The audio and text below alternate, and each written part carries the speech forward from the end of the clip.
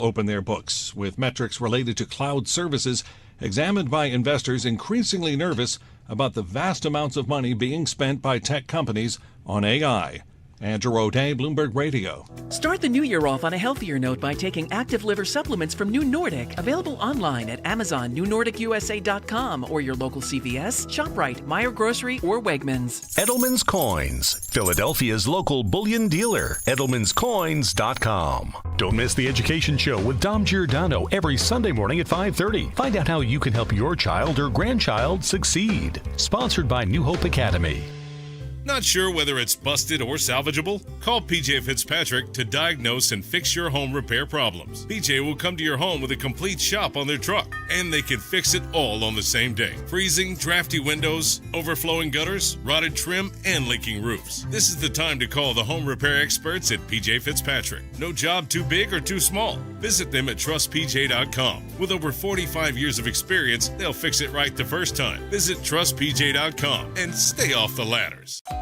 Find the perfect home for you and your family with American Heritage Credit Union. The MyCU Home Connection program gives buyers and sellers helpful tools, trusted guidance, and exclusive savings, including a 20% cash reward. And you'll work with a team that's been helping home buyers for over 60 years. Visit AmericanHeritageCU.org/home connection to apply for a free pre-approval. Insured by the NCUA, Equal Housing Opportunity. Not a member? Join today. NMLS 433838. Prioritize yourself and make your dream of an attractive, healthy smile a reality at PI Dental Center. The professionals at PI Dental have been transforming patients' smiles for over 38 years. Board-certified specialists, Dr. Glenn Wolfinger and Dr. Robert Slough, perform complex dental makeovers with their Teeth in a Day protocol, where dental implants are placed and restored with fixed teeth in just one day. It's time to invest in yourself. For a smile that's monumental, trust PI Dental. Visit PIDentalCenter.com. Valentine's Day may feel a little ways off, but more people than ever are planning ahead because they want this year to really count. If you're thinking about doing something truly special, now is the time to visit Paul at Cozy Jewelers, located in Newtown Square. Paul takes the time to understand what you're looking for and helps you create a piece that's meaningful, personal, and unforgettable. This Valentine's Day, step up to the 5th C. Color, cut, clarity, carat, and cozy. Start early, plan it right, and make it a moment they'll never forget. Visit Cozy Jewelers in Newtown Square. Diabetes, high blood pressure, anxiety meds, everyone's on them. If you're a 50-year-old male, maybe a bit porky, and you may even have type 2 diabetes, $1 million of term insurance may only cost you about $200 a month. Call Term Provider. Speak with Big Lou at 800-700-6898. Big Lou will find a term life policy for you even if you have type 2 diabetes, are overweight, or have high blood pressure. Term Provider has helped thousands of people like you who think they can't afford term life insurance.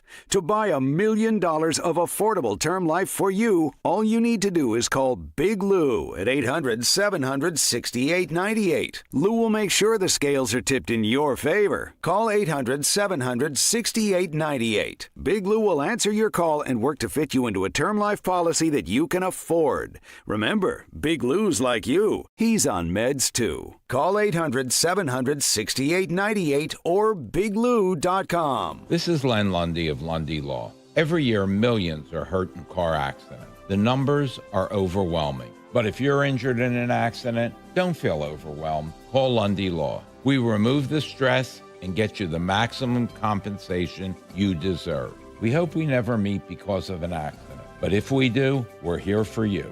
Remember our name, Lundy Law. Your injury lawyers. Call 1-800-LUNDY-LAW or visit LundyLaw.com. When it comes to iconic snacks, there's a reason Tasty Cake has been a favorite for generations. From peanut butter candy cakes to butterscotch crimpets, Tasty Cake delivers the classics you know and love. Baked fresh and packed with flavor. Perfect for lunch, dessert, or any time in between. Look for Tasty Cake wherever snacks are sold. Tasty Cake. Accept no substitutes. Shine bright like a diamond at Borgata during the $500,000 Brilliant Affair drawing. Earn entries for your chance to be one of the lucky winners to get $25,000 worth of diamonds. Drawings every Saturday. Grand prize drawing February 28th. Shine bright during the Brilliant Affair. Only at Borgata Hotel Casino and Spa. Must be 21 or older. Gambling problem? Call 1-800-GAMBLER. WPHT, WPHT HD, WOGL HD3, Philadelphia. Always live on the free Odyssey app. From the Piazza Premium Automobile Studios. Powering your drive with 10 brands and 20 locations. Free speech lives here. It's Kayal and Company on Talk Radio 1210 WPHT.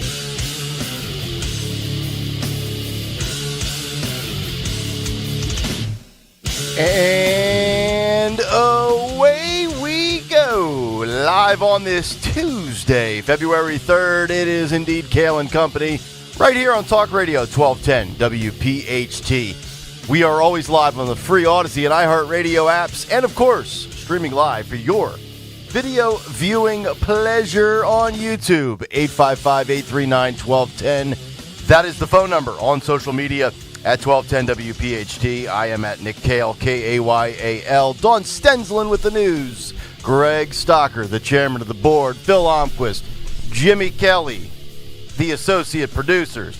It is a Tuesday, which means it's a Rooney Tuesday. Hello, Rooney Tuesday, here on Kayal and Company. Coming from the Schuylkill River, will he bring us food free? Rooney, calm down. Rooney! Will he be on time at 8:30? We will find out. Dawn, good morning. How are you? Good morning. Happy Rooney Tuesday. Happy Rooney Tuesday, which will also be a Ryan Tuesday, as in Ryan Mannion, Gold Star's sister. Right at 10 o'clock. That's right. We'll bring in the great Ryan Mannion as we kick off our season before the big TMF-thon. That is correct. No relation to new Eagles offensive coordinator Sean Mannion. At least, I don't think. No, because Sean has two N's in his, I already asked. That's right. And Ryan actually calls the plays for TMF. They say Sean will, but we'll find out. Gregory, hello, buddy. A hospital in France was evacuated after a male patient arrived with a World War II artillery shell lodged in his backside. The French. The unnamed 24-year-old had been rushed to the hospital late Saturday night. The poor fellow was in a state of extreme discomfort, having inserted a large object up his rectum, an insider source says. Surgeons conducted the emergency. Look at the size of that thing. Oh, my God. Oh, my God. What? He inserted that recently? Oh, my God. That hasn't been there since 1945. Whoa. How is that possible? How is that humanly possible? A little help from a gerbil. I don't know. YouTube.com/@1210WPHT if you want to see this. Surgeons conducted the emergency surgery during which they discovered the shocking source of his pain, a live 8-inch bombshell from 1918. Medical personnel alerted the bomb squad and fire brigade and evacuated the facility. Meanwhile, a security perimeter was formed around the medical center as the authorities investigated the explosive situation. An unexploded 115-millimeter German artillery shell is shown from World War II. That's what you're seeing right now on YouTube. Fortunately, the retro munition, which was also pointed and over an inch wide, was not deemed a threat. Not deemed a threat. The bomb disposal experts took the shell with them, while the patient, a French national, remained at the hospital so he could recover from surgery. It was unclear how the antique ordnance ended up in the man's posterior. I think we all have some guesses. Hey, some people are into weird things, man. But experts suspect the combustible could have been the result of a party stunt gone awry. Yes, a party stunt gone awry. Did you guys ever party like that? I never partied like that. So party like French, it's a world war? The French are just hideous people. Hey, voulez-vous coucher avec... 8-inch artillery in the keister. Apparently, the French newspaper wrote that medical staff in this area, Toulouse, are accustomed to treating victims injured during sexual games. The shell-shocked patient is expected to be interviewed by authorities later this week, while prosecutors are considering taking legal action against him for handling a Category A munition. Release the files. Oh my God, that is my favorite story of the day. Hat tip to Phil Almquist, Road Warrior, for sending me that story. That is your first story of the day. Also, the reason we get the ratings we get, because we have stories like this at 6:02. Would you?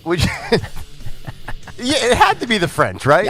Of course it did. Like, it wouldn't be Canada. As Dawn Stenslin always says, they're always into some freaky deaky stuff. And you know these people. Look, what people do in the privacy of their own home, if they're adults, is up to them. True. I could care less. But of course it's the French.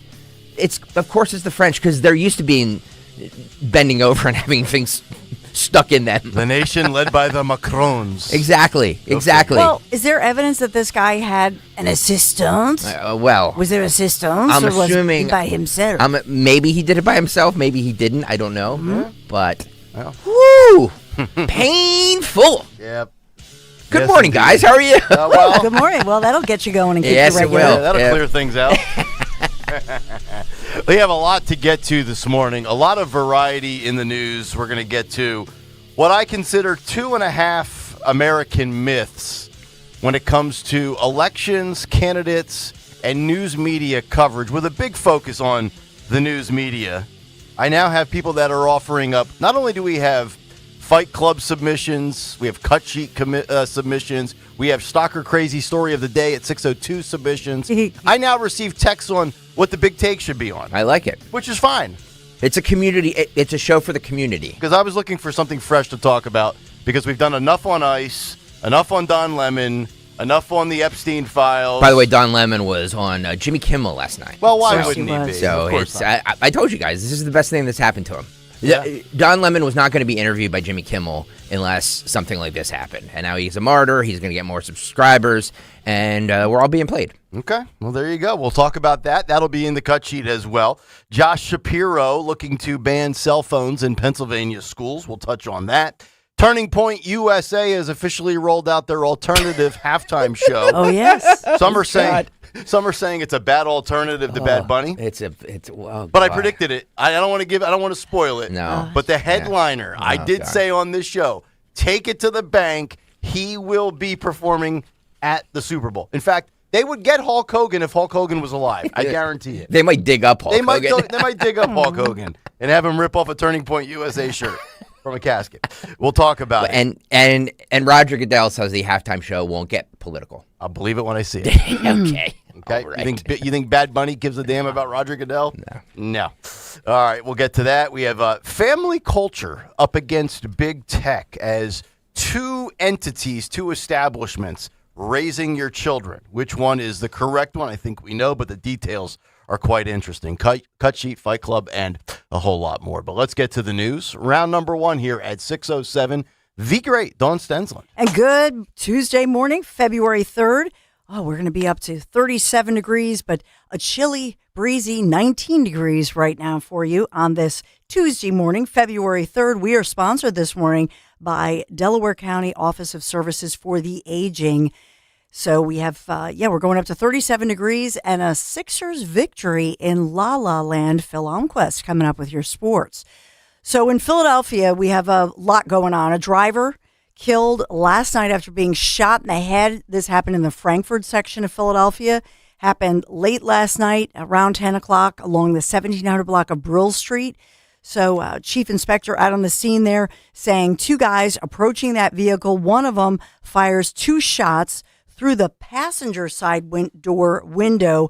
And then you see the vehicle driving forward a little bit, maybe 40 feet, where it then slammed into a large pile of snow, because the piles of snow are obviously still all over 9 days after the storm. That victim, identified only as a man in his 20s, found in the driver's seat, rushed to the hospital, but they could not save him. He was pronounced dead at the hospital. Suspects, this is for Greg Stocker, who always says suspect description. Well, they're only described as wearing all dark clothing. Yes. A male, possibly white. Last seen fleeing westbound on Brill Street. Mm-hmm. The victim is the owner of the vehicle. Mm-hmm. So they're searching for the unidentified or undescribed suspect. So Nick and I, who are both wearing dark clothing today, we, I guess, fit the description. Yes. I can't be ruled out. So we can't be. Could be. Yeah. Could be you. I don't know how to get to Frankfurt. I've never been there. It's unbelievable. You never know. It's unbelievable. Oh, boy. We have now this story is this one's making national news. This is in Fishtown. This is a 29-year-old woman found dead in Fishtown, like I say, and less than 24 hours after leaving a nightclub. She's identified as Makia Matthews. Her family had reported her missing, still searching for answers. Philadelphia police and the medical examiner's office continuing to investigate this one. So her family is saying that they were told she was frozen to death.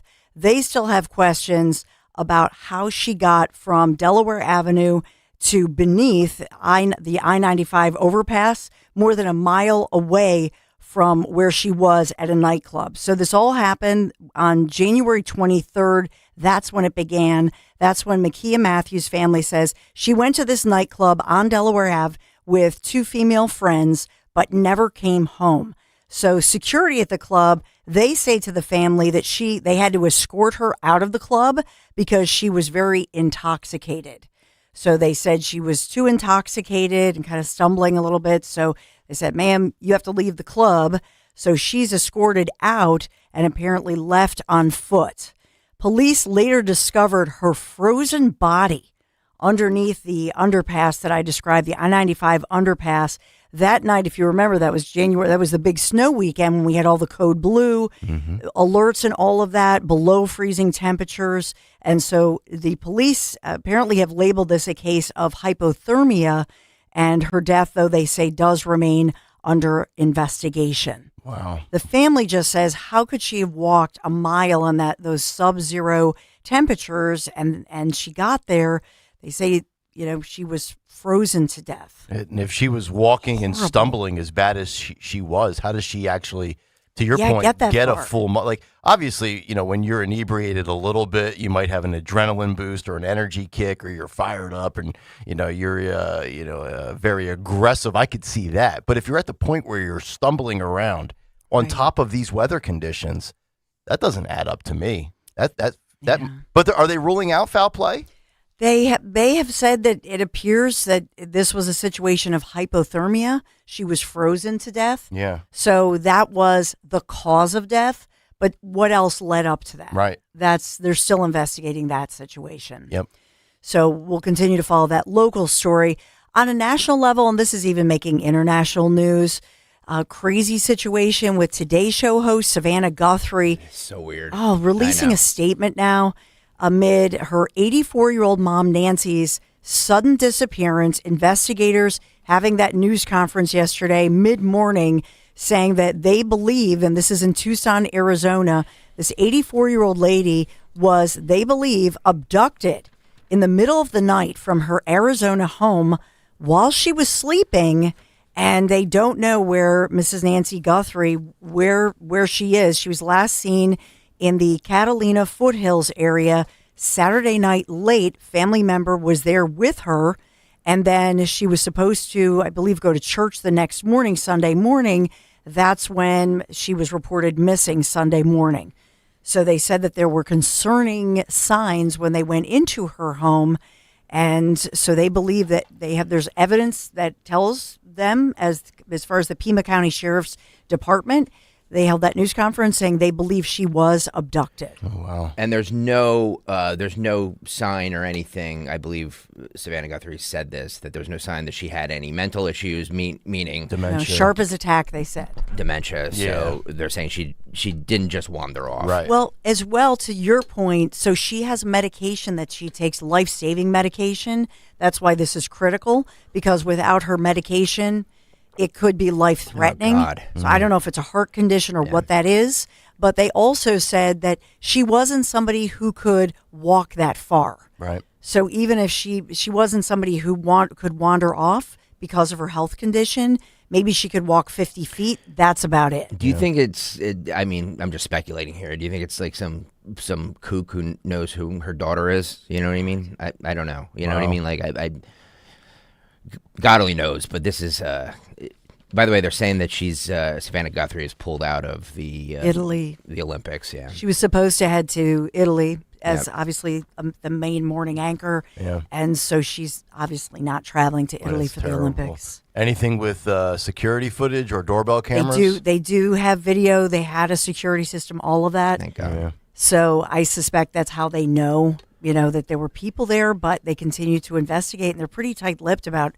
what the signs were. Mm-hmm. Was the place ransacked? Was it robbed? We don't have any of that information. And this was some sort of like assisted living facility?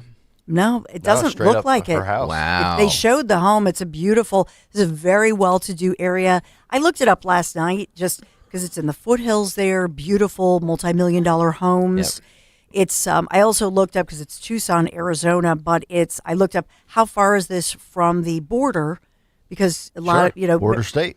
So it's about an hour drive. So it's not right there. It's about an hour's drive from the U.S.-Mexico border. So Savannah Guthrie's mother was actually closer to the border than Kamala Harris has ever been. Jeez. Interesting note. So she did. I saw that she did post on social media just asking for prayers for her mom to bring her mom home safely. But I'm sure anybody in law enforcement, that first 24 hours, this was a disappearance and an abduction that happened Saturday night. Mm-hmm. Yeah. So now we're into Tuesday morning. And with those meds that you said that are critical, the timing's everything. Timing is everything for this. So horrible story. It is.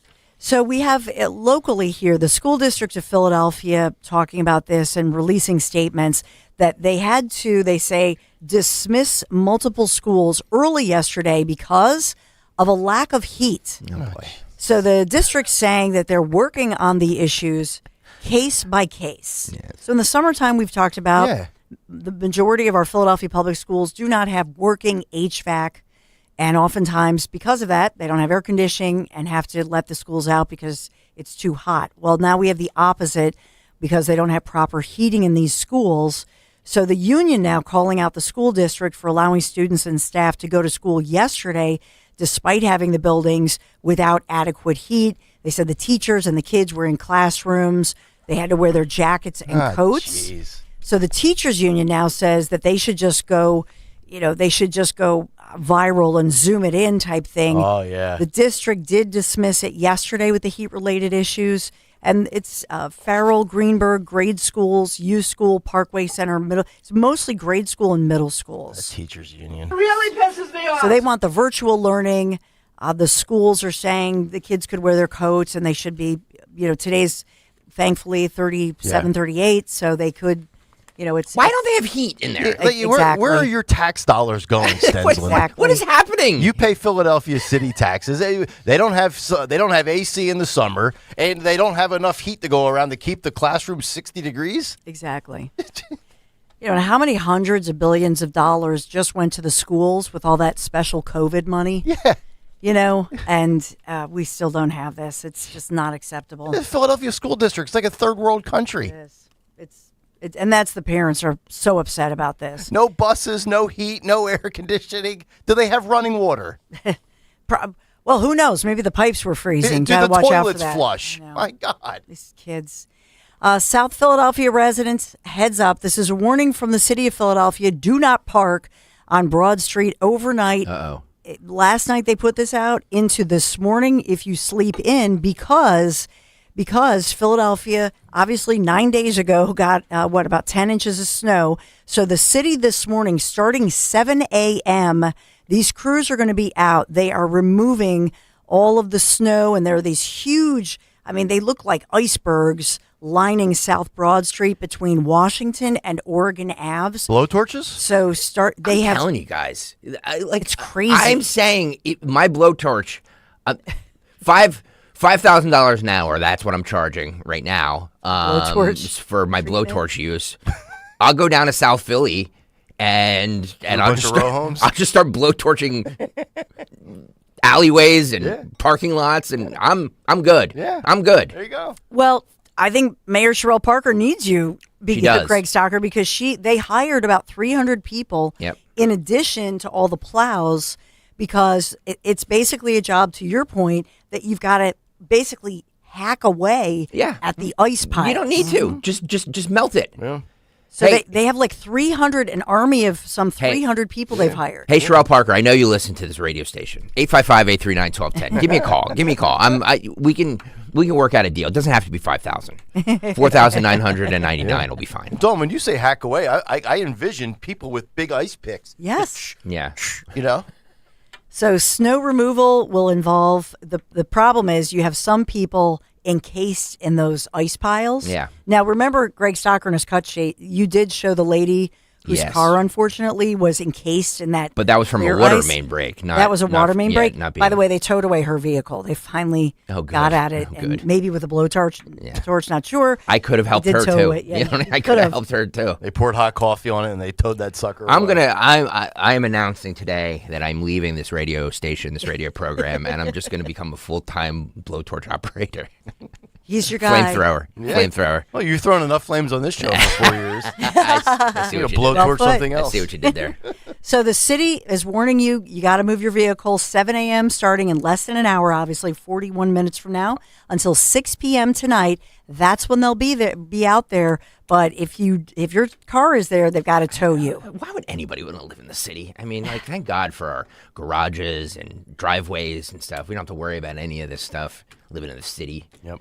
Chestnut Hill is the only place to be. On top of one another. Yeah. Park on the street. Well, PPA, by the way, resuming enforcing meters and towing. That starts today, Philadelphia. They need to get their beak wet, too. Yep. So you've been warned. Yes, you have. And a program note, as Nick mentioned, starting at 10 a.m., we will talk about and pay tribute to. This is Ryan Mannion, and she obviously helped start the foundation for her hero brother, First Lieutenant Travis Mannion. This is, and his motto, of course, if not me, then who? TMF, Travis Mannion Foundation, announcing the big thon upcoming in March. It's that time of year. We are in the Radiothon season. We are in the giving season here on Talk Radio 1210 WPHT, where we ask our listeners to be generous for the Travis Mannion Foundation. We will spend all day on Thursday, March 12th, raising money for the Travis Mannion Foundation. I liked Dawn's idea that she had yesterday about doing some pre-donations that will get people access to be in the studio audience here at 2400 Market. We're working out those details. So. Perfect. Yeah. Fabulous. Well, we are sponsored this morning. If you have questions about aging, the Delaware County Office of Service for the Aging, or COSA, C-O-S-A, can point you in the right direction to see how COSA can help you or a loved one. Visit delcosa.org. COSA is supported by Delaware County Council. Sponsoring our news this morning, Phil Almquist. Victory out in La La Land, Phil. Why, thank you, Don. We will start in the NBA, where late last night the Sixers actually beat the Clippers 128-113 in L.A. Maxey had 29 points and 6 assists in the win. They next face Golden State tonight in the second game of their 5-game West Coast trip. In the NHL, the Flyers were off. They faced the Capitals tonight at home. Also, all the local college basketball teams were off, but the new top 25 is out. Here's the top 5. Arizona 1, Michigan 2, UConn 3, Duke 4, Illinois is 5. In NASCAR, we know Sean Ferris cares about this because tomorrow is their preseason exhibition in North Carolina, which has been postponed a number of times due to the snow. Also, a week from tomorrow is qualifying for the Daytona 500. And lastly, a quick news story regarding the upcoming Winter Olympics. A Spanish figure skater has been told he can't use the music he's using for his routine due to copyright clearance issues, which could be a problem with the Olympics less than a week away. Oh. Wow. Greg Stocker feels his pain. Now you know what it feels like when YouTube or somebody says no mas. Yeah, which is exactly why I shared that. By the way, Nick, I know you know this. What are the odds tonight on the Pro Bowl?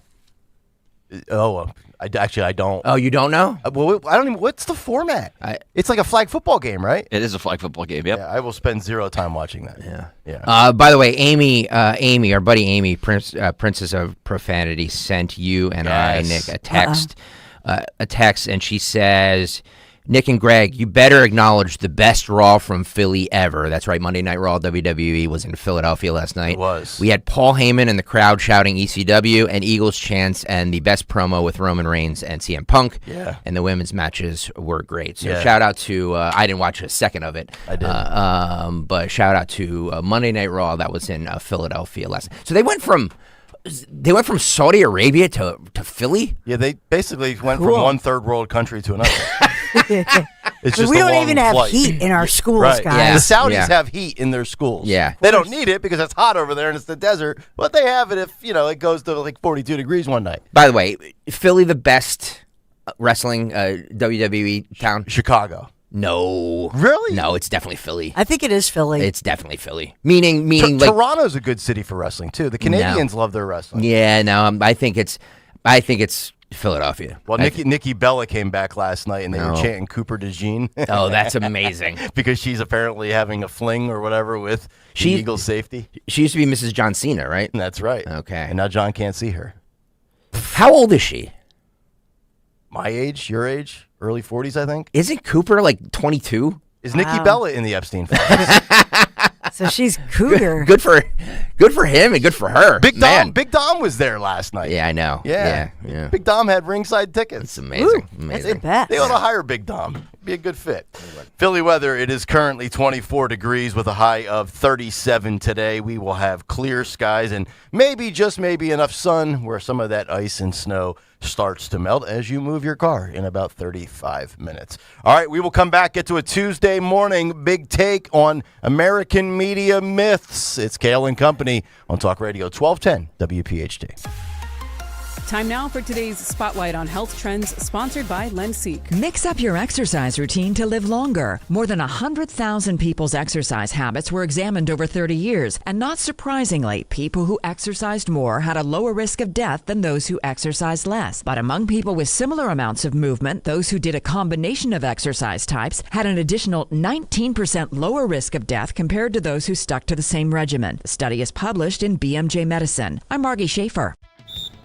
As the owner, coach, and quarterback of your small business, you call the shots. From inventory to payroll and more. Now it's time to bring in LensSeek, your funding MVP. No delay of game here. Get up to $2 million in as fast as 24 hours for business lines of credit or term loans. Let LensSeek's AI marketplace assist you in making the winning play and score that touchdown. Apply at lendseek.com, LENDSEEK.com. This is the energy of the Acura RDX. The energy of performance and adventure. With super handling all-wheel drive. The Acura RDX. This is the energy of innovation. Acura. Precision crafted performance. Visit Piazza Acura of Ardmore, Reading, or Westchester for a test drive today. Have you been thinking about doing a Roth conversion, but the upfront taxes are holding you back? Welcome to Rothright. We can show you how to significantly reduce taxes on a conversion, potentially saving hundreds of thousands, even millions in taxes over your lifetime. A Roth conversion will give you tax-free income, eliminate required minimum distributions, and leave a tax-free estate for your heirs. Call 855-415-ROTH. That's 855-415-ROTH. Or visit Rothright.com.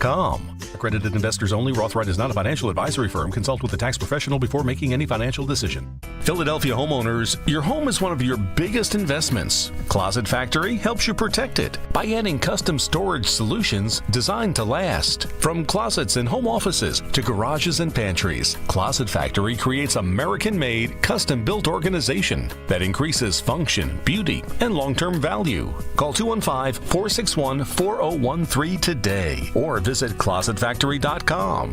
Closet Factory, smart storage built the right way. I'm Ed Evans, CEO of Consumer Cellular. You know, the big wireless companies say they have discounts for people over 55, but unless you're willing to sit on hold and ask, you're probably paying more than you should.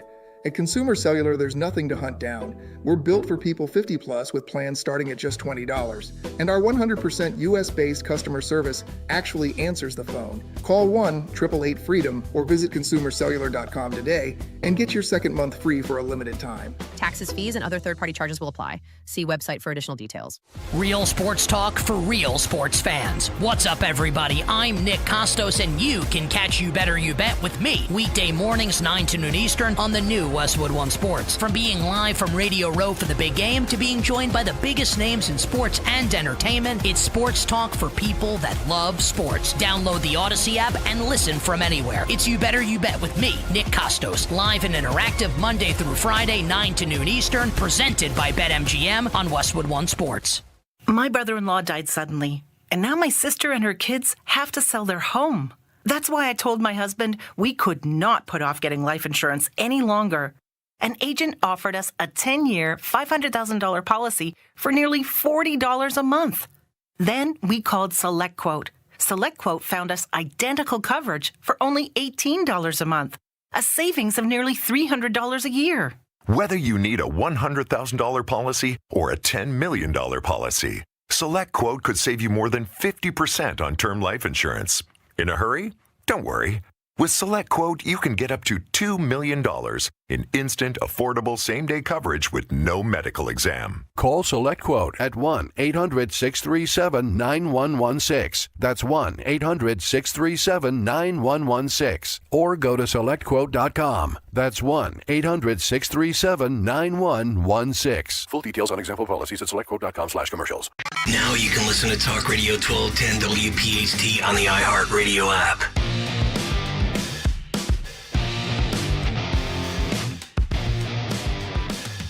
We are back, 6:30 live on a Tuesday, a Rooney Tuesday. We are absolutely loaded today. So many great stories to get into. The cut sheet at 7:45, Matt Rooney at 8:30. As soon as the Dawn Show begins, we will chat with Ryan Mannion, Gold Star sister and CEO of TMF. But right now, let's get to a Tuesday Big Take. The Big Take on Kayal and Company. All right, the Big Take this morning brought to you by Staples 2.5 American Myths. You know, politics is a 3D monster. Divide, distract, and then devour.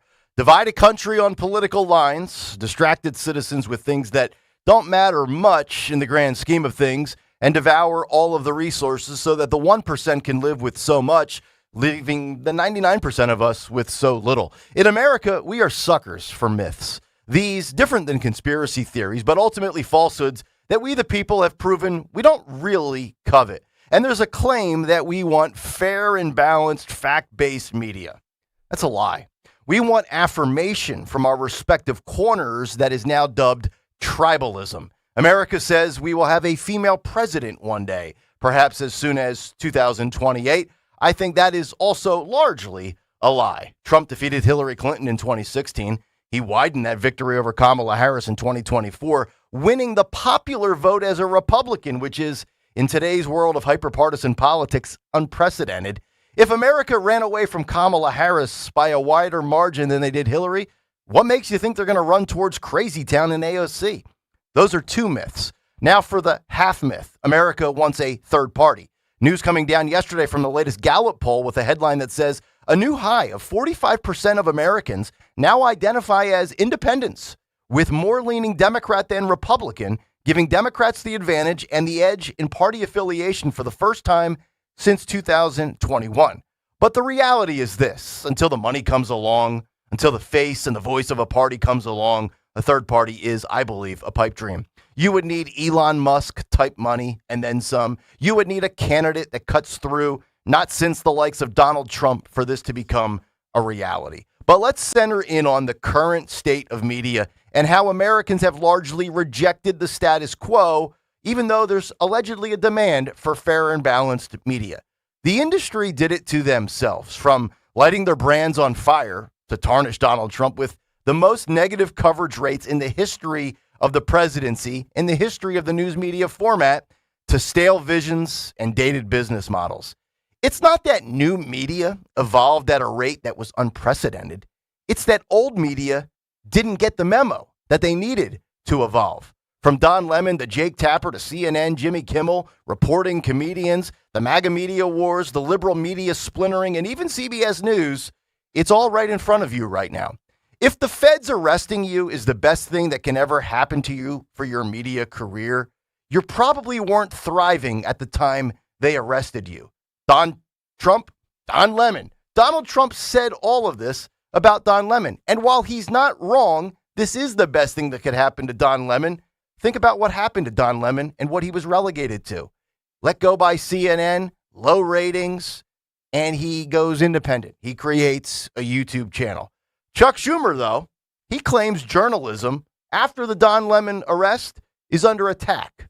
Listen and watch this. On another issue, last night, federal agents arrested journalist Don Lemon in Los Angeles after he recently covered protest activities in Minnesota. Once again, the administration is behaving no differently from police states and authoritarian regimes across history. They've arrested a journalist for the crime of doing his job. And let's be very clear, this arrest is not just about one journalist in one incident. The arrest is a dark message to journalists everywhere. If you dare criticize this administration, watch your back. Well, I'm not a journalist, but I'm an opinionist, and that's weird. I have torched this administration many times, from Pam Bondi to Dan Bongino to Kristi Noem. It's weird, Chuck. I haven't been arrested for giving negative thoughts on the Trump administration. Then again, I'm not storming churches and violating the First Amendment rights of Christians.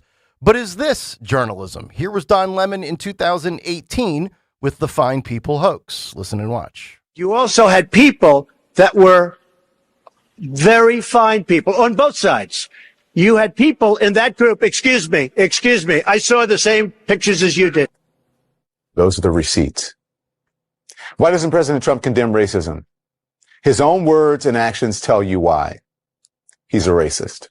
And I'm not talking about the neo-Nazis and the white nationalists, because they should be condemned totally. But you had many people in that group other than neo-Nazis and white nationalists, okay? I've condemned neo-Nazis. I've condemned many different groups, but not all of those people were neo-Nazis, believe me. Not all of those people were white supremacists. You see, context matters. That there from Don Lemon, that's not journalism. That's clipping and slanting. And when it pertains to journalists and the government and reporters being arrested, let's also cut out the crap. This, according to Grok, the Biden administration prosecuted at least 8 people who claimed to be affiliated with media outlets as either independent journalists, reporters, documentary filmmakers, and videographers. These defenses and claims in said cases stemming from January 6th were typically rejected by authorities and judges who viewed their actions as participation in the riot rather than protected journalism. And CNN, one of the biggest violators of all, especially when we talk about making jokes about the Epstein files. Here was Jake Tapper in 2024 talking about Aaron Rodgers, Jimmy Kimmel, and Epstein speculation that was delivered in a joking fashion on the Pat McAfee show on ESPN. Listen and watch this. New York Jets quarterback Aaron Rodgers is facing intense and frankly well-deserved criticism over comments he made on ESPN's The Pat McAfee Show, in which Rodgers made false allegations about accused sex trafficker Jeffrey Epstein and a popular late-night comedian. A lot of people, including Jimmy Kimmel, are really hoping that doesn't. False, defamatory, wildly irresponsible, and not funny if Rodgers was trying to be funny. This is child sex trafficking. I should note CNN has reached out to a representative for Rodgers and one for ESPN and one for ABC. They've all declined to comment. Frankly, just the latest example of Aaron Rodgers using his platform to spread misleading and false information. So wildly irresponsible. There are lunatics out there who believe this kind of stuff. Kimmel's right when he says he's putting his family at risk. What obligation does ESPN have to shut down this type of speculation? And by the way, I think Disney owns both ESPN and ABC, where Jimmy Kimmel is their late night star. Why is Disney even allowing this to happen? Would you be surprised if ESPN continues to let Rodgers on air after making this wildly inappropriate allegation? And again, just to underline this point, and I don't want to sound preachy on this, but that this isn't funny. I guess now Bob Iger has a question. Does he allow ESPN and this nitwit continue to, I'm not talking about McAfee, to continue to like have this forum, even when they're smearing somebody who has been working for ABC for, I think, more than 20 years now. Well, there he is, being preachy. Jake Tapper, apparently also the gatekeeper of What's Funny. And I love the description, wildly inappropriate allegations. Rogers barely got out 4 words before Tapper jumped down his throat. So do we have the same energy for Epstein jokes in 2026? Asking for a friend. Trevor Noah was making Epstein jokes at the Grammys 2 nights ago. And of course, speaking of Jimmy Kimmel, he gave this take just a while back. Listen and watch. He decided to insinuate that I am a pedophile. This is how these nuts do it now. You don't like Trump, you're a pedophile. It's their go-to move. And it shows you how much they actually care about pedophilia. I hope the many, many decent people out there who vote conservative or whatever you want to call what goes on now, I don't see anything conservative about any of it, but to those of you who are part of that, I want to say this, and I hope you'll listen and give it a little bit of consideration. If you are a member of a group that think it's okay to randomly call someone a child molester because you don't like what that person has to say, maybe you should rethink being a part of that group. And I think Aaron Rodgers has the right to express any opinion he wants to, but saying someone is a pedophile is not an opinion, nor is it trash talk. Sorry, Pat McAfee. And as far as the, well, you say things about people all the time argument goes, yes, I do. It's not the same. It's not even close to the same. We say a lot of things on this show. We don't make up lies. In fact, we have a team of people who work very hard to sift through facts and reputable sources before I make a joke. And that's an important distinction, a joke about someone, even when that someone is Donald Trump, even a person who lies from the minute he wakes up until the minute he's smearing orange makeup on his My Pillow at night. Even he deserves that consideration. And we give it to him because the truth still matters. And when I do get something wrong, which happens on rare occasions, you know what I do? I apologize for it, which is what Aaron Rodgers should do, which is what a decent person would do, but I bet he won't. Never forget this. The media that lectures you the loudest is usually the biggest violators of what they claim to be against. Hence why we are where we are today. Jonathan Turley writes the following for Fox News, quote, "The circular firing squad, staffers at CNN and CBS denounce efforts to, quote, restore balance." He writes the following: "The decline of American mainstream media has long been obvious, with public trust and revenues plunging. Some companies are responding with a novel idea of restoring objectivity and neutrality to their coverage. For years, news organizations have essentially written off half of the country. However, as news organizations struggle to avoid even greater layoffs, staffers are fighting efforts to bring balance to their networks. That was evident last week in meetings at CNN and CBS, where staffers continue to fight to retain their bias rather than to retain their jobs. Hence why I'm calling today media neutrality a myth in America. It's about talking points. It's about whataboutisms. It's about bias by omission. The left and the right are both guilty of it. Hence the splintering. The Hollywood Reporter with this headline, quote, "MAGA versus MAGA. Who's winning the right-wing media meltdown? Tucker Carlson versus Ben Shapiro. Candace Owens versus Mark Levin. A year into Trump 2.0, the country's conservative firebrands are at war with each other over Charlie Kirk, Israel, and anti-Semitism. Who's winning? I'll answer that question. Kayal and Company, that's who. But the left is also in a war of wars in the media as well. Axios with the following headline, quote, "Liberal media's MAGA-like splintering challenges 2028 contenders." They write, liberal media, long dominated by a few big national players, such as New York Times columnists, is splintering into countless micro-factions, much like the early MAGA movement. Gone are the days of simply sucking up to the New York Times or Rachel Maddow. Now, potential 28 contenders for president need to navigate a multi-layered media ecosystem controlled by big players and solo operators with big audiences. See, politics has become religion. I've said it for weeks on this show. Believe or go to hell. And that's why the demand for neutral media coverage, I believe, is a myth.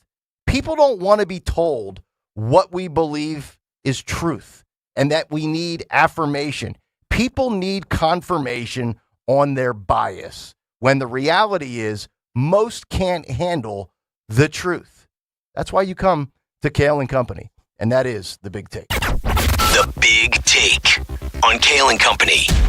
Which is brought to you by the good folks at Staples. If you want a great way to boost your brand, custom labels at Staples will help packages pop, shipments stand out, and takeout boxes really take off. Shop now through April 18th and save 30% on all custom labels. Staples. That was easy. 855-839-1210. We'll come back, get Dawn's thoughts, get everybody's thoughts on the current state of media and if, in fact, the media ever was truthful. And was there ever a desire to be told the truth from the gatekeepers of truth? It's Kayal and Company, Nick, Dawn, and Greg on Talk Radio 1210 WPHT. Hey, it's Nick Kayal. On Thursday, March 12th, we are proud to host the 9th annual Talk Radio 1210 WPHT Radiothon, benefiting the Travis Manion Foundation and presented by Edelman's Coins. Thanks to you and our partners and sponsors, we have raised more than $1.6 million, proving what's possible when a community comes together. Dawn Stensland here. TMF honors Doylestown native First Lieutenant Travis Manion, who made the ultimate sacrifice. His legacy lives on through his words, if not me, then who? Empowering veterans and families of the fallen to lead and serve our communities, developing leaders and inspiring the next generation. You'll hear from me and Dawn, Greg Stocker, Tom Giordano, Rich Zioli, as well as veterans and their families, and Gold Star sister and TMF CEO Ryan Manion. We invite you. Tune in, support this mission through donations. Thursday, March 12th, 6 a.m. through 7 p.m., 1210WPHT.com for details. Presented by Edelman's Coins, Philadelphia's local bullion dealer, also made possible by Bucks County Estate Traders, Marvin E. Cann's HVAC, Piazza Auto Group, and Veneria Dental. This year, flavor doesn't walk. It runs wild. At P.F. Chang's, we're charging into the year of the horse with bold new wok-fired dishes like pork belly bao buns and refreshing cocktails like the Midnight Gallop. P.F. Chang's beloved red envelope tradition returns, adding a surprise element to every visit during the Lunar New Year. Each guest receives a red envelope revealing a special offer redeemable on a future visit. Celebrate the Lunar New Year with flavor that runs wild at P.F. Chang's. Valid for dine-in only while supplies last. Details at pfchangs.com. My name is Whitney Allen, and I'm a widow. My husband, Ryan, died. We never thought we'd ever have to use life insurance, but the unexpected happened. With Ethos, signing up was fast and 100% online. You can get a quote in seconds, apply in minutes, and get same-day coverage. No medical exams, and you can get up to $3 million worth of coverage. I'm grateful we were prepared. Get your free quote at ethos.com/radio. That's ethos.com/radio. Paid spokesperson. Time spent on application may vary. Online health questions required. Saw a t-shirt recently that said too much of anything is bad, unless we're talking about bacon. Now, we can debate that all day long, right? But the point is, portion control is a good thing. That can also be said about your retirement accounts. Too much risk, and you could get burned by a down market. Too conservative, and maybe you can't take that Alaskan cruise. Alan Cohen at Spectrum Wealth Partners understands portion control. He can build a retirement plan with a level of protection and risk designed specifically for you. And if you don't want any risk at all, he can do that too. Call Alan Cohen today for a free meeting to discuss it. 856-322-8686. That's 856-322-8686. Or online at SpectrumWP.com. Advisory services offered through Concurrent Investment Advisors, LLC, and SEC-registered investment advisor. Concurrent Investment Advisors, LLC, and Spectrum Wealth Partners are not affiliated companies. Follow Talk Radio 1210 on Instagram and Facebook at 1210 WPHT.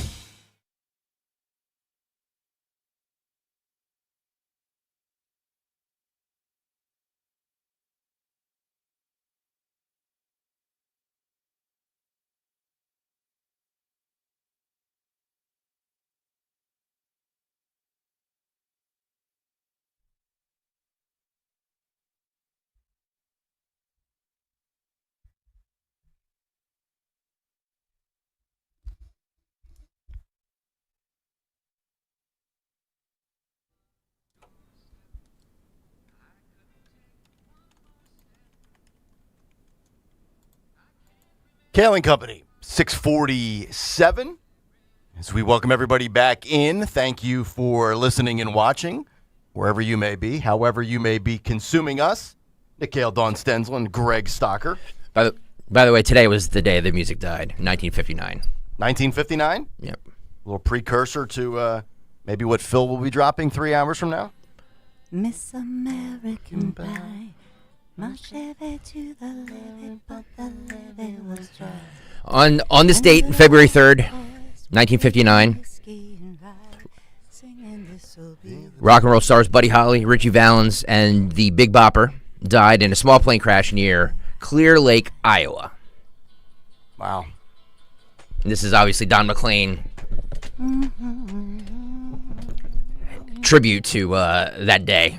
I think this was released in 1972, maybe? I don't know. Okay. But there you go. It's a little precursor to today in music history. Nice little touch. There you go. 855-839-1210 if you would like to jump in. You know, what's interesting, Dawn, is politics is all about distractions. You always talk about we're all getting played. And then here comes entertainment, here comes media, and they're supposed to be a distraction from the distractions of politicians in everyday life, but that may not necessarily always end up being the case. And I was just thinking about this. You wear two hats. You're a journalist with news, but you're also a talk show host with opinions. I only wear one hat, and that's the opinion hat. And you've spent countless years in newsrooms, and you've done it at the legacy media side, and you've done it on the side that we are on today, which is in opposition to legacy media. What was it ever about truth, whether it's the newsrooms and the anchors and the hosts and the pundits and the reporters delivering it? And was it ever about the truth with what the American public allegedly claims that they want? Is it really about truth, or is it about affirming your beliefs? I think that local news tends to be closer to the truth because you're hands-on, right? You're covering this morning, you're on Broad Street, and you're reporting on the plow trucks coming, those snow ambassadors, 300 of them, hitting the streets to clear the snow. So it's more black and white, and it's easier to report on those things. But sometimes we see, let's say in the defund the police movement, you'll see the politics trickle in, if you will. Mm-hmm. So local news, I think, is better than the networks, I think, are the bigger offenders because they tend to be people who are very high paid. They're driven like our own Rich Zioli. You know, you're in the back of a car, you're driven into the network, you make 7-figure contracts, huge, millions of dollars, and you live in this bubble, and everybody around you is as or more liberal than you are. Mm-hmm. So at the national level, you can see it. It's much easier to view how biased they are in the, we call the legacy media, the corporate run media, whatever you want to call them. I think local media tends to be better because they're on the ground and tend to be people who are in the community, have a real life, actually go to the grocery store. Right. And in fairness to some people, and you will see this if you're on Twitter, there are some people out there that really do want the truth. Yeah. You look at a tweet from some news outlet or some big pundit with a 1.3 million follower account. And if you click on the tweet, you will see people respond and they'll tag Grok and they'll say, "Did this happen, Grok? Is this true, Grok?" And Grok will spit out the facts based on, but then again, who feeds Grok? Who feeds ChatGPT? Who feeds all of these AI machines? Because they're inherently controlled by humans, and humans have a bias. But to your point, these 7-figure people that live, in limousines and drive, and they go to makeup and all of that. You ever notice the biggest pundits out there? They don't engage with people on social media. They just have clips of their monologue or an occasional retweet of a breaking news story. They don't really care to chop it up with you and have conversation and back and forth and debates and dialogue, unless, of course, you're a guy like Scott Jennings, which is one of the reasons why I wrote this big take. Tony Bruno sent me this story yesterday from Jonathan Turley's website, jonathanturley.org, where he's talking about how staffers at CNN and CBS are denouncing efforts to restore balance. And Turley writes this. He says, CNN has long aired controversial hosts and guests who engaged in controversial statements on race and politics from the left. However, a meeting last week at CNN focused on the airing of one of the few conservatives who regularly appear on the network. As one staff member reportedly raised, there was outrage that Scott Jennings is even, quote, allowed to exist on the network. even as CNN continues to languish in the ratings. One of the staffers wants him to be fired, and one of the key issues raised in the meeting was Jennings referring to, quote, illegal aliens. CNN, according to Jonathan Turley, bars the term illegal alien on the air, despite the fact that it's used in federal law, federal court cases, including the United States Supreme Court. And there was a segment on January 19th where Jennings was debating one of the liberals, and he continued to use the term illegal alien, which I use all the time. Like I said, if you have an issue with it, take it up with SCOTUS. It's in all sorts of legal documents at every court level. So I don't want to hear that no person is illegal. Yes, you're illegal because you're not legally here. So by default, you are illegally in the country. But you want to get rid of Scott Jennings? You want to revolt against management and say, we don't want... Scott Jennings is by far the most covered person on their network right now. You know, Jake Tapper's in the twilight of his career. Wolf Blitzer's on the 18th hole of his career. And everybody else is low energy. And I give CNN credit for bringing in Scott Jennings. I give CBS bigwigs credit for bringing in Barry Weiss. At least they are trying. I think they will fail. I don't know that Scott Jennings necessarily has turned Abby Phillips' show from let's just say, from a 2-share to a 4-share. But you know what? There's a lot of viral clips. And in a world of people consuming their news via clips on social media, Scott Jennings cuts through the noise. And now you have some butthurt staffers that say he shouldn't be allowed to exist on the network. So then you're not interested in truth. You're not interested in alternative viewpoints or diversity of viewpoints. You love diversity of appearance. Oh, we've got a black chick, we've got a Spanish chick, we've got a white chick, we've got a gay dude, we've got an Asian dude. But I'll be damned if you trot somebody out with a different viewpoint, right? That's what I'm talking about with, do we really want the truth? Scott Jennings, whether it's truth or not, it's a counter viewpoint. And you would think that that would be welcomed on a platform like that. Because liberals do not, we all know this, right? That liberals do not want to have the conversation. That's why they get so emotional if they start talking and you start giving facts. But I will say on the term of alien, you don't hear me say that, and here's why. Because just for example, right now there's a back and forth that I've reported on with this federal judge yesterday blocking the Trump administration from revoking the so-called legal temporary kind of protections for that 1/3 Haitians in this country. So they're here legally on these temporary protections. The Trump administration, U.S. Department of Homeland Security, say they're revoking that for some Afghans, as well as I believe some Ukrainians, and as well as about 350,000 Haitians. So the status of all these different individuals, that's why I just say illegals in general or illegal criminals, because the criminals obviously are the ones that are the priority to get out of the country. Yeah. Let's not just sit here and say liberals don't want to hear the truth, because every time I give an opinion that doesn't go in lockstep with this audience, I'm called a liberal. I'm called all kinds of names. And people, then he's spanked in the hallway. And people don't want to hear it. So all I'm saying is that whenever I go off the quote-unquote reservation on this radio station, I'm constantly called out. Yeah. So it's not just liberals that don't want to hear the truth. No, that's fair. I would say I was thinking about it just from the television perspective, but that's a valid point you make. Like Fox News, I'll give Fox credit. I mean, they trot out a handful of liberals. They'll trot out Tarlov. They'll trot out not Harrison Ford. Was that Harold Ford? Harrison Ford. Harold Ford. Like, I actually think there are, and then of course you have, which goes to the articles that were written about the MAGA media wars and also the splintering of the left liberal media, which, by the way, we can get into this when we come back because it's kind of fascinating. You know, there's Republicans on Fox News that, well, they're not Trump to the day they die, and they're deemed rhinos, which I think is accurate. But like Fox has a wide-ranging, eclectic variety of staunch Republicans, MAGA conservatives, MAGA moderates like a Jimmy Fallon or a Gutfeld, who I don't think are super conservative, but they like Trump's policies and they're entertaining. And then, of course, they bring out more of like an old-school liberal and Harold Ford, and then they bring out Jessica Tarlov, who's a progressive. So I think the political spectrum on certain networks is more encompassing and more inclusive, if we want to use modern buzzwords. All I know is yesterday it made my day because in the morning I was called a Trump hater on the YouTube chat, and in the afternoon I was called out by a liberal for selling my soul for a paycheck. I saw that. So I feel like I've done my job when both sides are pissed off at me. And they both hate you. Thank you. There you go.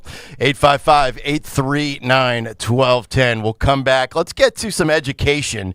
Josh Shapiro and schools and cell phone bans. Oh, I've got a lot to say on this. I would imagine many out there with kids in schools with phones will like this story, and we'll hit on that when we come back. Stay right there. We all hear the radio ads about the IRS. They tell you to be afraid, to be scared, and they try to frighten you into calling. I'm not here to do that. Tax Relief Advocates is different. TRA is here to tell you that if you owe money to the IRS, whether it's $5,000, $50,000, or $500,000, we have a solution. It doesn't matter if you're sitting in your car, at work, or with your kids. No matter where you are, call now. 800-575-9834. Don't lose hope. TRA can eliminate or reduce what you owe to the IRS. Generous programs are now available that can give you a fresh start. Our passion is taxes and helping individuals fix their IRS problems. We have over 1,000 5-star reviews on Google and an A+ with the Better Business Bureau. You don't need to be afraid of the IRS any longer. End your tax nightmare today by visiting us online at TRA.com or call 800-575-9834. That's 800-575-9834.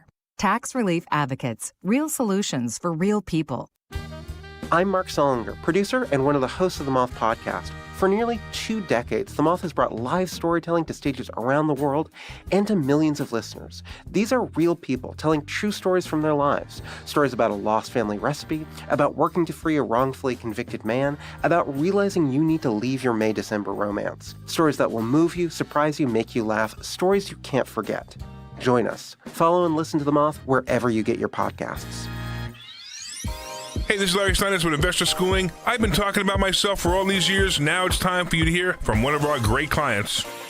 Investor Schooling lives up to the promises. Larry's a great teacher, teaches about the whole new approach to thinking about money. I've taken to heart many of the things that he's taught me, and my financial life has improved. Come to Investor Schooling, and you could be just like Charlie and change your financial life. Go to investorschooling.com. We will see you Thursday. Don Stensland this morning at 10. Kayal and Company now on Talk Radio 1210 WPHT and the free Odyssey app.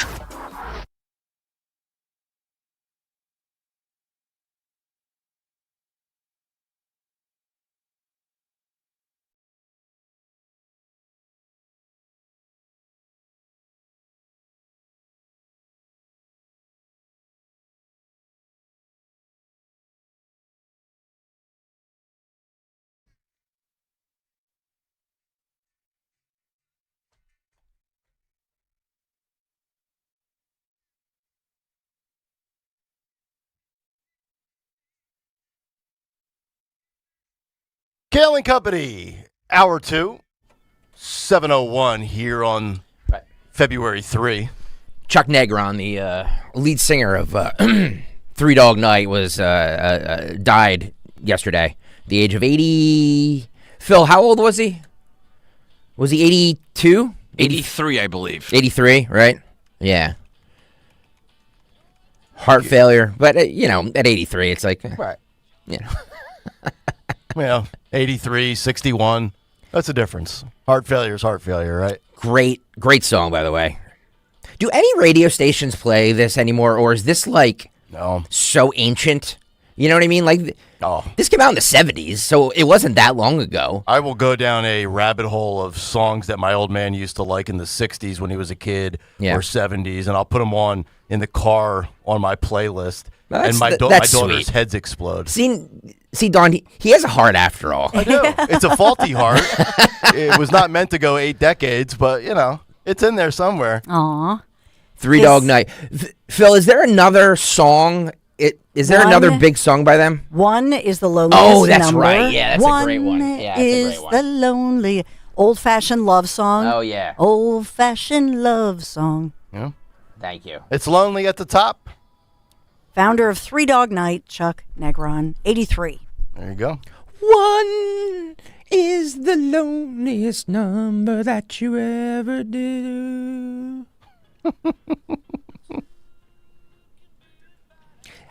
I'm just maybe you should be a music programmer. I gotta say, I love music. I would devote an entire show, morning show. I mean, I know Phil does his weekly 2-hour music show on Saturday nights, but I love this. Like this is because you know what? It's the ultimate unifier.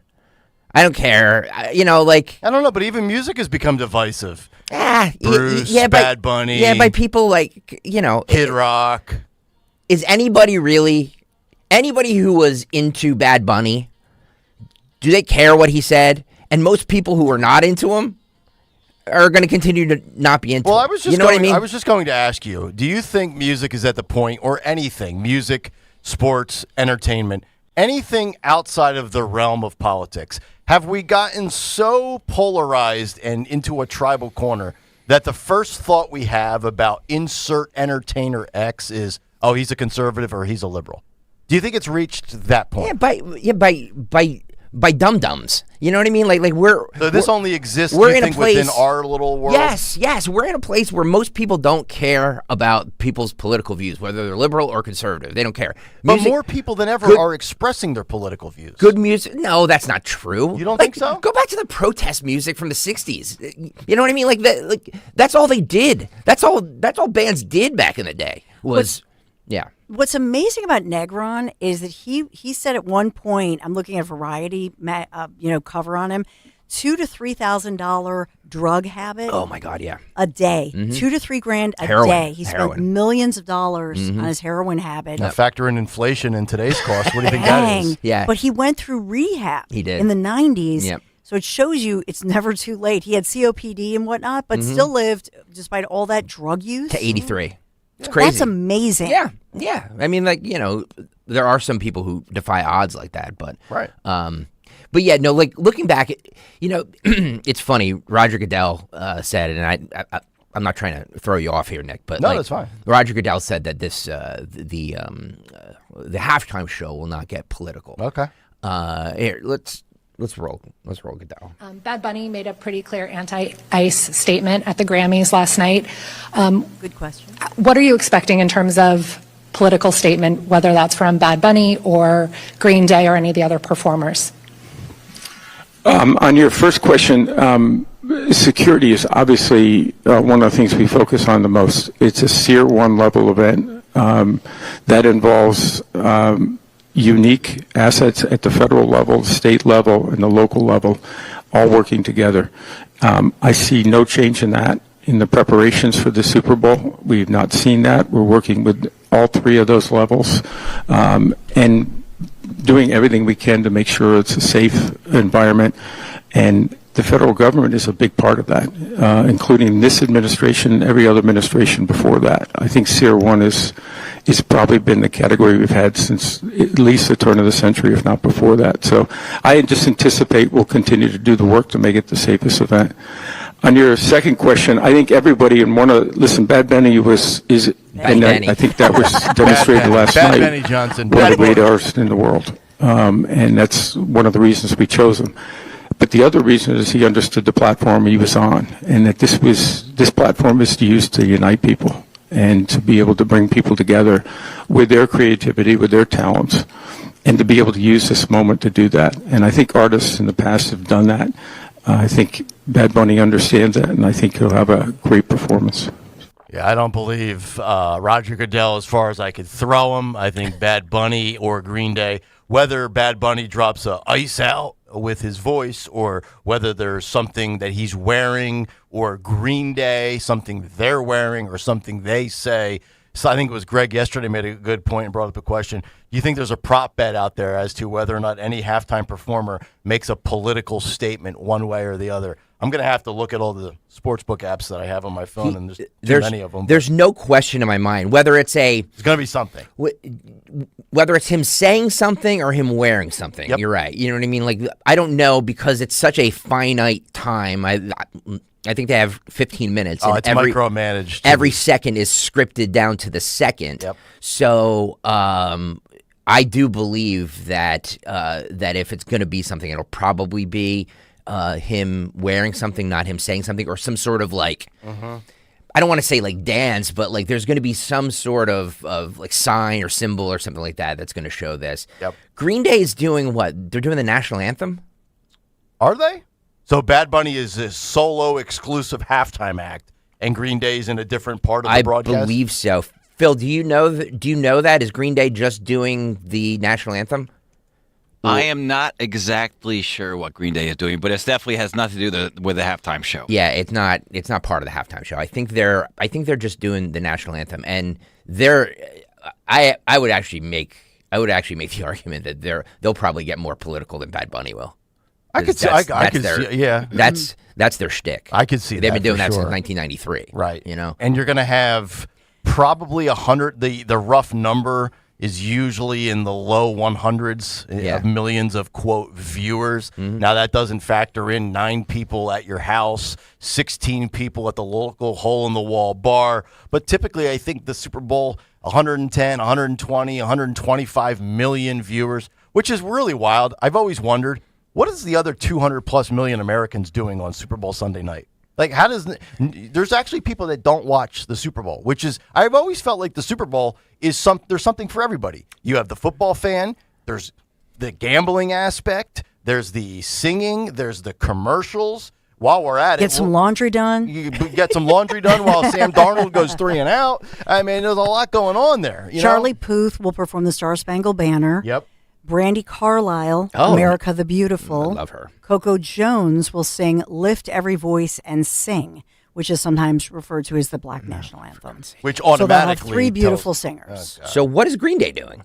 So Green Day is there. I'm just trying to look. Bad Bunny, obviously the halftime show. Green Day is in the headlines. And by the way, they will have American Sign Language interpreters for all the singers. They could be at halftime with Bad Bunny. I mean, we've seen, different collaborations. I don't see those two doing it together, No, that's though. totally different, right? Yeah. Yeah, it's not like Janet Jackson or Britney Spears with a Justin Timberlake where it's all under the pop umbrella. But here's the thing, though, is that make no mistake about it, the NFL knew exactly what they were doing. Yeah, they want to have their cake and eat it too. When they brought in Bad Bunny to do the halftime show, they know what he's about. Yep. They know what he's going to do. Yep. So like this is by design. They like the NFL is a woke league, which is fascinating. Aside from the NBA, they're probably the second most woke league in sports. Which is wild because I think the majority of the owners in the NFL are conservatives. I think Roger Goodell is a conservative. I think he's a Trump guy. And there are many ownership groups or individual owners, Jeffrey Lurie with the Eagles being one of the liberal, but the Tishes and the Maras that own the Giants, they're Republicans, they're conservatives. The Rooneys, the Steelers, I don't know what they're on the Epstein list. They're on yeah. I mean, so you have a lot of Jerry Jones. I mean, Jerry Jones with the Cowboys, he's a conservative, yet they still want to give you the virtue signaling, the social media messaging, choose love, end racism, back of the end zone, back of your helmet with all the political nonsense. So, like, it's one of those things where they do this, I think, to gain those social credit points and your ESG scores. But make no mistake about it, out of the 32 owners or 32 franchises, I should say, in the NFL, I would venture that guess that more than 20 of them don't buy into any of this nonsense. Yet here they are. And remember, Goodell works for the owners. Yep. He makes $35 million a year, roughly, to work for 32 other people. So, he's a puppet as well. So he has to buy into all this crap. Green Day is doing the pregame, not halftime show. They're headlining right at 6 p.m. Oh, okay. Well, so this is prior to everything, pregame. I'm changing my prop bets. They are 1 billion% going to make a political statement. There's no question in my mind. The telecast starts at 6. I don't think Bad Bunny will say anything, but he'll probably, maybe wear an Ice Out pin or a shirt or something. I don't know. And don't forget where the game's being played as well. San Francisco. Yeah. Well, they call it Santa Clara. Santa Clara. Yeah. I think it's like 20 to 30 miles. Levi's Stadium. Yeah. I mean, come on. It's the Bay Area. You know what you're going to get in the Bay Area. Yeah. So conservatives get but you guys, it's now Jay-Z, obviously that's his company, and you heard Roger Goodell. So if it's in their contract, and I infer from what Roger Goodell just said, this is contractual. Yep. So it's like, if you want to be fined or, you know what I mean? I think they'll take away they'll take away money or something, or if you never want to perform whatever, I think there will be some kind of penalty. Do you think the money would matter to a Bad Bunny? I mean, Bad Bunny saying what he wants to say in front of 120 million eyeballs probably outweighs a $50,000 fine or a $100,000 fine. Or I have no idea. But if you violate a contract, that's a big deal in the music world because now you violated the contract with Jay-Z. You got to answer to Jay-Z. I think that. And remember, Bad Bunny. Jay-Z wants this, by the way. Beyonce answers to him, too. Remember Bad Bunny here in Philadelphia. When was that, you guys? And he was the one, he showed up like hours late. Yeah. And Jay-Z was like, nope, you're not, you missed your time slot. You're not performing. Yeah. And speaking of performing, Jay-Z's a big school choice guy, which we've talked about. Yeah.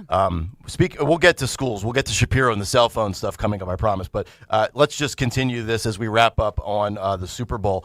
Turning Point USA, Erica Kirk's foundation, obviously of the late, great Charlie Kirk, they have launched their official lineup for the Super Bowl halftime show. Now, maybe it's sad.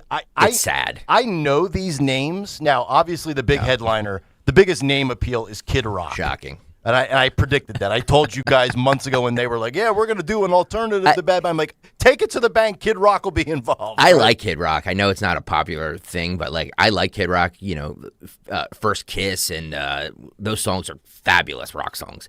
I'm surprised you like him. I figured you would have said, oh, he's too mainstream.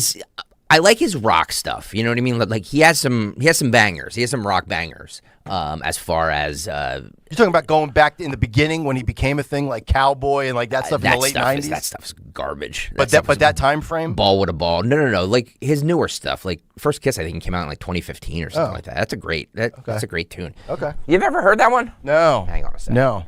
No, I've heard like 4 or 5 songs from Kid Rock, and that's pretty much it. Yeah. Then he's going to be joined by Brantley Gilbert, Lee Brice, and Gabby Barrett. Truth be told, I know all those names. I think they're decent. They're all like I would consider on today's contemporary list of country music singers. They're not in the top 10. Now, they might have a top hit, but I would say they're probably like outside of the top 10 from the Luke Combses and the Jason Aldeans and the Luke Bryans of the world, but they're not bad. Farish and Anna did the afternoon show yesterday, and Farish is a huge Brantley Gilbert fan or whatever his name is. I'm guessing he's a Nashville or Tennessee boy. I have no idea. This is First Kiss. Kid Rock. It's a great song. My first kiss was at 27.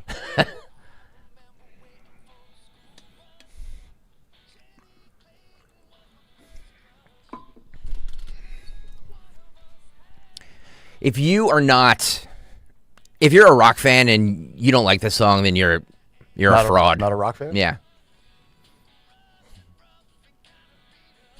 This is good. You know what Kid Rock sells better than anybody? Nostalgia. Mm-hmm. He does. It's a great point. It's amazing. Like think about that All Summer Long. Oh, yeah. You know, talking about On the Lake. Yeah, 1989 when he was 18. You know, like singing Sweet Home Alabama. Yeah. I mean, this is. Just thinking about my first kiss in 97. 97. Please. Sorry, 88. Yeah, thank you. Stalker impregnated a chicken 7. So this is Kid Rock. I'm going to add this to the playlist.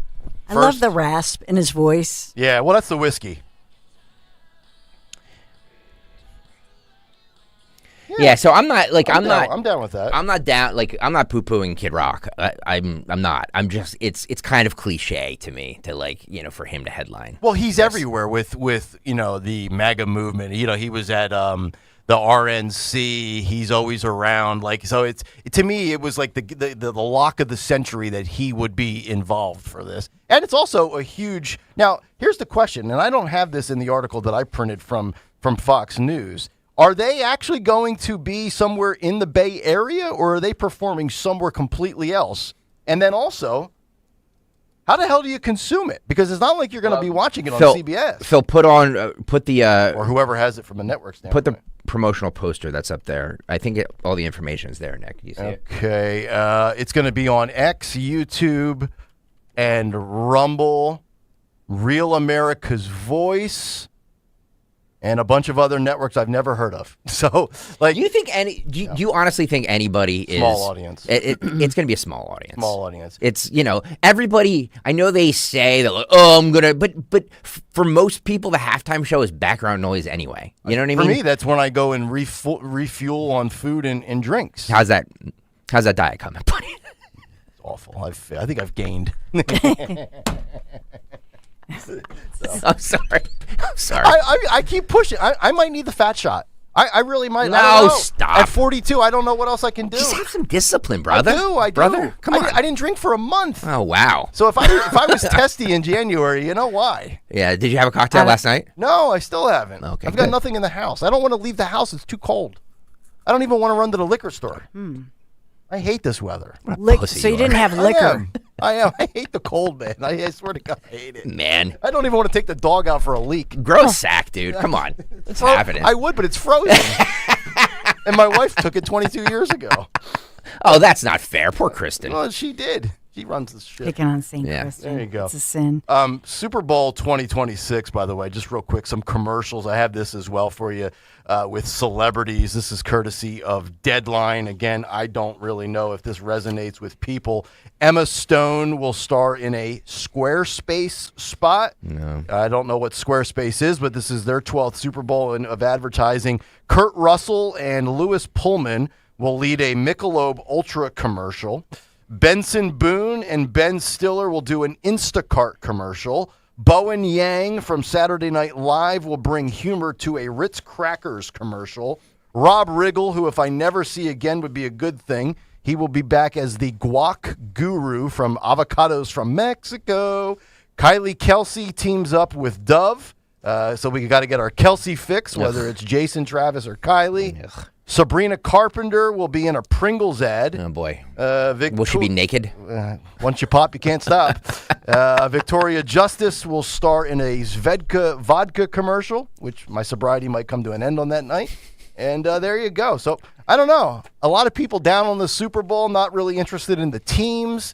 The halftime entertainment. And everybody's watching. Everybody is going to watch. We're going to have a record number again. Yeah. Stop it with this, I'm not watching. Okay, you're in the very small minority of people. Everybody's going to watch. They just are.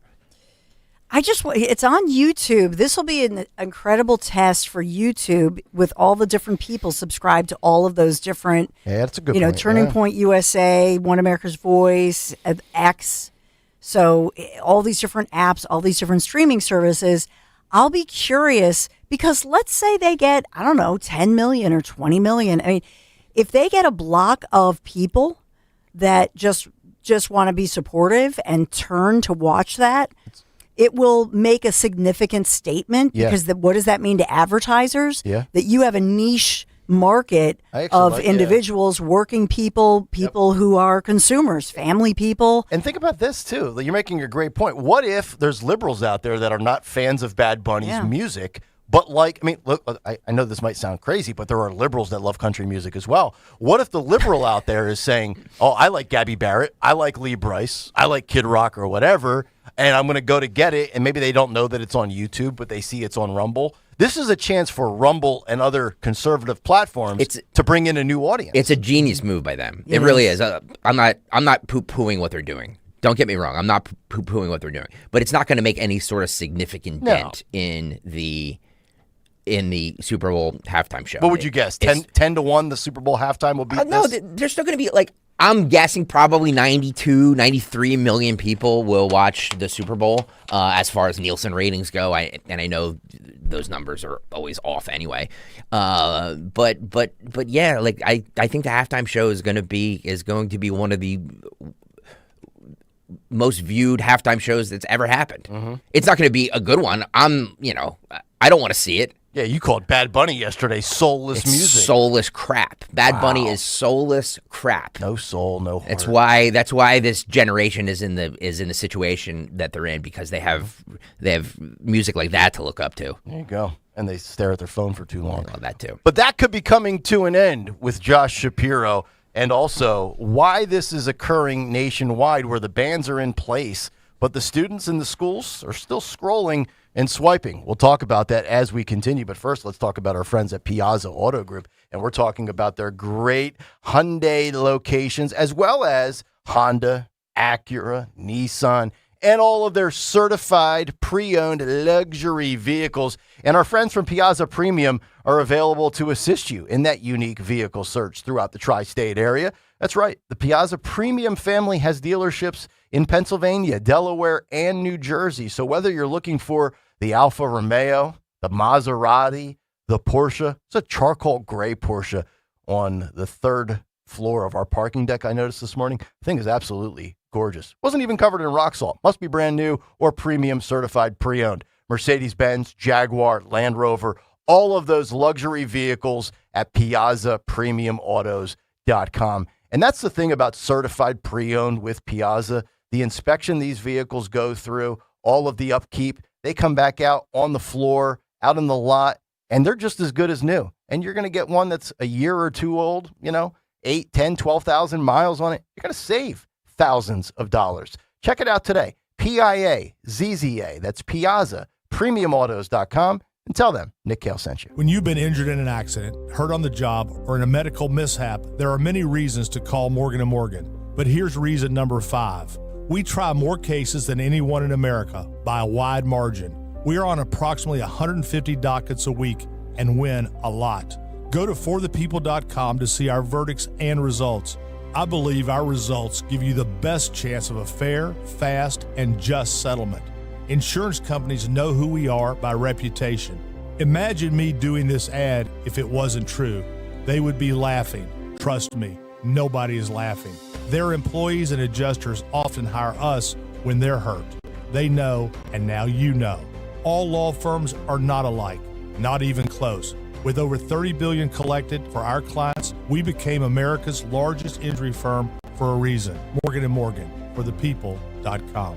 Morgan & Morgan, 2005 Market Street, Philadelphia, Pennsylvania. Pennsylvania lawyer will handle Pennsylvania cases. Prior results do not guarantee a similar outcome. Hey, it's Rich Zioli here with my friend Matt from Emmons Roofing and Siding. When it comes to protecting your home, you need a roofer that you can trust to do the job right. That's why at Emmons, we're not just another contractor. We're your neighbors who've built our reputation on honesty, craftsmanship, and superior customer service. Well, take it from me. Whether it's a roof repair or a full replacement, siding, windows, or doors, Emmons delivers long-lasting protection and peace of mind. The most expensive project is the one you do twice, so call us today at 856-556-3229 or visit callemmons.com. Every man should have their health optimized. 14 Men's Health offers a unique approach to men's health, providing individualized solutions that address a wide range of critical issues. Dr. Michael Athanasios supports you with cardiovascular disease prevention, improvement in erectile dysfunction, testosterone replacement and enhancement, nutrition counseling, and weight control all in one place. Reduce the need for multiple appointments with different specialists. Visit 14menshealth.com. Make an appointment today for personalized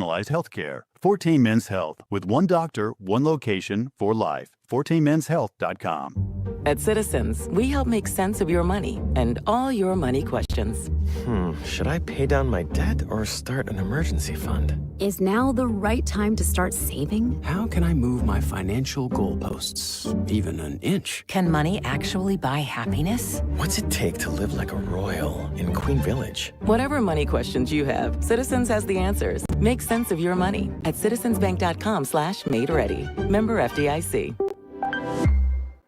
Hey, Royers Ford, remember to tell your smart speaker to play 1210 WPHT.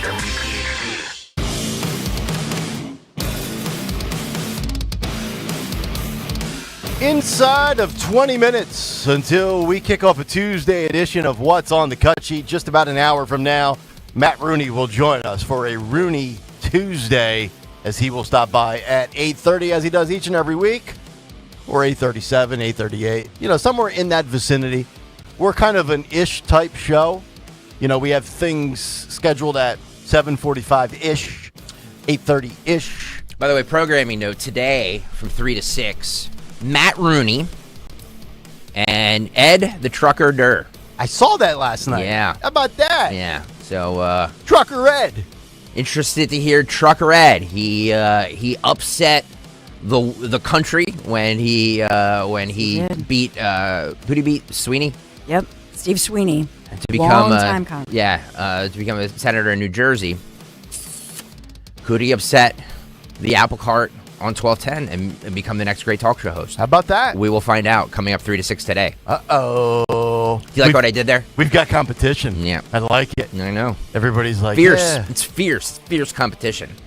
And it's all live, folks. Oh, I like that guy. Yeah, yeah, he's cool. We can do a show together. And you're like, I want that slot. And I will stab you in the back to get to it. I will do whatever it takes to get the blessing from Gregory Stocker to take over very, very valuable real estate. I mean, let's think about the last two hosts in the 3 to 6 slot. Rich Zeoli, Sean Hannity. Say what you want about Hannity, but this is, we're not doing middays in Bismarck. This is Odyssey's #1 talk station. By the way, you know how we're in Radiothon season for the Travis Manion Foundation? Yes. My friend Road Warrior sent me a text, and he's coming up with ways to donate this year for his company, the Independent Bike Shop there in Manahawkin, New Jersey. He sent me a picture of Lara Croft's Tomb Raider. I used to play that game. Angelina Jolie. Yeah. I think he's hinting that he wants Dawn to dress up as Angelina Jolie and Lara Croft's Tomb Raider for a sizable donation. So Tomb Raider. Dawn, I'm just saying. Start Google imaging that and see if it's something you would even consider. I'm not above whoring my people out to raise money. That's great to know, Greg. To raise money. You know what I mean? Well, I think I'm gonna have to be in an Elvis suit, right? Right? Yeah, but That'd be awesome. You're not really in an uncomfortable, revealing predicament. Oh, meaning like I'll look good in an No, Elvis meaning suit, you're baby. not going to have like half of your body exposed, like Lara Croft in Tomb Raider. I mean, you're going to be in agony because you can't stand Elvis for some reason, and Linda Kearns is going to get her pound of flesh and enjoy every bit of it, as she should. Apparently, we're being called out because I didn't do playlists from last year. Is that true? That can't be true. Yeah, actually, no, it is true. I don't recall. Oh boy! In the summer, anybody coming in with a full week of boy. songs? Yeah, they did. What? Yeah, thank you, Dawn. Did they? Did they? Thank yes. you. Yes. Absolutely. Yes. How many did you give away?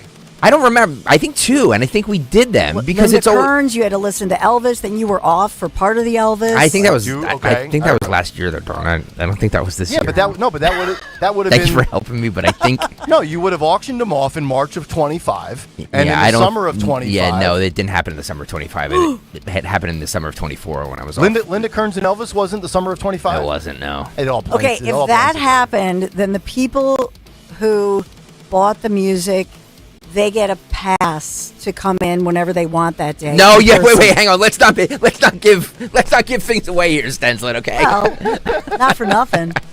All right. It's my station. I will do and say what I want. How I about will. them apples? Road Warrior saying yes, it's true. Oh boy. Okay. All right. Well, if I could have sworn. okay, this is a bad job out of me. Jeez. Road Warrior, send in your playlist. You have a lot of things on back order Well, around here. Linda Kearns, send in your playlist. We got to do it between now and March 12th. Then. All right. Well, we've got about 6 weeks. Okay. So 5.5 weeks. Yeah, send in your playlist. I'm looking forward to that. I like when we come back to music. I know we've changed it up for. Linda Kearns just texted me. She said she never got her Elvis playlist. Okay. I apologize. All right, we're doing this. We'll do this starting next week. Send in your playlist. I'll do this. Jimmy Kelly says at one point he remembers suggesting that we do an Elvis playlist if someone was willing to donate $1,000, and Linda Kearns was the one that made the donation. That was before Jimmy joined the morning show. That would have been 2023. I don't know. Okay. Well, everything's about Jimmy's in the past. Send in your playlist. I will make good on this because that is a bad job out of me, especially because we need to raise more money by March 12th. So. Well, there you go. All right. So let's talk about cell phones. I think this is a great story. If you're a parent with children in the schools right now, you can relate to this. This was in the Philadelphia Inquirer yesterday. Maddie Hanna wrote the column. Headline, Governor Josh Shapiro wants to ban cell phones from Pennsylvania schools. Governor Josh Shapiro, she writes, is backing a proposal to ban cell phones from Pennsylvania classrooms, joining a growing chorus of parents, I should say, teachers and officials seeking to curb school disruption and detach kids from addictive devices. Obviously, last week I mentioned, we headlined a few times. We can still get into it. SCOTUS is hearing a case on the mental health and addictive qualities that social media and cell phones present.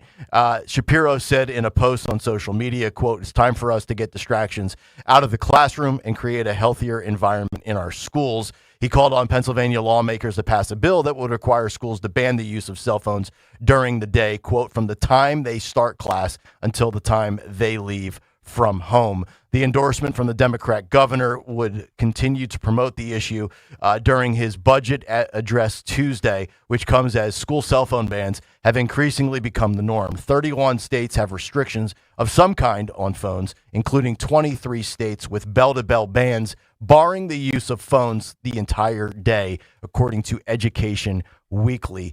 So for my girls in the Wissahickon School District in middle school, they get to homeroom. They need to be in homeroom at 7:35. The school policy is phones are to be put away in your locker or silenced, not on vibrate, silenced or turned off and put in your locker or in your book bag at 7:25. So by the time they are in class at 7:35, there are no distractions. There's plenty of reports that show kids are still scrolling on average an hour per day while in the school, on school grounds. So I don't know if that's the states that have not enacted the bans or have partial bans. And like, I get it. There are exceptions. If your child has a mental disability and needs a phone for some reason, Dawn, you've talked about it. Your son, diabetes. I get it. Type 1 diabetics with a pump. Yep. And they need their phone as part of that. I'm totally on board with exceptions, but I really think it is time because I think there are 4 S's to blame. I jotted these down yesterday. Schools with activism over academics. You have smartphones, you have social media, and you have this scroll and swipe culture. And I really think it not only has deteriorated relationships, I think it's just completely squashed attention spans. Like, I don't understand how some people these days have the attention span of, and we're in the business of keeping your attention. So like, this goes to adults as well. I mean, adults are so caught up in their devices that they can't stay focused on something for more than a couple of seconds or a couple of minutes. And I think it's wild. I think we also, and I caught my daughters doing this yesterday. Kristen had to go run some errands. It's about 7:00 last night. The house is too quiet. When it's too quiet, something's up. Mm-hmm. So I go up and I look into both bedrooms, and they're both sitting there at their makeup vanities in their bedrooms, and they're doing their makeup, and they have their phone propped up, and they're not on a FaceTime or a group chat or an Insta this or a Snap that. They just have the video recorder rolling, and they flip the camera back to them. They're recording themselves on their phone doing their skincare and their nightly routine before they go to bed so that they have the beautiful velvety skin the next morning. And I said, "What are you doing?" I said, "Who are you talking to?" She's like, Olivia says, "Nobody." I said, "So you're just staring at yourself in a camera, recording yourself, and you and your sister Mia have this obsession of watching other people on YouTube going about their lives." We have got to get out of the self-reflection and self-pity business of consuming other people's lives and then comparing our life to others. I think that's what leads to the depression. I think that's what leads to the anxiety. And I think that's what leads to the complete collapse of society. You remember the old phrase of, hey, you go to the bar by yourself, you sit down, you pull up a stool, you get a Budweiser, and you talk to the person next to you. Nowadays, what do you do at a bar? If you go to a bar by yourself, you go there. I've seen it countless times. I go to PJ's with my daughters and wife for a quick dinner, and there's people at the bar, and they're sitting there by themselves, having a cocktail, whatever they're doing, and they're not talking to anybody. They're staring at their phone. You could do that at home. If you're out in public, why don't you socialize with other human beings? I see it every day in this hallway when there are human beings. The only time people make eye contact with you is when they are absolutely forced to. If somebody can walk by with their head down staring at their phone and not acknowledge you without feeling like a jackass, they'll do it. Why? Social skills have deteriorated in this country. And I think this device has everything to do with it. I like old school interaction. And I'm not lying, Gregory. When you fire me, and who knows, it could be in the next 3 years, I'm throwing this damn thing in the river. When I'm out of media, I will not be dialed in to everything that's going on in the world. I don't want to know. And I really don't care. Well, the thing with your daughters... literally staring at themselves. I'm not trying to get personal here. No, go ahead. I brought it up. That's a you issue. That's a you and your wife issue. You guys need to stop that. All of their girlfriends are like that too. I get it, but they jump on these. They jump on these group FaceTimes while they eat dinner. I know it's easier said than done. Yeah, but like you guys need to put a stop to that. And absolutely, there should be no cell phones in school. Dawn, you know I love you, and you know I love your family. But like, how did people get by before cell phones, even if they have medical conditions? I mean, come on. The nurse? Like, what are we doing here? Well, guidance counselor? You mean for a type 1 diabetic? Yes. The issue here is that the phone becomes an instrument that alerts you and vibrates if your blood sugar is too low or too high. So the phone is actually a piece of the medical equipment, but you could just make sure that you have it in your pocket or something. You don't have to have it out. You could just have it in your pocket. It'll vibrate. That, it's really not a problem because, just have the kid. Michael never had a problem with that. He just left it in his pocket. If anything, he was self-conscious, newly diagnosed. If anything, he was self-conscious of his diabetes. It still doesn't want people to know. And of course, I'm talking about it. But the truth is, he would never have pulled his phone out and said, "Teacher, my blood." You know what I mean? The opposite. The problem with Shapiro saying this now is, like, on one hand, where trans story time with kids is good. On the other hand, cell phones is bad. Right. He's talking about getting out of the distractions. Isn't the trans stuff a distraction? The clip we played yesterday with the activist in New York, where we're having kindergartners protest against ICE, isn't that a distraction? Is that any better than a cell phone distraction? I would say no. I would say stick to what you're supposed to do. Educate our children. Don't indoctrinate them. And don't allow them to become indoctrinated on social media by constantly following the trends that they don't even have a clue about. Well, I said yesterday that new study that just came out over the weekend that says Gen Z, and for those of you who don't know, Gen Z are people born between 1997 and 2010. Yep. It's the first generation to have lower test scores, meaning they're dumber than the generation prior to them. So we're blaming phones and not COVID? Yes, we're 100% blaming phones and not brilliant. COVID. Right. You disagree? Yeah. It's phones, not COVID. My kids had phones before, especially Michael did, and a ton of kids had phones prior to the pandemic. And after. And that's ridiculous. This has everything to do with the fact that they shut down the schools. And so I would love to see the test scores of Florida. Let's look at Florida schools where they did not shut down for extended times. They'd be just as dumb. Versus they'd be just as dumb here in Philadelphia or different states where we had shutdowns that basically affected kids for 3 full school years. Rewiring kids, all of our brains. Somewhat, I agree with you somewhat. However, first of all, with Josh Shapiro, by the way, he delivers his 4th budget address tonight. Are we sure he has it? Does he really have the budget? Are we sure this time? Yeah, last time it was 4 months late.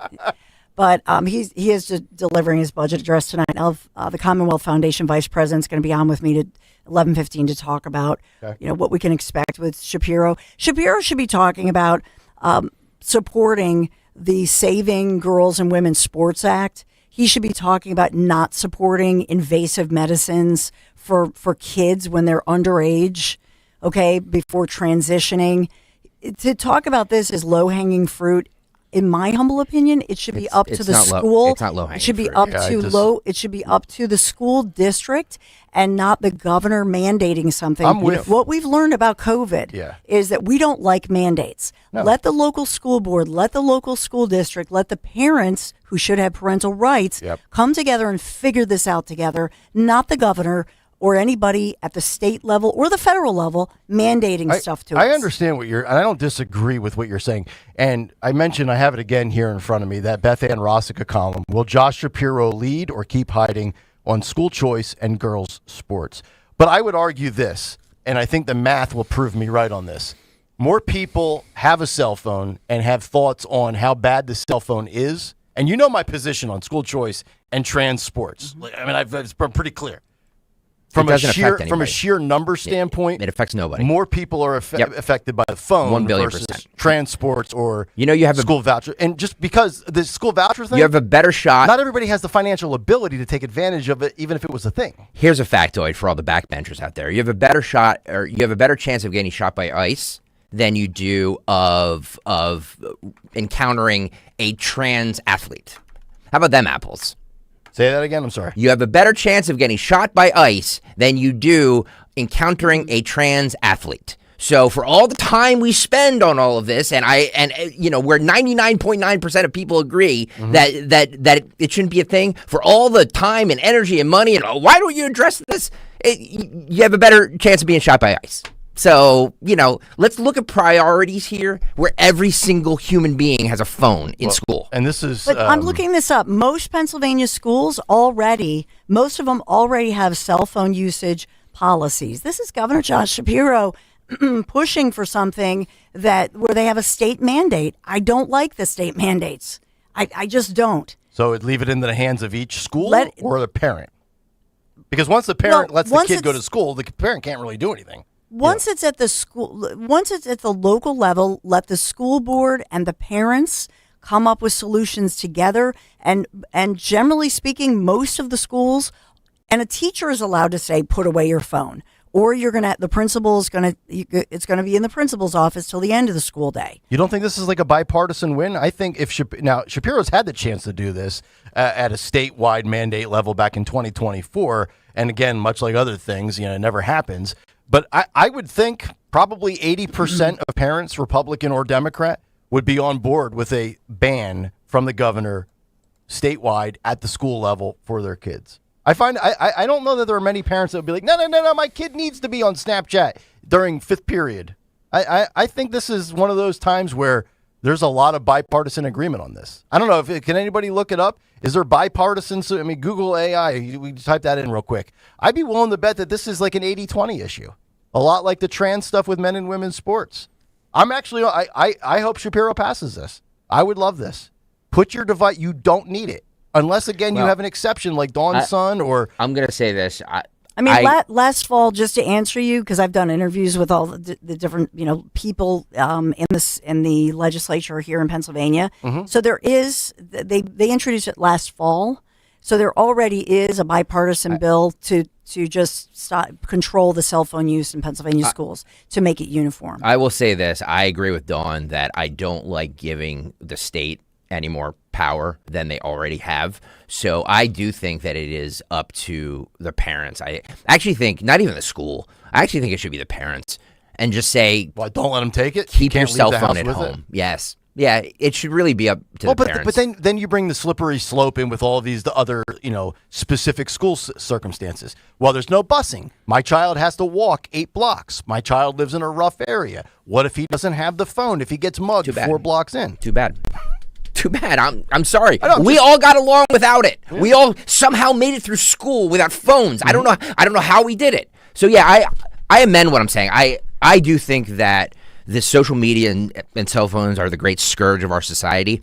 And I don't blame COVID. I mean, COVID may have had a little bit to do with it, but Gen Z is dopey because all they do is stare at their phones all day. Mm-hmm. I will say this though, that I don't think that the state, the government should be involved in this. Let the parents decide and kind of be done with it after that. Do we have time for two more quick headlines or no? We have to. Okay. We really have to break. All right, we'll come back. We'll get into what's on the cut sheet. I'll save these other two articles that take this conversation to the next level. We'll bag it for Wednesday. Rooney in just about 40 minutes. We're back after this on Talk Radio 1210 WPHT. Hey, it's Rich Ziola. I posted some pictures on social media recently of my day at the range at Bob's Little Sports Shop. I went in there. They helped me find the perfect firearms for me. I had a great time at the range sharpening my skills, and I can't wait to go back. And that's what Bob's Little Sports Shop is all about. For over 60 years, they've been helping people like us exercise our Second Amendment rights and become safe, responsible gun owners. They'll help you find the perfect firearm for you, and then you'll learn how to properly use it. Bob's has NRA and range safety officers who will help you sharpen your skills, and that's so important to do. They'll help you with the paperwork and all of it. All you got to do is go visit them. Bob'sLittleSportShop.com. They're right off Delsea Drive in Glassboro, New Jersey. Wonderful people, the nicest, kindest, most caring, and they stand for freedom and liberty, and they're going to help you be able to protect yourself and your family. Bob'sLittleSportShop.com, my go-to place. This ad sponsored by Bob's Little Sports Shop.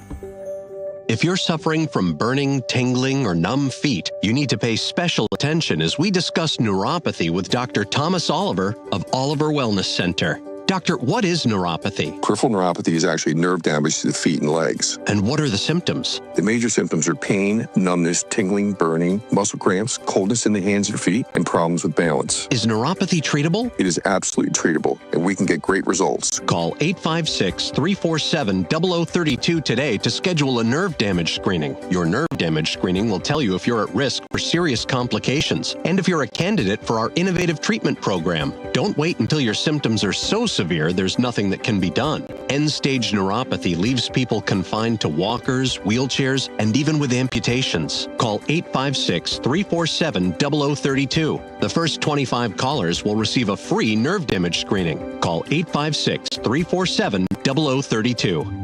Do you owe back taxes or have unfiled tax returns? The IRS won't quit until they get your money. Here's great news, fresh from those in the know. Major changes have happened at the IRS. If you owe more than $10,000, you may be eligible for a 99% reduction of what you owe. Haven't filed a return for a while? Their happy clients are talking. The IRS was going to levy my bank account, but Guardian was able to prevent that and fix all my IRS issues. Thanks again, Guardian Tax. Need relief from crushing tax debt? The IRS now has special programs. Guardian Tax knows all about them. Personal or business, this is the fresh new brick you've been hoping for. We aren't the company you call when you need a hug because you're scared of the IRS. Guardian Tax is the company that wins when you need it most. Guardian Tax Service is really great to work with. They really help me out. I'd recommend them highly. Call now for a free confidential consultation. 800-499-1424. 800-499-1424. 800-499-1424.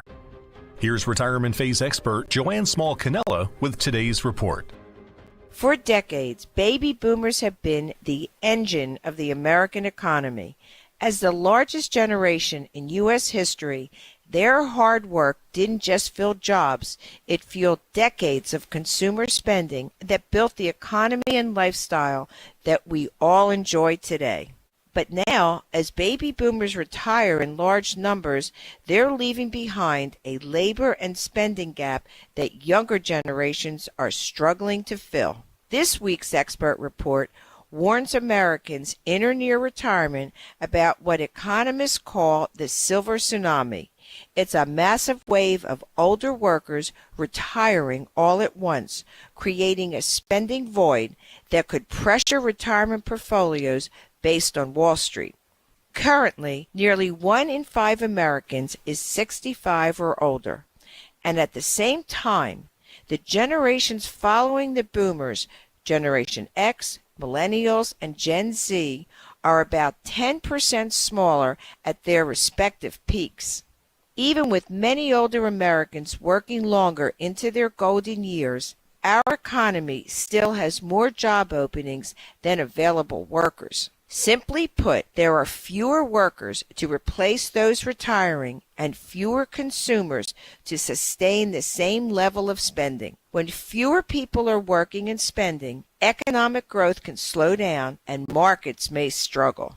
You worked a lifetime building your nest egg and helping power the greatest economy in history. Don't let economic forces outside of your control, like the silver tsunami, put what you worked so hard to build at risk.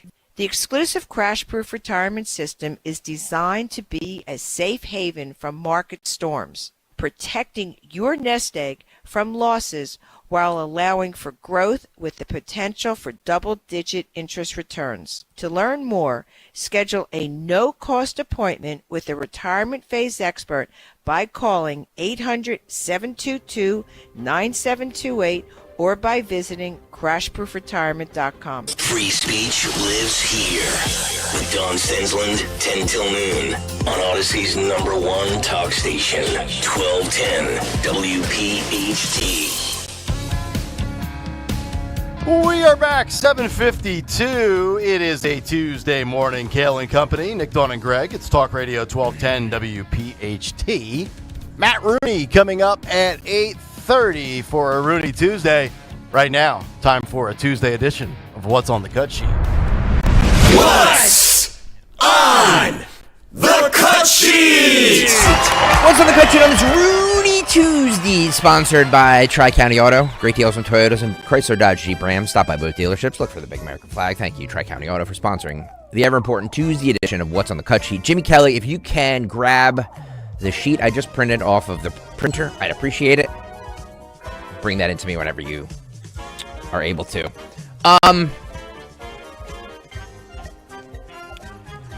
So yesterday, Pam Bondi announced, this is 33, Phil. Pam Bondi announced that ICE officers in Minnesota will start wearing body cams. About time. Let's I know go. we discussed this on this program. We thought it was a good idea. I think we did it last Thursday when Zioli was on his way to Fox News.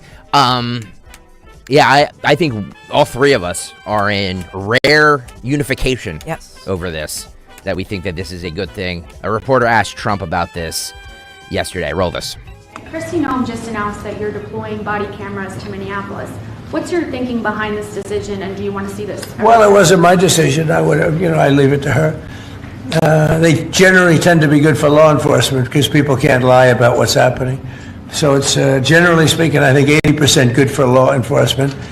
But if she wants to do that, I'm okay with it. Remember one thing: we closed the border. I got elected on a disastrous border, and we have nobody coming in through our border anymore. We had 25 million people come in 4 years through our border. Many of them were murderers and drug dealers and those mentally insane from mental institutions and insane asylums. And now we don't have anybody coming in. For 9 months now, I mean, they actually report zero. We have zero people coming in, which I find hard to believe, but the Democrats do that report. They tend to be left-leaning that do that report. So I assume it's true. And if it's not, it's a very tiny amount of people. But we basically have a tremendously perfect, strong border. And also crime levels are at the lowest point they've been in 125 years. Since 1900, we have the best numbers, and that's despite the fact that we had a lot of criminals and murderers. 11,888 murderers came in, and we have the lowest numbers that we've had in 125 years. So, we're doing a good job. If she wants to do the camera thing, that's okay with me.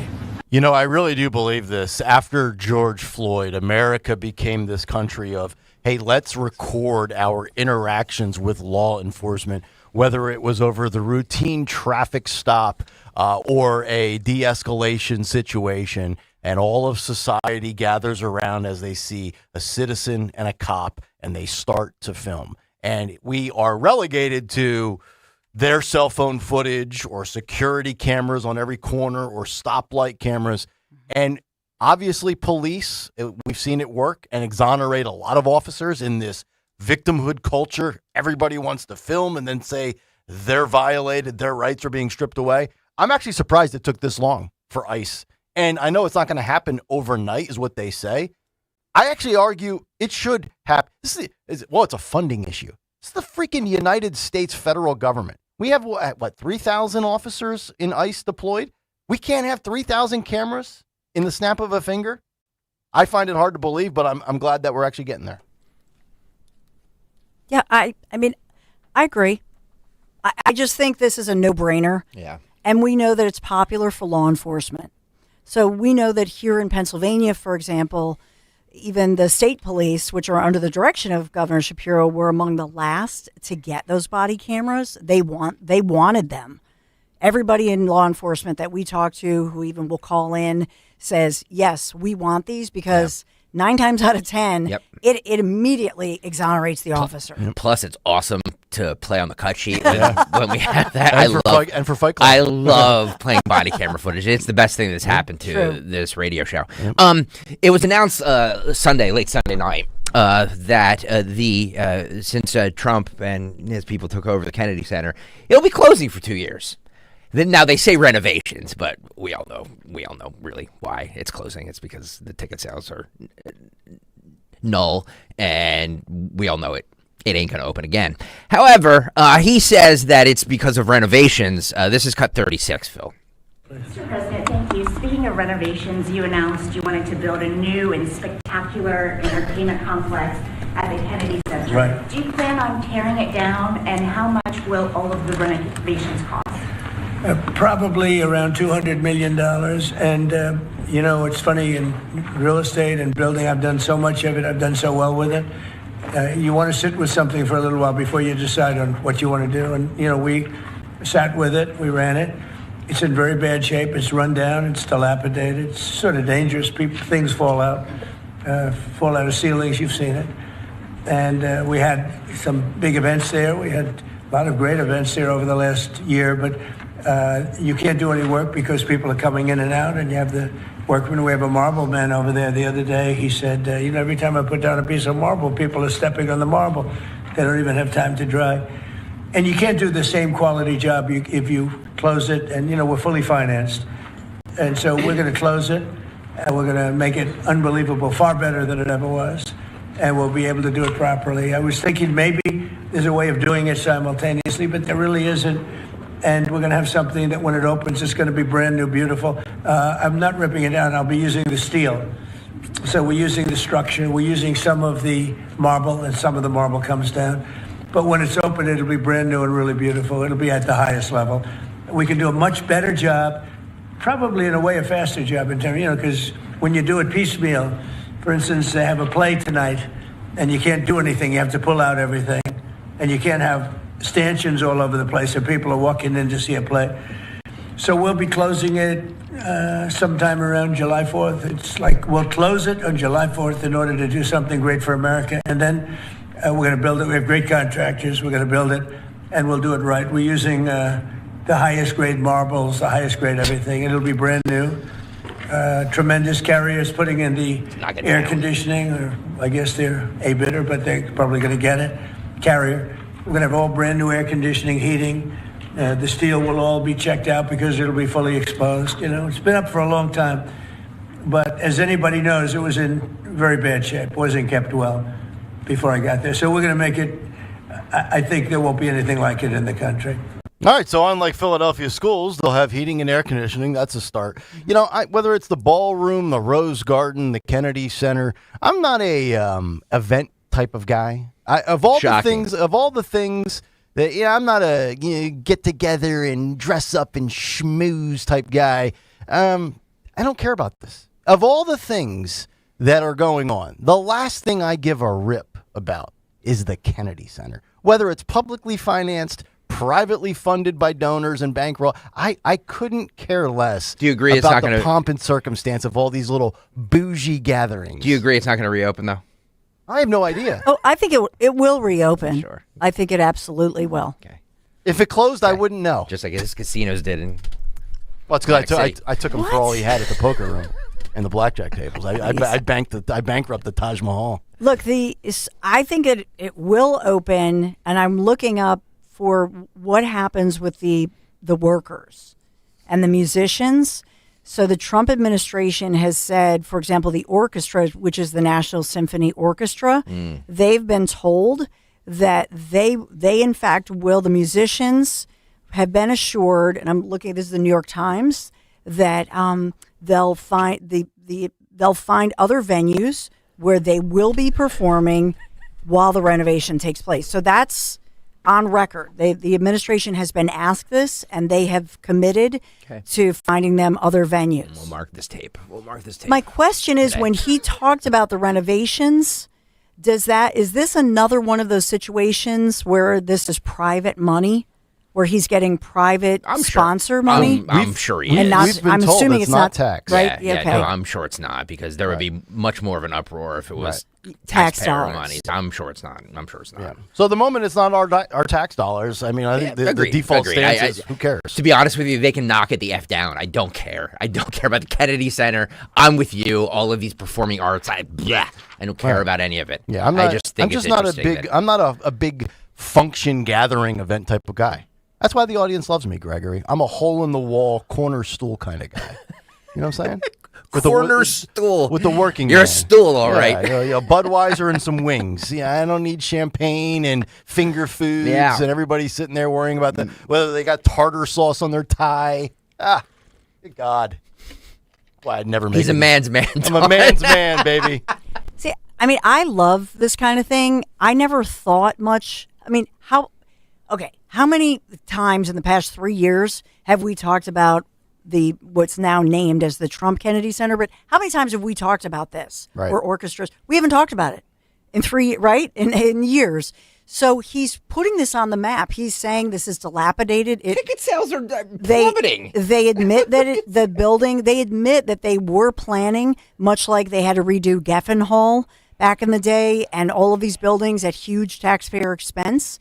And so, look, he's going to rebuild them. They were part of the problem, Greg, was they were dilapidated. They had to work around it. So whatever's going on here, as long as we don't have to pay for it with the tax dollars. Agreed. And I'm glad that the musicians are not going to lose their jobs, because these are high level in the nation musicians. So I don't want them to lose their jobs, because with being involved in the Mummers, all these musicians, I realize how music is dying. Just authentic music, it's becoming AI. Mm-hmm. Speaking of music or the Mummers, I was called out yesterday. Yeah?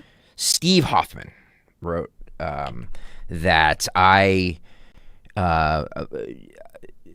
get too cocky too often. He says, you still love the show, but he stopped listening to the WIP morning show because that host gets too cocky. Oh. So he listens to us now, and he says that I'm getting too cocky. He says, today you busted on the Mummers and the Groundhog people.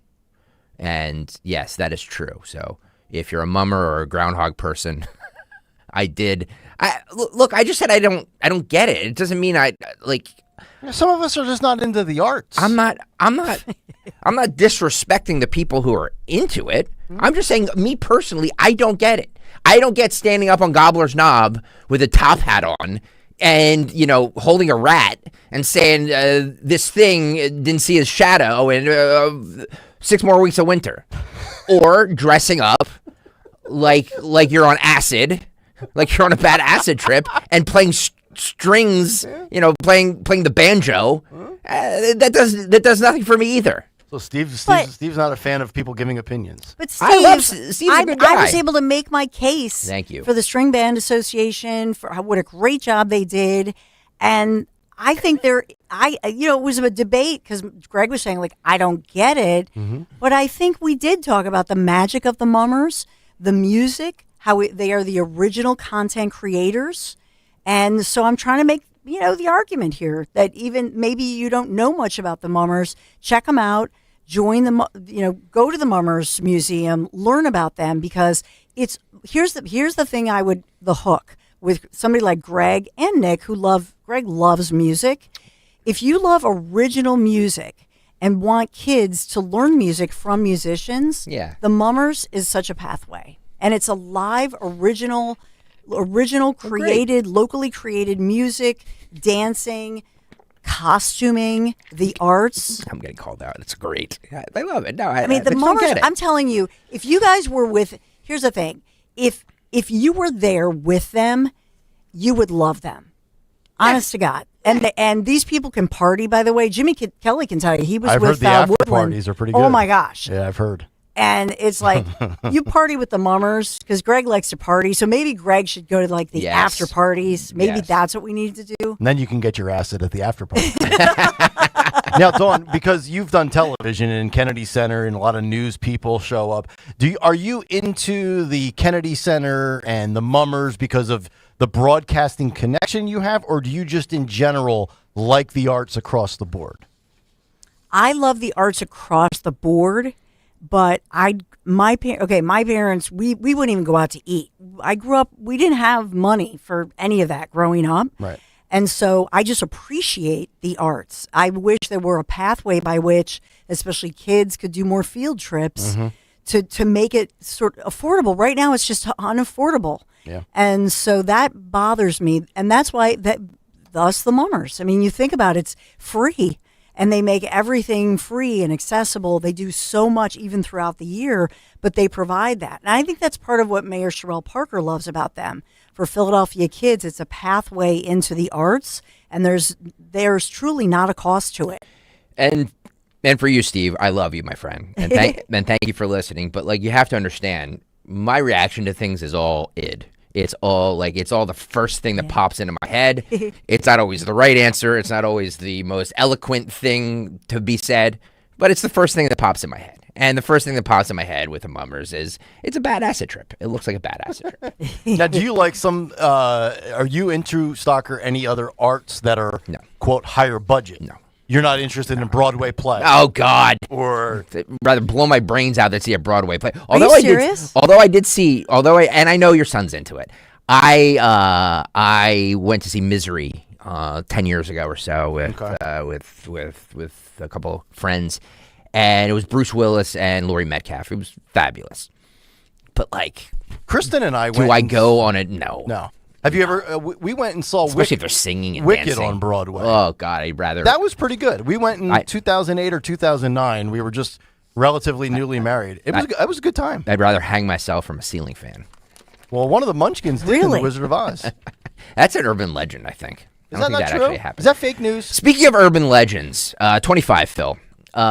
Speaking of sanctimonious urban legends, Don Lemon was on the ABC Late Show or whatever they call it. Why is he wearing an NFL Hall of Fame jacket? I Did hate he get him. inducted to Canton? I hate him. By the way, my confession is Larry and I we're this month, probably Valentine's, we're going to Ragtime, the musical on Broadway. Oh. I love Broadway. Now, I love here in Philadelphia. What is Ragtime? It's Besides something a Broadway that show. fembots have to deal with once a month. A musical and Broadway show. Look it up. Stop. Debacle. It is. A couple days a month, every month. The worst story I can tell you about Broadway is Larry and I got tickets to a Broadway show. It was like Alice in Wonderland. Yeah. And we brought the boys. They were like 9 and 10 or something. And we loved it.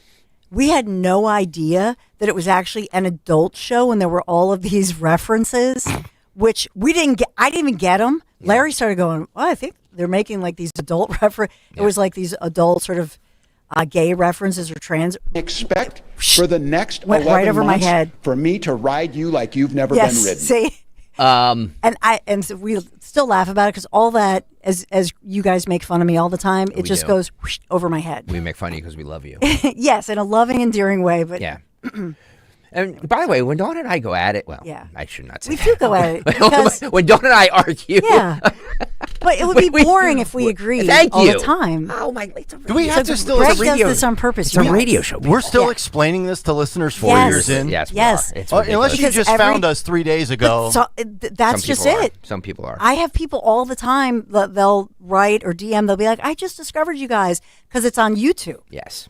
Thank you. Thank you. By the way, youtube.com/@1210WPHT. Please hit that like and subscribe buttons. Get on over there and great numbers, by the way, for the month of January. Like 120,000 unique views. I mean, like we're just like killing it as far as YouTube goes, and that's just YouTube, by the way. So thank you everybody who joins us on YouTube. I'm not taking victory laps this year.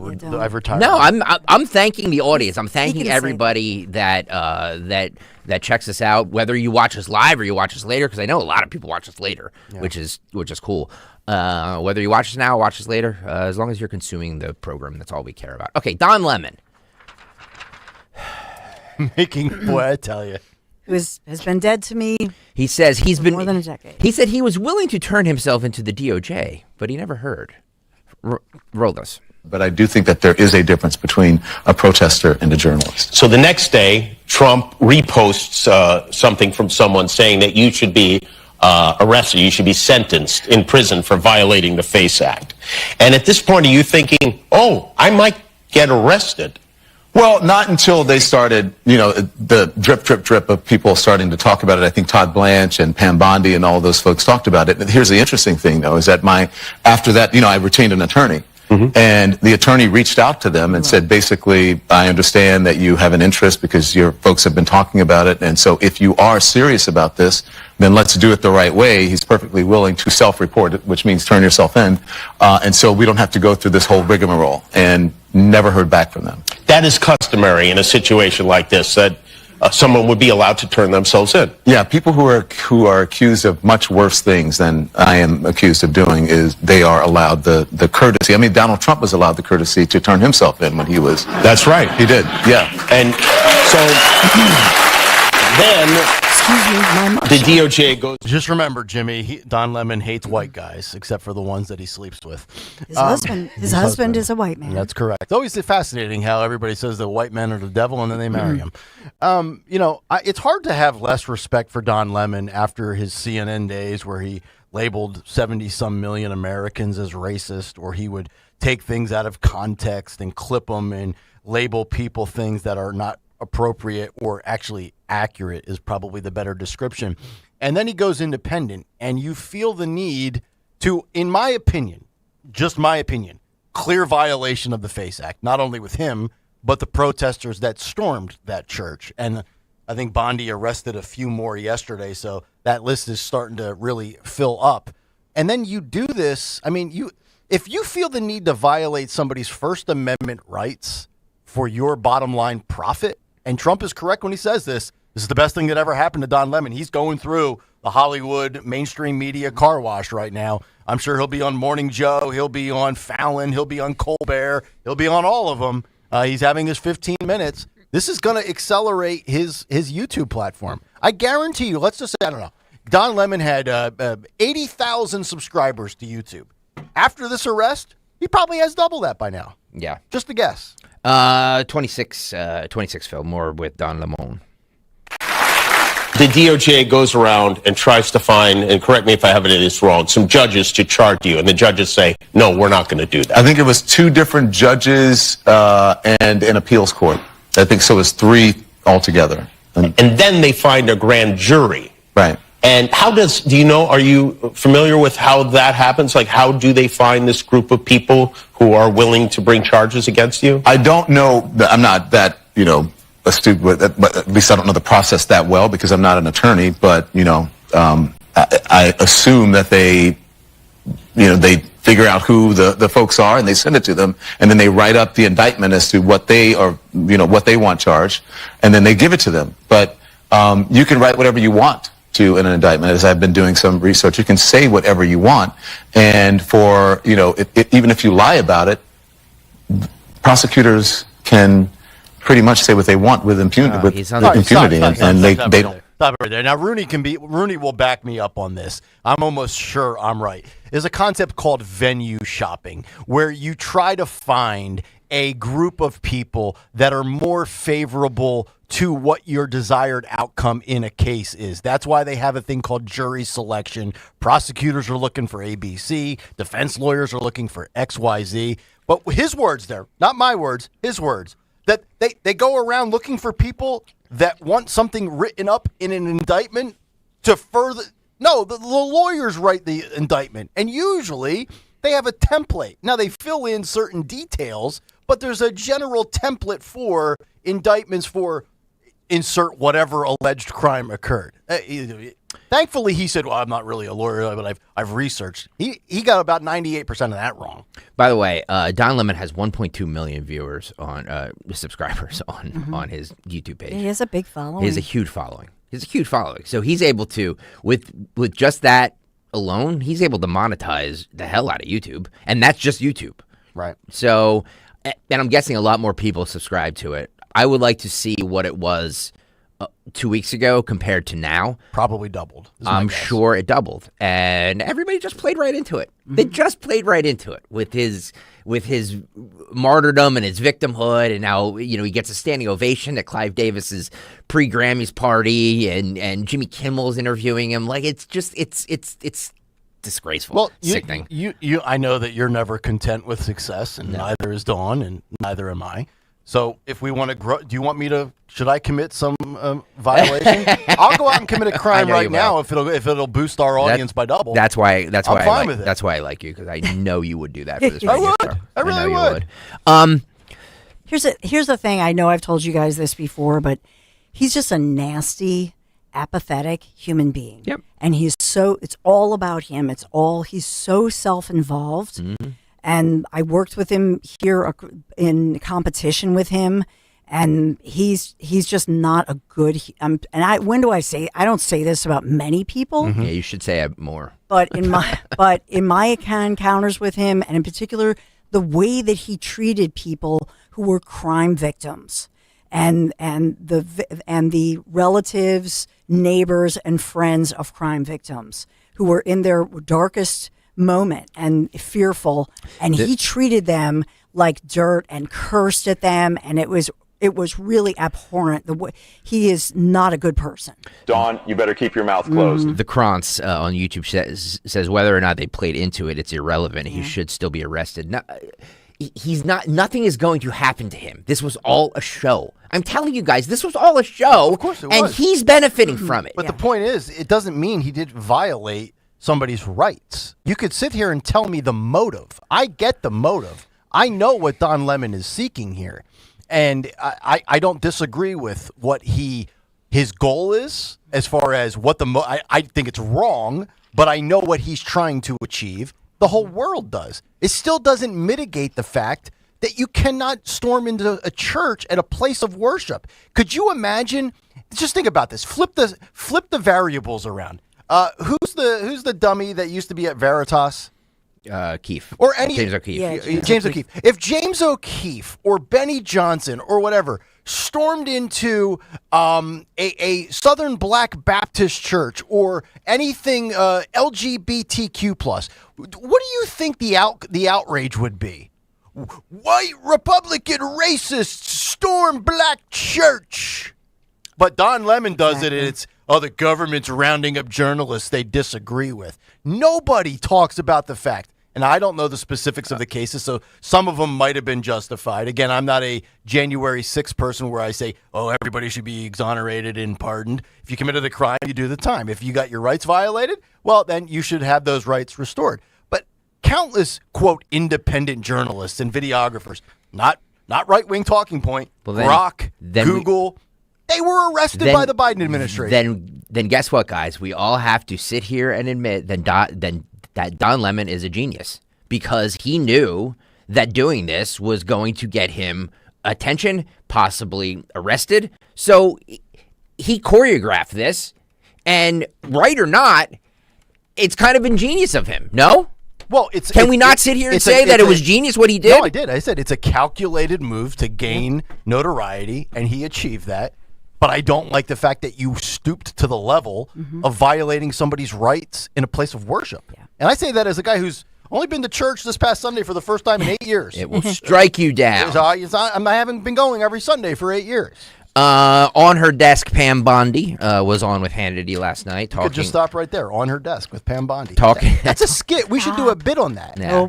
Talking about this and how they've arrested. By the way, one of the people arrested, I believe, was local. He was from here. He was from Montgomery County. He was a 35-year-old former Army guy from Bryn Athyn, I believe. He was arrested and brought up on the felony charges of storming the church in Minnesota. Roll Pam Bondi. Yeah, Sean, I've been in Minnesota 4 days total, working on obtaining this indictment. We arrested 2 more, and I made it very clear, if you protested, if you rioted, in that church, we are going to find you and we're going to arrest you. Don Lemon and 8 others have now been charged in a single indictment because you cannot attack, and that's what it was. It was an attack style on a house of worship. You can't do it. It was a Sunday morning. There were parishioners. There were families. There were grandparents. There were people with canes. There were children upstairs in the nursery. They bombarded in, and as Don Lemon put it in his own words, they were on their way to a resistance at that church. And that's exactly what they did. They had a resistance operation. They barged in that church. There were originally about 400 people in that church. The video you're now showing, a lot of them ran out the back door. The lucky ones were able to get out. These people will say these parishioners thought they were going to get shot. One of the people with Don Lemon screamed, quote, "This ain't a house of worship. This is the house of the devil." There were children crying. There were parents blocked from getting upstairs to take their children out of Sunday school. A group of women ran out a side door. Multiple people fell on the ice. One woman severely damaged her arm, had to go to the hospital. Don Lemon blocked someone from going out that door. They were screaming at parishioners. It was horrible. No American, we don't live in a third world country. We live in the United States of America, and you will have the right to worship safely and freely in a house of worship. So I'm guessing, since she's on TV bloviating, I'm assuming that these charges, like he's going to get charged then, right? He's been arrested. There was no cash bail, and it's still obviously the legal process is still quote, active. She's the agent. She's out here saying that he committed all these crimes. So I'm assuming, just like with what else? He is charged. Okay. He's already faced a court because they got him out in Los Angeles. So he'll be doing some time, right? Because our AG said so. No, I don't think he will. But there is a higher bar. So it makes good sound bites. One of the citizens one of the people that was with Don Lemon, I think, will probably end up getting some sort of jail sentence. Of the 8 arrested. I would guess. And I would say this, if you're Pam Bondi, number one, you love this because you're out of the doghouse. You're back on TV. It's not Epstein related. You have something, quote, else to sink your teeth into. And I would say this as somebody that sat back and was very critical of Pam Bondi. Pam Bondi, you or your office or a low-level AG beneath you in that, quote, DA's office, somebody better get a conviction. Somebody better go to jail. Wow, I know Lemon won't. Just like, all right, so we have Don Lemon, Comey, who else? Fonnie Willis, who else? Who else have we? Don't do this because Roe Warrior gets mad at when I say. Well, no, I'm just saying. Show me jail time. He's like, let it play out. We have all of the Russian collusion thing. We have all of this. We have all of this evidence. Brennan, all of these guys. I'm assuming we're going to see convictions really soon with all of these people. No, it took. I mean, just think of the Mark Houck trial locally. A Christian pastor, he and his son, across the street from an abortion clinic. There was a scuffle because the guy who was, I guess, a volunteer at the abortion clinic went up to the 11-year-old son of Mark Houck, and Mark Houck said, "Get away from my kid. Why are you cursing in the face of my kid?" There was a scuffle. Krasner, the police, nobody files charges against him. They all go home.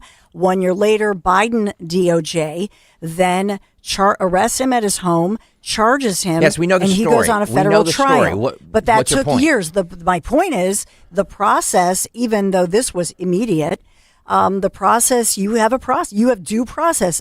Don Lemon went to court. He faced the federal civil rights crimes in that protest where he So Don Lemon is going to go to jail in your opinion? Not necessarily. So then this will go before a judge. So then what's the point?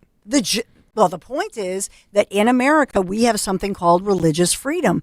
And this particular situation was based on times when I believe the KKK went into black churches. I'm not arguing and with you we about wanted that. to protect people. That's what this is about. You're not allowed to go in somebody's church, I agree with you. synagogue, or mosque. I agree with you. And make them terrified. I agree with you. Right? And stop them from worshiping. You're not allowed to do it. I agree with all of what you're saying. So if he broke the law, why won't he go to jail then? He may. It'll be up to a judge. Okay. It'll be up to a judge, just like with Mark Houck. The Biden DOJ said to Mark Houck he faced 10 years behind bars, father with a bunch of kids and a wife. And he fought it. And guess what? The judge, at the end of the day, he was exonerated. But Don Lemon may be exonerated. We will see. We have breaking news coming into the Kayal and Company news desk. Our very own Matt Rooney, self-reporting, he says via text, last week was the aberration. Bad traffic.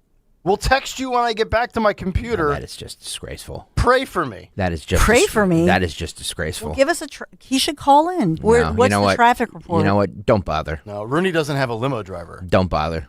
Yeah, we should really revisit the Tuesday thing. I'm disgusted right now. There's a lot of people that would love and would prioritize and carve out allocated, precious airtime to be on with us. How about a Road Warrior Newman Price Tuesday? How about a rotating cast of seriously, every week people say I want to be the Jessica Tarlov of Tuesdays. By the way, you don't have to be Jessica liberal by the way. Tarlov. No, just a rotating chair. Mike Carr brought up a very interesting point. You know what we never did from our December remote? What? We never picked the fourth box. Remember, you could rent. We never picked the fourth box. Oh my gosh, that's disgraceful. What are we doing here?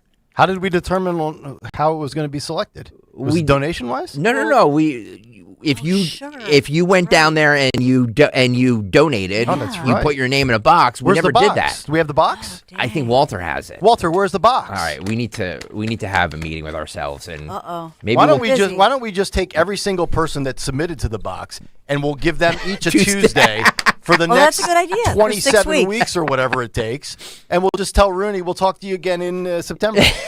It's disgraceful. Or whenever New Jersey's going to have a Republican lose to a Democrat, we'll bring Rooney back. All right, Dawn, you know where you're going to take us to? Yes, the spring. Let's do this. Come on. Was talking to Ken Chase and our group. We're so excited. I can't wait. Portugal spring, this Spain.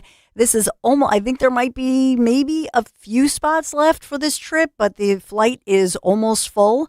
I would not go anywhere across the pond, as they say, unless Conservative Tours and Ken Chase was running the show for all of you and for me too. A+ rating with the Better Business Bureau. I can't say enough about Ken Chase and the team. So even if you've been to Portugal, Spain before, Ken Chase takes us where nobody has gone before. Let's just say he takes us above and beyond anything you've ever experienced. So fine dining, all the great wines, the seaside villages. I mean, seriously, there were times when I would take video. I got to release some of the video and some of the pictures, not all of it, because what happens on conservative tours, except for when Anne-Marie put out some stuff on me, but mostly what I take with the video, what happens there stays there, all right? What happens in Portugal, Spain stays there. But seriously, we had so much fun, and I was talking last night and to some of you, and we text back and forth to each other, and I sent an email to the one group, and I just said, this is the highlight of my year. I'm not even kidding you. We have a blast. And we get to travel. And we get to have the best food, the best hotels, and the best time ever. It is so much fun. You're going to be so sorry if you don't go. $57.38. It includes your nonstop flight from Philadelphia to Lisbon, picturesque Dara River Valley, 4-star hotel properties, dining events galore, rivaling the best in Europe, Portugal. Everybody says this. As a matter of fact, the Martinos, Paul Martino just said, Arthie and I, we would love to get away and go on this trip. We don't know if we can go this year. Portugal, Spain is the hot place right now. The secret is getting out. You want to do this. Lock it in. Portugal is, seriously, it's awesome. Private Portuguese escort, 10-day adventure. Yes, Grace Docker, 10 days. Step over the border into Galicia, Old World Spain. Fly home from Porto. Join me. History, cuisine, unique beauty of this secret land. To call toll-free, 888-733-9494, conservativetours.com. Just look up the itinerary, Cascais, Sintra, Coimbra. I could go on and on. conservativetours.com. Make sure you tell them Dawn sent you. At Uline, they know firsthand the road to success is an uphill climb. Uline started in the family basement and through hard work is now North America's most trusted shipping and industrial supplier. They get what it means to have the support of reliable, hardworking partners. So they keep 41,000 items ready to ship. Whether your company is still in a basement office or expanding cross-country, Uline will be there on your road to success. Visit uline.com. As the owner, coach, and quarterback of your small business, you call the shots. From inventory to payroll and more. Now it's time to bring in LendSeek, your funding MVP. No delay of game here. Get up to $2 million in as fast as 24 hours for business lines of credit or term loans. Let LendSeek's AI marketplace assist you in making the winning play and score that touchdown. Apply at lendseek.com, LENDSEEK.com. The most important phone call you'll make in retirement is 800-722-9728. It's your retirement lifeline. Call 800-722-9728 to begin your crash-proof retirement. No fees, no market risk, and principal protection. And every penny you earn is yours to keep. That's 800-722-9728 to learn more about the exclusive crash-proof retirement system, which has withstood nearly 2 decades of market volatility and has never lost a penny of our over 6,000 clients' nest eggs. Schedule an appointment or register for our next event happening at the William Penn Inn on Tuesday, February 17th, starting at 5 p.m. 800-722-9728 or crashproofretirement.com. Hey, this is Larry Steinitz with Investor Schooling. How many times are you going to listen to my voice before you finally go to investorschooling.com? I can't believe you haven't signed up for a class yet. You're going to learn real estate investing. You're going to learn stock options trading. You're going to learn things about money that you didn't even know existed. Go to investorschooling.com right now. Oh my goodness. This Thursday, investorschooling.com, and take that free class. See you there. Career changers, including veterans and active duty service members. Your transition starts here. Go from GI to IT in a matter of months. Become a certified cyber warrior with training at My Computer Career. Cybersecurity specialists are in high demand, offering IT pros great opportunities and a rewarding lifestyle while protecting our people, liberty, and treasured institutions from cyber threats. Deploy your career in IT today at mycomputercareer.edu/CWP, an elite CompTIA certification partner. VA education benefits are available to those who qualify. My name is Whitney Allen, and I'm a widow. After my husband died, the last thing I wanted to think about was money. Ethos made it affordable to get life insurance. Signing up was fast and 100% online. I knew that I could pay our mortgage and have food in the fridge. I could focus on my kids. No one ever tells you how much you're going to depend on that policy. I am so grateful we had coverage. Get your free quote at ethos.com/life. That's ethos.com/life. Paid spokesperson. Time spent on application may vary. Online health questions required. For a complete list of Talk Radio 1210 WPHT's contest rules, go to 1210WPHT.com/rules.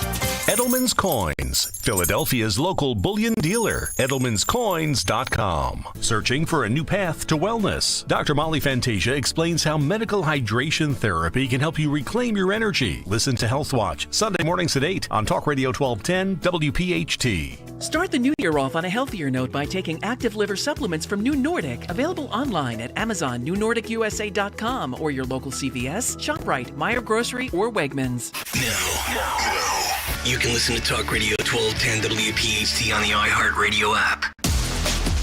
It is 8:35. Kayal and Company here on this Tuesday. Nick, Dawn, and Greg now seeking out new contributors for Tuesday and ditching Rooney Tuesday because Rooney has ditched us. Always an issue with Matt Rooney, and I thought about this as Dawn was doing her live read and I was in the facility, doing my thing. We have a Maze Monday, we have a Finger Frenzy, What Up Wednesday with Bruno, we have a Fox Double Dip Turnpike Thursday with Rich and Fela. We have a Farish Friday. And we have a Rooney Tuesday, but only Rooney has an intro. And you would think he could at least be on time after Jimmy Kelly crafted his own intro. I mean, I've been trying to change the intro to this show for 4 years. Yeah, you're never going to do it. Can't get approval on it. By the way, do you think anybody is ever late for, like, The Tonight Show or The Tonight Show. You know what I mean? Like what if Jimmy Fallon? The Daily Show or... But the loosey-goosey tardiness has really increased after the election. You notice when he was here, shilling for Jack Chittarelli, he was on time. It's true. It's remarkable. So let's admit it. He did not save Jersey, He that did not. Rooney. He He did has not. failed. Yeah. Or Jersey's beyond repair and beyond reproach and will never be rescued. Or, he's battled with Dawn. Him and Dawn have had a beef. Yeah. The whole weekend thing. Because when I was busting his chops. And you rightfully should. You were busting his chops. You were great. I loved it. I loved the fact that you did that. Yeah, you weren't. So, Yes, I was. Okay. And I didn't even text Rooney yesterday, Dawn. Because I knew he would be good. I saw that he was pimping the fact that he will be on with Ed Durr today, Senator Durr, Trucker Ed, 3 to 6. Just remember, Rooney, that's after the Bloomberg minute and all that other stuff, like 3:02, it's go time. Not 3:09. Tony Pinch on the YouTube chat says, imagine you're in court and your lawyer doesn't show up on time. Yeah, he's like Gambini. Yeah. in My Cousin Vinny when he walks in late with the red suit. Yeah. You know what we're gonna do? What? I'm gonna have him on, and then I'm gonna just mute his audio, so you can see him, but he's not gonna be able to contribute. That's gonna be his punishment. That's gonna be his punishment for. Look, this is big time, guys. This is big time. This isn't like some rinky-dink radio station. You show up here on time. You think Ruben Amaro is late for the WIP morning show? You think Jason Kelsey shows up late and says, sorry, had to do a new Fritos commercial, Joe? Where are we now? All right. Let's resume. The audience doesn't want to hear us bitch and complain. They want to hear cuts. You think Kathy Romano shows up late? You think Coop shows up late? Who's the guy on KYW with the nice Audi? Ian. You think Ian shows up late? He does not. All right. Ian with the dreamy voice. Yeah. So remember yesterday we played Billie Eilish. This is 30. And her brother Phineas. On the Grammys saying that. Are they from the South? Phineas sounds like. No. No, they're California brats. California. Phineas. They said no human is illegal on stolen land. Right? Yeah.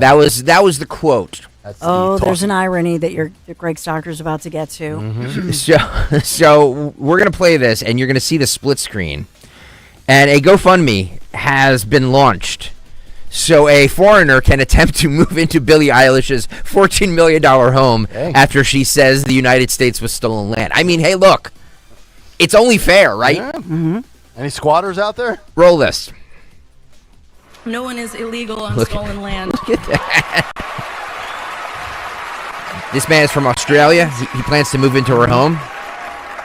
Yeah, Drew. It's just really hard to know what to say and what to do right now. And Drew Pavlou. I feel really hopeful in this room, and I feel like we just need to keep fighting and speaking up and protesting, and our voices really do matter, and the people matter. And She said it. sorry.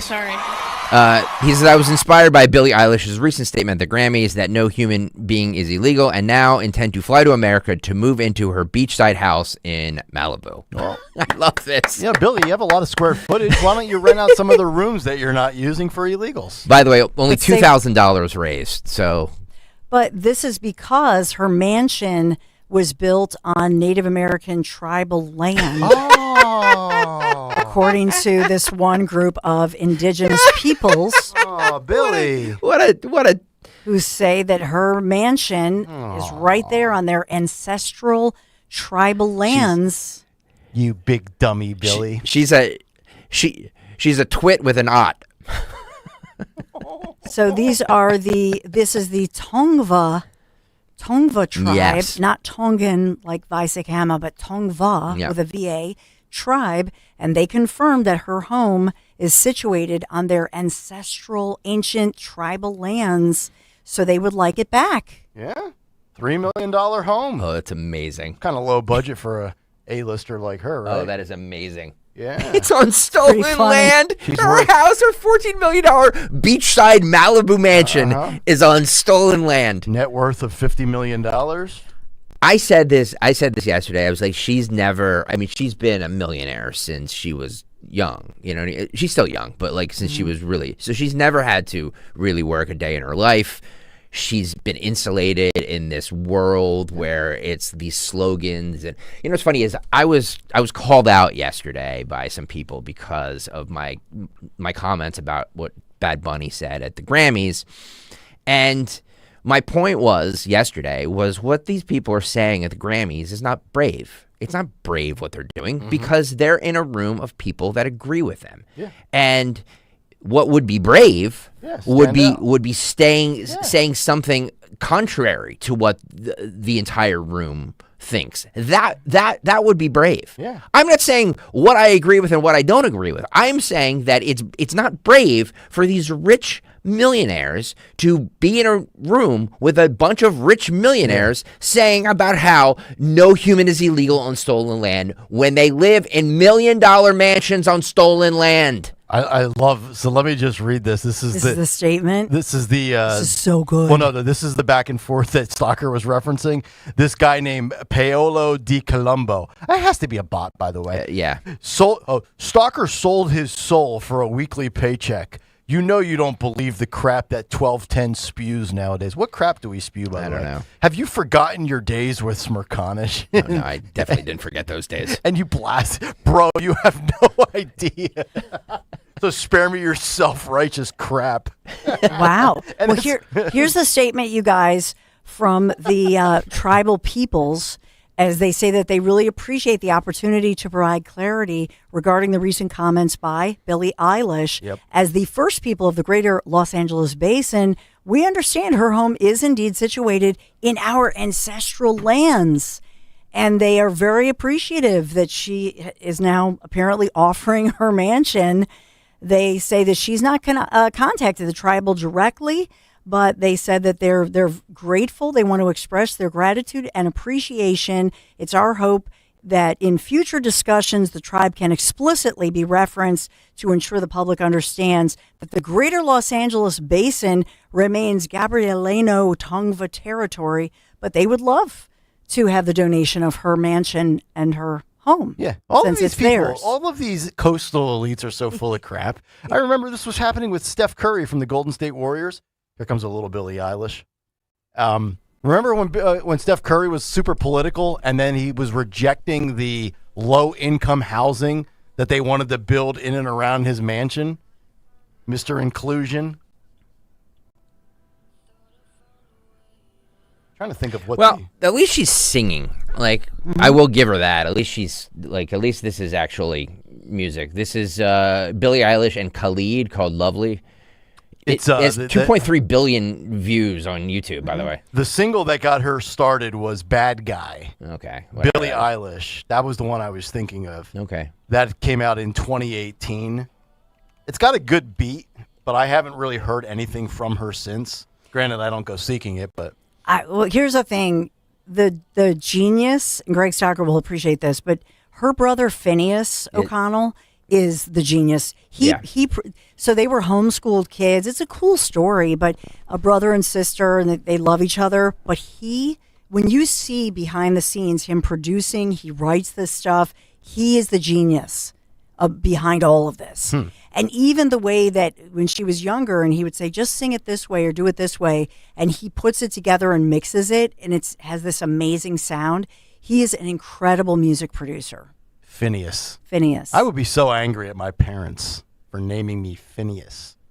I think it's a cool name. This is the song? Yeah. You're a bad guy. Yeah, my daughters, This was like their jam when they were 5 in the car. Maybe she's like, can you play Billie Eilish? I mean, it's not my thing. Would you classify it as soulless? No, because at least there's no there's no auto tune. So, oh yeah, you know this song. Yeah, this was one of her hits. This was like the one that really got her.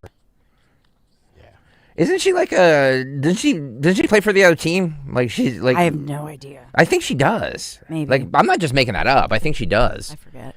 I really forget. I don't know. Whatever. All right. I go both ways. Thank you, Billie. Billie Eilish.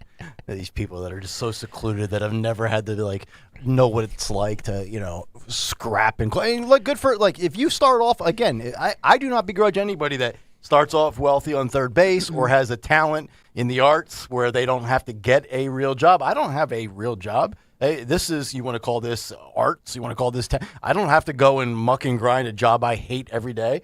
But like this notion that these people think that they can and again, Bill Maher nailed it. I'm telling you, we should play some of that if we have it from like Bill Maher is telling these elitists in Hollywood and these Democrats to just shut up. You're only making it worse for your party. So to which I say, keep talking, because I want to win elections and I want content for the show. Oprah says she wished that she had cloned her favorite dog. We talked about this earlier a couple weeks ago. Yeah, with who was it? Tom Brady said it, right? Tom Brady said that he wanted to or he did. And then the other guy, who's the guy that kind of kept like not cloned Suzanne Summers, but kept her his wife, her husband in AI. Yeah, it's just let it go. She said she would have married that dog. Oh boy. Is she married? That's weird. Are her and Stedman married? No. Okay. She's Stedman. Very close with Gayle King. Yeah, I was just going to say. BFF. I was just going to say that. As Gayle King separates from CBS News. All right, roll big fat Oprah. What do dogs teach you about loving, caretaking? Well, they teach me a lot about spirit. They've taught me a lot about spirit because each one of them, as they've passed, I feel the essence of their spirit in different ways. And some have big ones and some have little ones. Some have teeny tiny little spirits and some have bigger spirits. I mean, I had a dog, golden retriever, white cream golden retriever named Luke, who passed away in 2018. Luke. I'd have married Luke. I would have married that dog. That dog. I love that dog. Weird. And I'm so sorry that I didn't clone that dog, because at the time people were cloning their dogs and I'm like, who clones their dogs?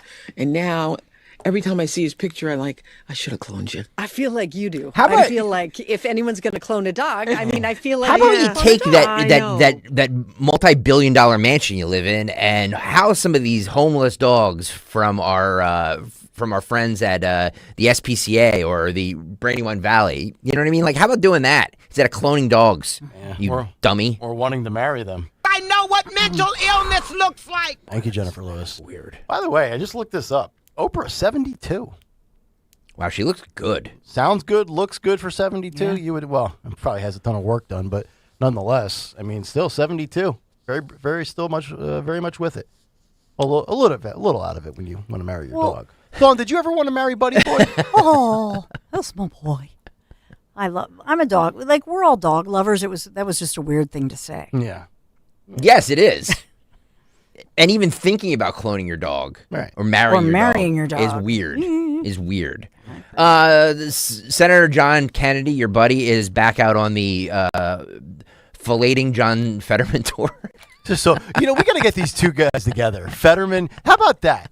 Pints in politics. I have said I would love John Kennedy. At this rate, let's do a John Kennedy, John Fetterman, politics and pints. Guarantee you that will sell out. Guaranteed. So sales. It's Tuesday. You listening? Fetterman and Kennedy.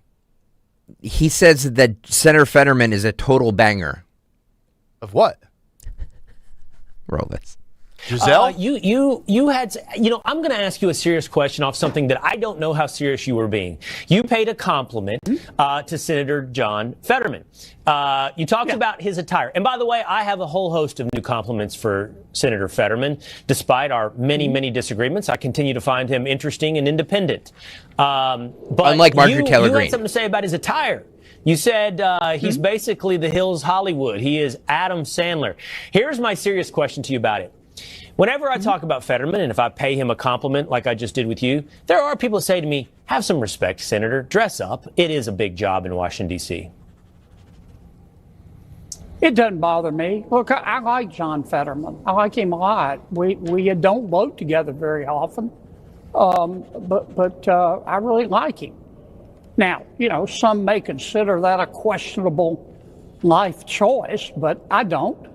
I think the guy's a total banger. He's a maverick. He follows the rules on the Senate floor. And I really like him. And what I like about John is he plays outside the pocket. Oh. He just doesn't give a damn who's mad at him. You know, if you ask him, Fetterman, you know, how do you sleep at night knowing that there are people out there that hate you? Fetterman snores. And He's likely to say something like, you know, with the fan on. You know, he just doesn't care. And I find that refreshing. You know, I He's will a total say, banger. a total banger. That's a new phrase for me, Senator. We're gonna have to get you on the. Jimmy, I'm going to need How that old on the is Will board. Cain? It's a new thing for me. I think he's your age. Yeah. Yeah.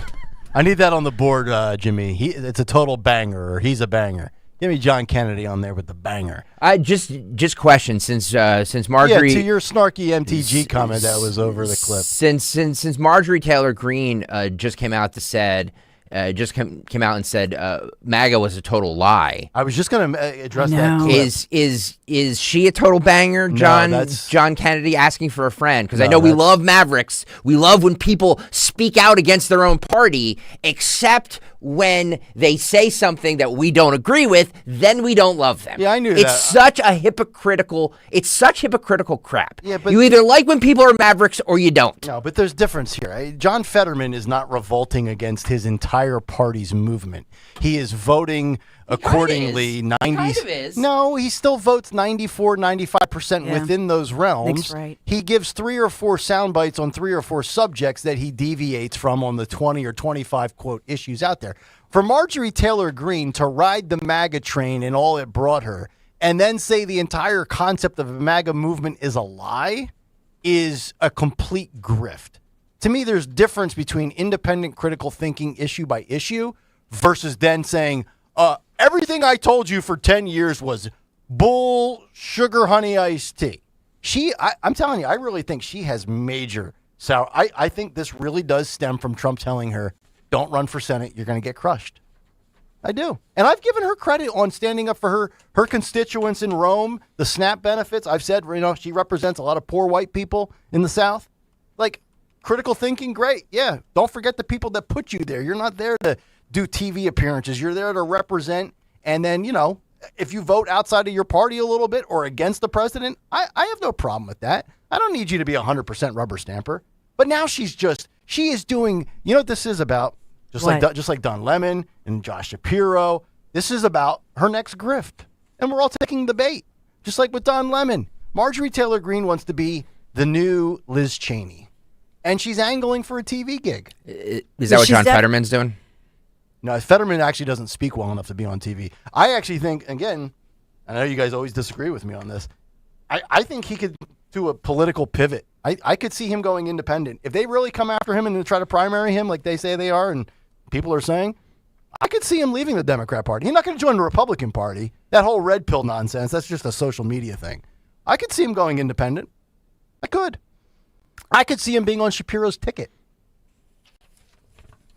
I think that here's the risk that they take. So they're going to primary him. Well, they're both from the same state, so they couldn't do that, right? Right. Oh, that's right. I always forget about that. They should get rid of that. Just find 2 people you like. But for Fetterman, if he wins, because he is a popular guy, so if he wins, then he is somebody who becomes one of, if not the most powerful Democrat in the country, which we've seen before. Oh yeah. Right? If I'm him, if he can pull off and win over being primaried.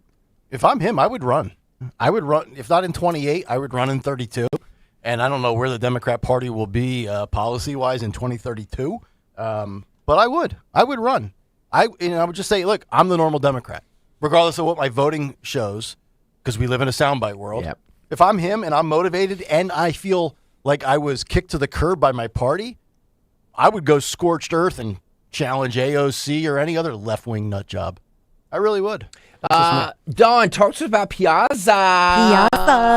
Because I'm reporting live, as we all are, from the Piazza Auto Group and Piazza Premium Automobiles Studios. So we love Piazza here. Introducing the all-new 2026 Honda Prelude Hybrid, redesigned with cutting-edge hybrid performance as well as head-turning style. Coming soon to a Piazza Honda dealer nearest you. Be among the first to experience it or discover Honda's complete hybrid lineup, and that includes the popular Accord, Civic, or CR-V. Available today with financing as low as 3.49% for 60 months. Just visit Piazza Honda in Philadelphia, Springfield, Langhorne, Pottstown, or Reading. Experience the future of driving. Shop online, piazzahonda.com, Piazza, piazzahonda.com. Tell them Dawn sent you. Attention. Have you racked up $10,000 or more in credit card debt? Are you barely getting by making minimum payments? With credit card debt reaching all-time highs, National Debt Relief is notifying consumers about significant debt relief options currently being made available to help those with overwhelming credit card debt. These options may reduce a large portion of credit card debt for those who qualify. You don't need to declare bankruptcy or take out a consolidation loan, and you may only have to pay back a fraction of what you owe, even if you have bad credit. National Debt Relief has already reduced the credit card debt for more than 550,000 consumers, so don't wait. If you owe $10, $20, or even $100,000 in credit card debt, you can now take advantage of this financial debt relief as the cost of living continues to skyrocket. To check what debt reduction you may qualify for, call 800-358-6868. That's 800-358-6868. Again, 800-358-6868. Hey, it's Rich Zioli. I want to talk to the ladies for a moment. Ladies, you know I love the Second Amendment. You love the Second Amendment. And Bob's Little Sports Shop loves the Second Amendment and ladies who exercise their Second Amendment rights. And they have a ladies-only shoot coming up on March 1st at 1 p.m. This event is for women only, with women-only instructors. You know, there's no other range in our area, except for Bob's, that has a women's-only event like this with women's-only instructors. You don't need a firearms ID card or prior experience to attend, but space is limited. So ladies, don't push off learning how to protect yourself. Go see my friends at Bob's Little Sports Shop and start learning how to protect yourself and your family today. All you got to do is go to bobslittle.sportshop.com, bobslittle.sportshop.com. And remember, they're a full-service shop with over 60 years of experience, and they'll guide you from start to finish, from applying for your permit to figuring out the perfect firearm for you. March 1st, 1 p.m., the ladies only shoot. bobslittle.sportshop.com. This ad sponsored by Bob's Little Sports Shop. Do you owe back taxes or have unfiled tax returns? The IRS won't quit until they get your money. Here's great news, fresh from those in the know. Major changes have happened at the IRS. If you owe more than $10,000, you may be eligible for a 99% reduction of what you owe. Haven't filed a return for a while? Their happy clients are talking. The IRS was going to levy my bank account, but Guardian was able to prevent that and fix all my IRS issues. Thanks again, Guardian Tax. Need relief from crushing tax debt? The IRS now has special programs. Guardian Tax knows all about them. Personal or business, this is the fresh new brick you've been hoping for. We aren't the company you call when you need a hug because you're scared of the IRS. Guardian Tax is the company that wins when you need it most. Guardian Tax Service is really great to work with. They really help me out. I'd recommend them highly. Call now for a free confidential consultation. 800-499-1424. 800-499-1424. 800-499-1424. Why does it matter to members that Aetna was named a Best Medicare Advantage company by U.S. News & World Report? Because they chose a plan that gives them real support, real people, and real care. We show up on calls with members and doctors' offices when needed. We show up with access to convenient care options and coverage that fits everyday life. We don't show up for awards. We show up for you. And showing up for you is how healthier happens together. Hey, it's Rich Zioli here with my friend Matt from Emmons Roofing and Siding. If you're like me, your house took a real beating this winter from all the snow, ice, and storms. At Emmons Roofing and Siding, we're here to put it back together. We specialize in storm-resistant roofing and siding systems designed to last no matter what Mother Nature throws at it. Emmons is who I use and recommend, so call Emmons today at 856-556-3229 for a free roof inspection. Or visit us at callemmons.com. Callemmons.com. Emmons, protecting homes, one roof at a time. Have you subscribed to our YouTube channel yet? Not yet. Do it today. Okay. At 1210 WPHT. WPHT.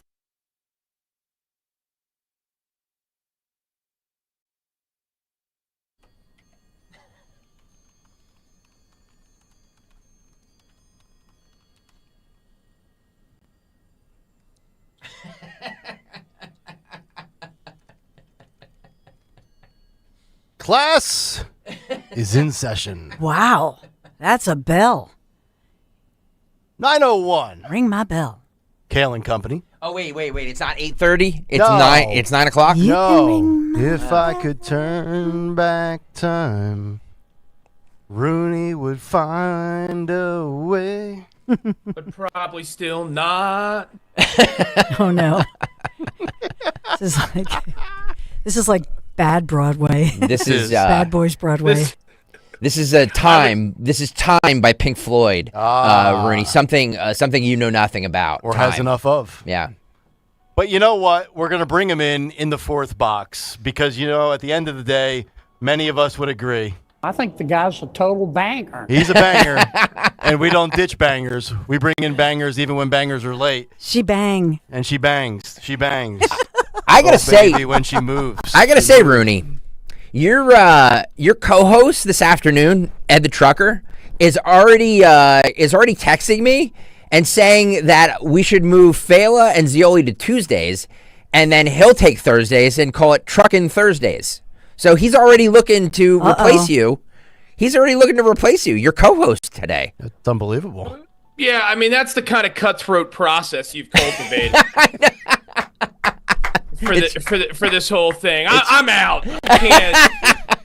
Rooney handles this so well. I'm a gentle soul. You don't want to take part in any of this Hunger Games nonsense that I've done. No, Rooney understands. I'm no Mockingjay. It is coordinated chaos from 6 until 10 as he joins us now. That's right. The goatee looks good, cool brother. song. I got to tell you, it's a good look for you. If I'm you, I stay with the goat. I go to court with the goat. I hang out with Mr. Donahue or your partner in the firm with the goatee. The goatee, it's a keeper, Rooney. I'm going for like an Obi-Wan Kenobi few years in the desert look. Yeah. Right in there. It's a good look.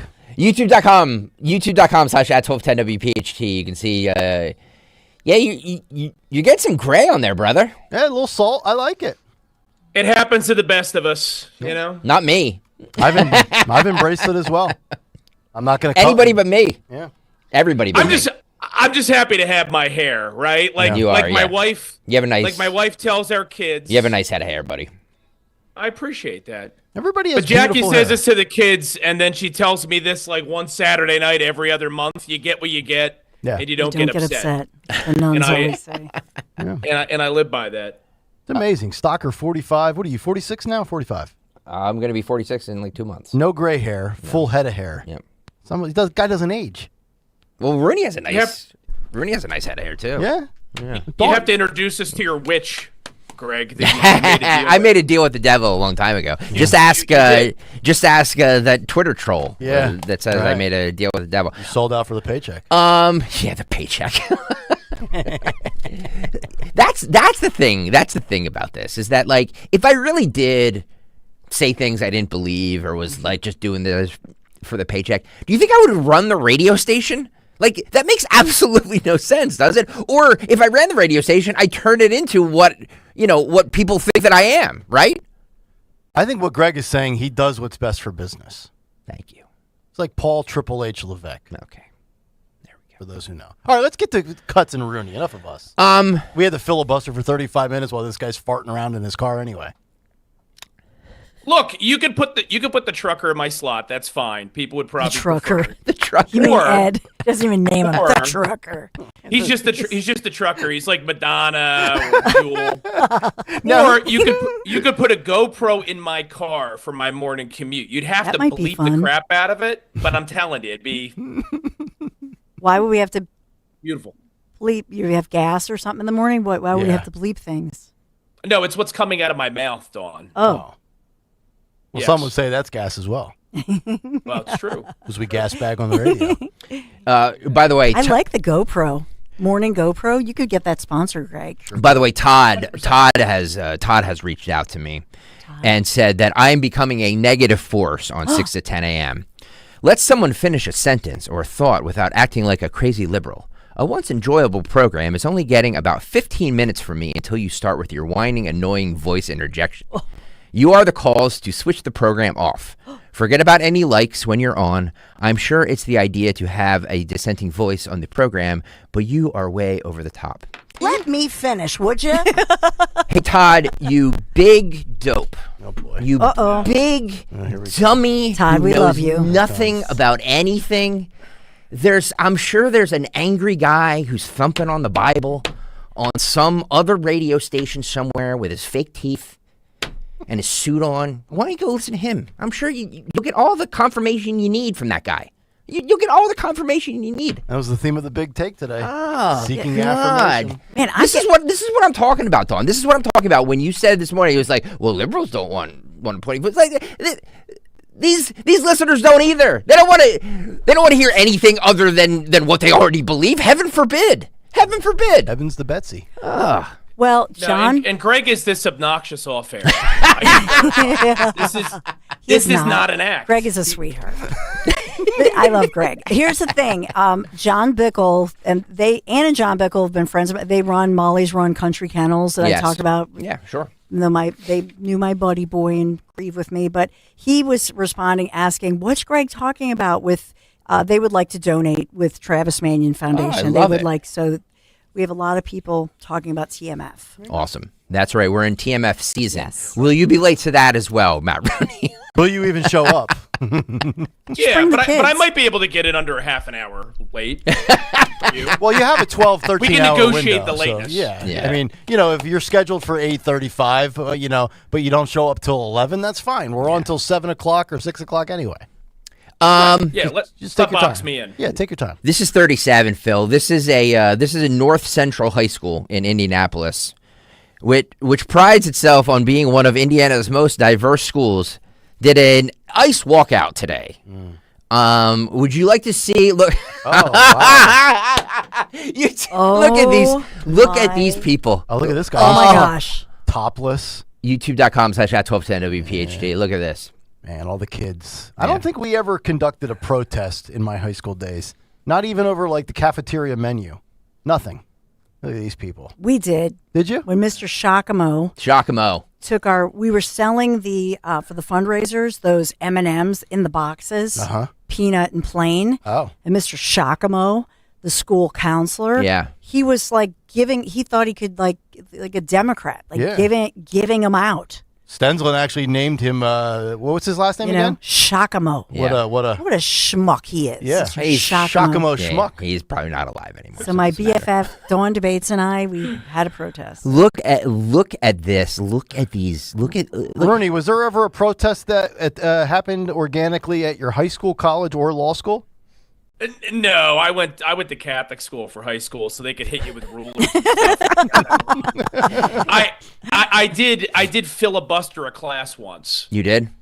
Because I thought the teacher was wrong, so I got up and walked around my history class and refused to sit down and just kept talking. I know that's shocking to you. Wow. That something like that could ever But happen. it was, who taught it? It was not a nun or a priest.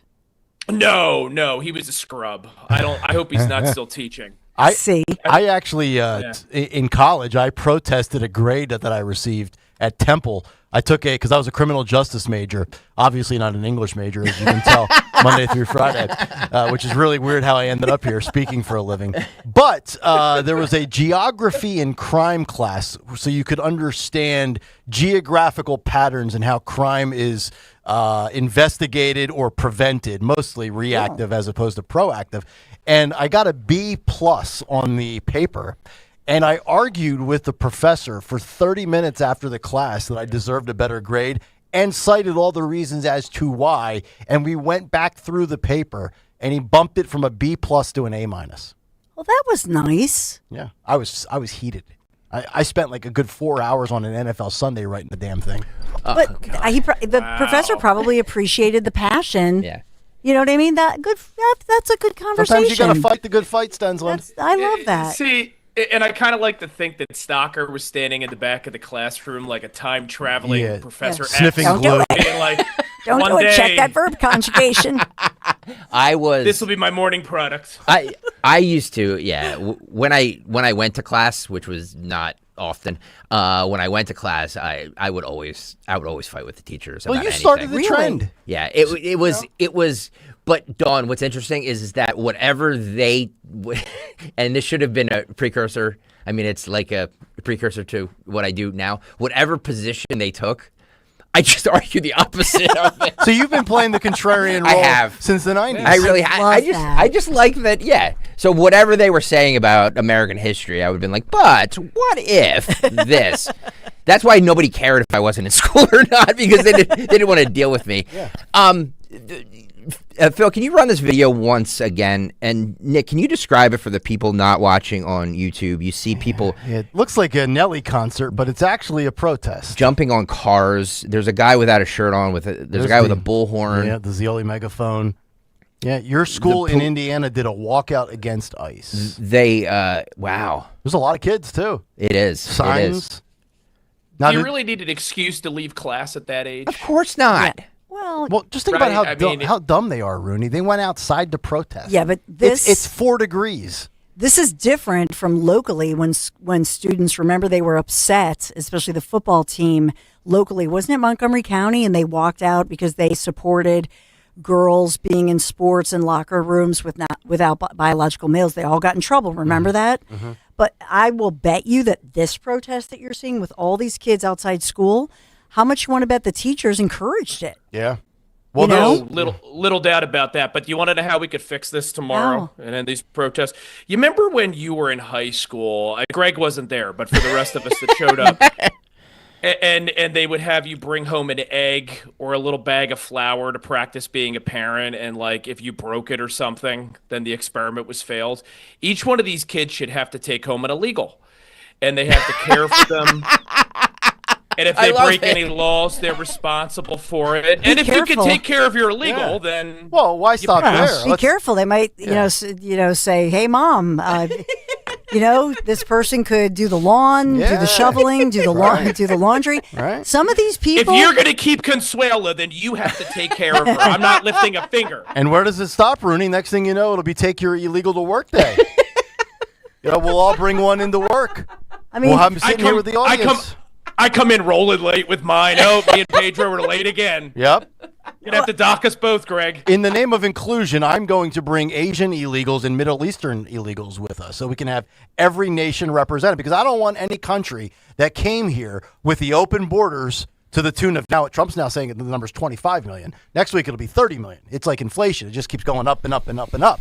We're going to bring them all, Rooney. I want every nation that came here illegally to be represented equally. In the name of feelings.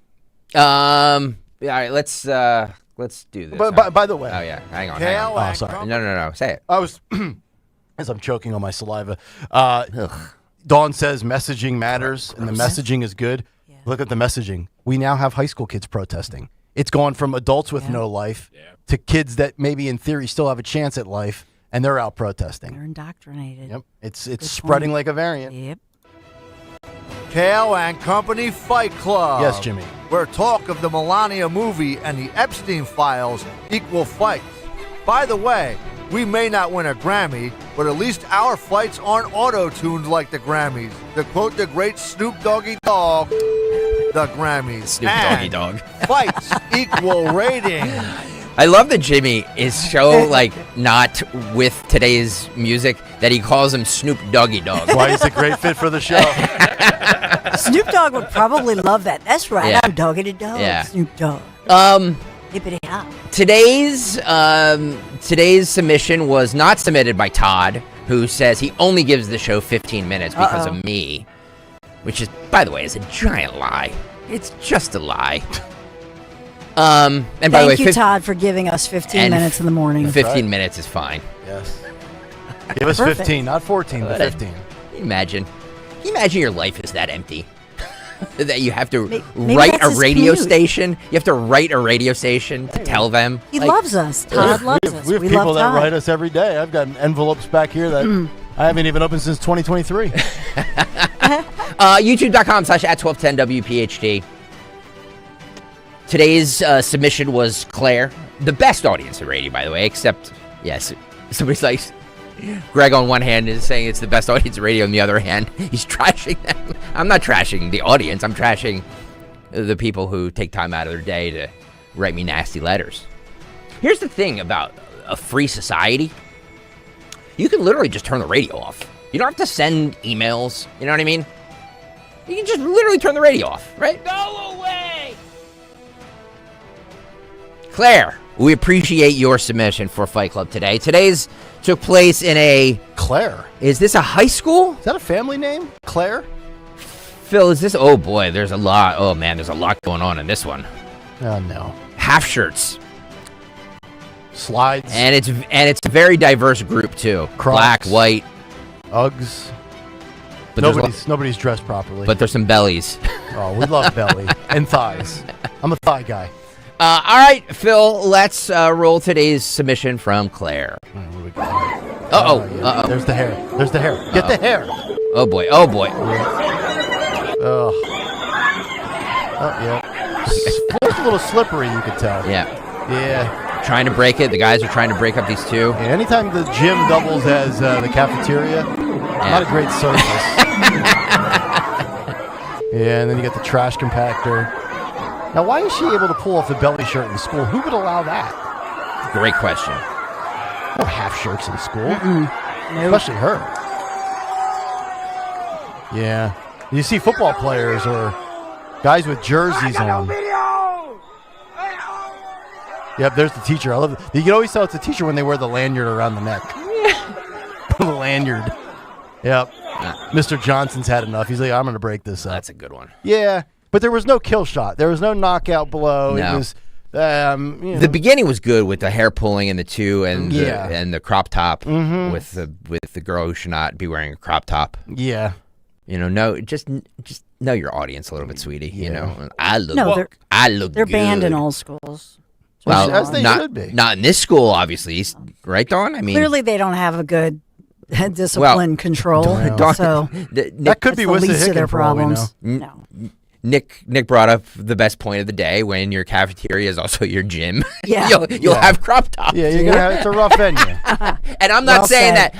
By the way, I'm saying that as somebody whose cafeteria doubled as his gym. Okay. So well, I speak from. It's because 13 kids went to Bangor. Or Pius, or they're all the same up there. Yeah.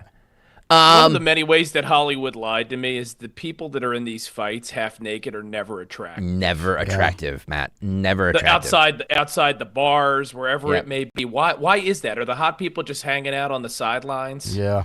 I don't have to. I don't have to throw a haymaker to get what I want. You know how like game shows have certain themes for certain weeks? We ought to do like sexy only Fight Club week.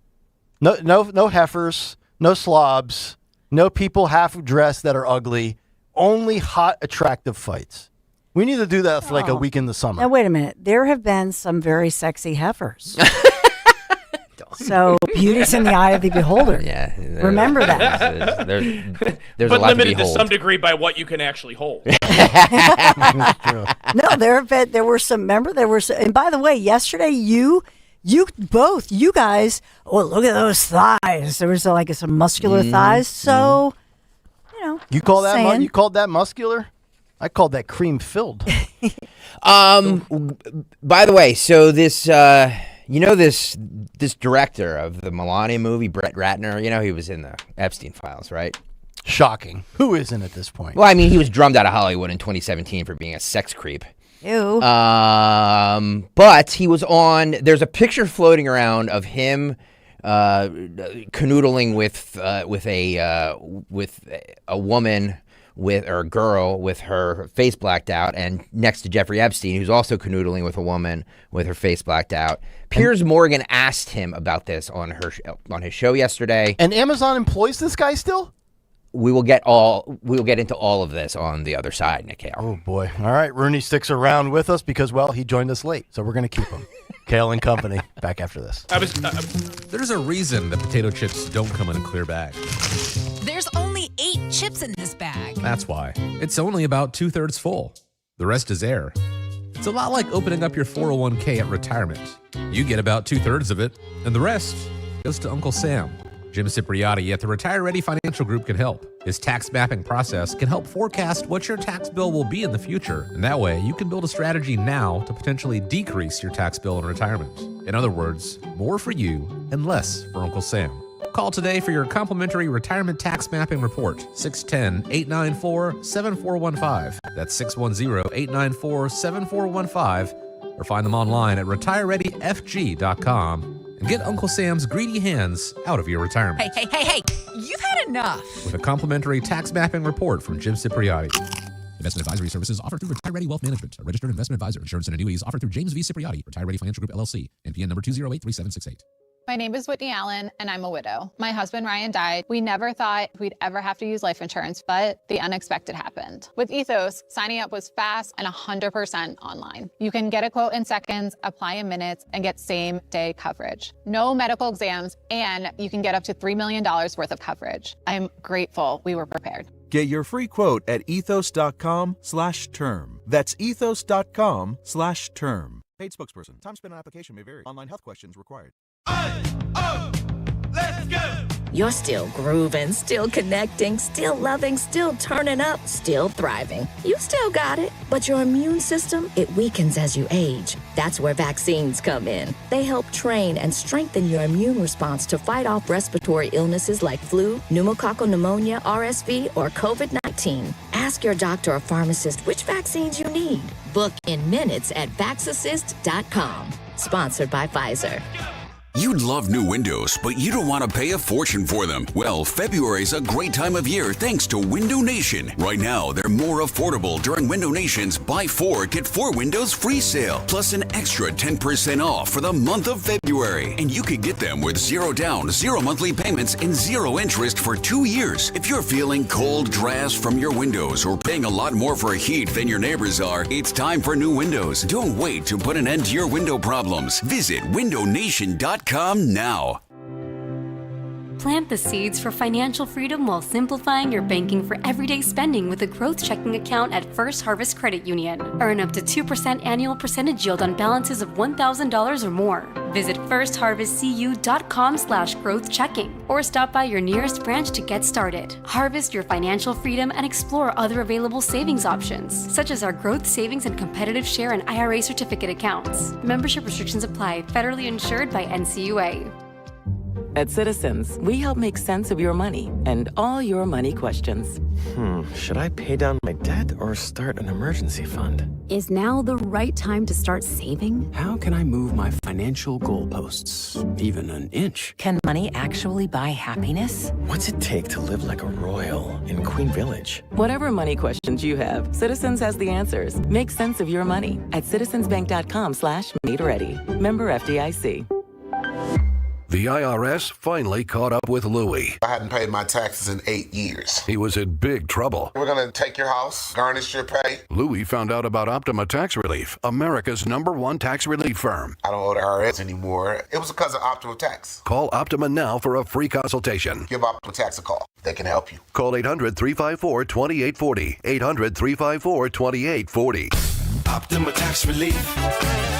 Actual client compensated for sharing their experience. Visit OptimaTaxRelief.com for details.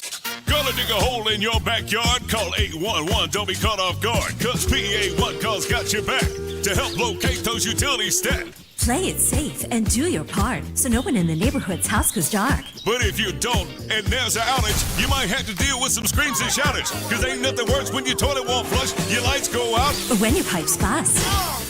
Yeah, your neighbors are gonna love you. Know what's below? Call 811 before you dig. Help us at 50 and 5. More at PA1call.org. I've always wanted to learn French, but the app I tried didn't help. If you want to memorize words in another language, there's an app for that. But if you want to really learn another language, there's Babbel. Babbel was designed by over 200 language learning experts to be the most effective way to learn another language. With other language learning apps, I was just playing games. I wasn't really learning. Babbel's different. Every time I open the app, I can choose to work on my writing, speaking, or listening. And it saves my mistakes for me to review, so I'm constantly improving. Babbel feels like it was created intentionally by people who really know what you need to learn another language. Before Babbel, I thought I just wasn't good with languages. But now I'm speaking French. Tout ça, c'est grâce à Babbel. Want to really learn another language? Save up to 50% on your Babbel subscription when you sign up at Babbel.com. That's Babbel.com to save up to 50%. BABBEL.com. Hey, this is Larry Steinhaus with Investor Schooling. Listen, I know sometimes you worry about coming to see me because you don't want to invest in real estate, because you don't want to deal with toilets, trash, or tenants. I'm going to teach you a way that you don't have to deal with toilets, trash, or tenants, or even own any real estate and invest in real estate at the same time. You want to learn this, so go to investorschooling.com. That's investorschooling.com and take a complimentary class this Thursday, and I promise you, no toilets, no trash, no tenants. Attention all dog owners. If you have ever listened to the radio or TV for any length of time, you've probably heard of America's #1 dog supplement, Rough Greens. Greetings, naturopathy Dr. Dennis Black, Amazon best-selling author and founder of Rough Greens here. And if your dog suffers from bad breath, itchy skin, licking paws, joint pain, or low energy, the truth is their food is probably to blame. You see, all commercial dog food is dead food. That's why I created Rough Greens. One daily scoop gives your pup the live vitamins, omega oils, probiotics, and enzymes that will bring their food back to life. Don't believe me? Let your dog try it before you buy it. I'll send you a free Jumpstart trial bag, risk-free. You just cover the shipping. Go to roughgreens.com. That's RUFFgreens.com. Use discount code NEWS. Don't wait. Give your dog the gift of vibrant health. Order now. It'll be at your house in a few days. Go to roughgreens.com. That's RUFFgreens.com. Discount code NEWS for your free Jumpstart trial bag today. Rough Green. We make any dog food better. Now you can listen to Talk Radio 1210 WPHT on the iHeartRadio app. 9:27. Welcome back. It is Kayal and Company here on Talk Radio 1210 WPHT, the station for the people, by the people. On the show that questions the answers and answers the questions. We're the brand manager who tells the audience to leave, yet they stay. And where the contributors are late like Rooney, or sometimes like Bruno, they just won't leave. Welcome back. I'm the yin to his yang. Yes, you are. By the way, since you are late, we do still, value you, so.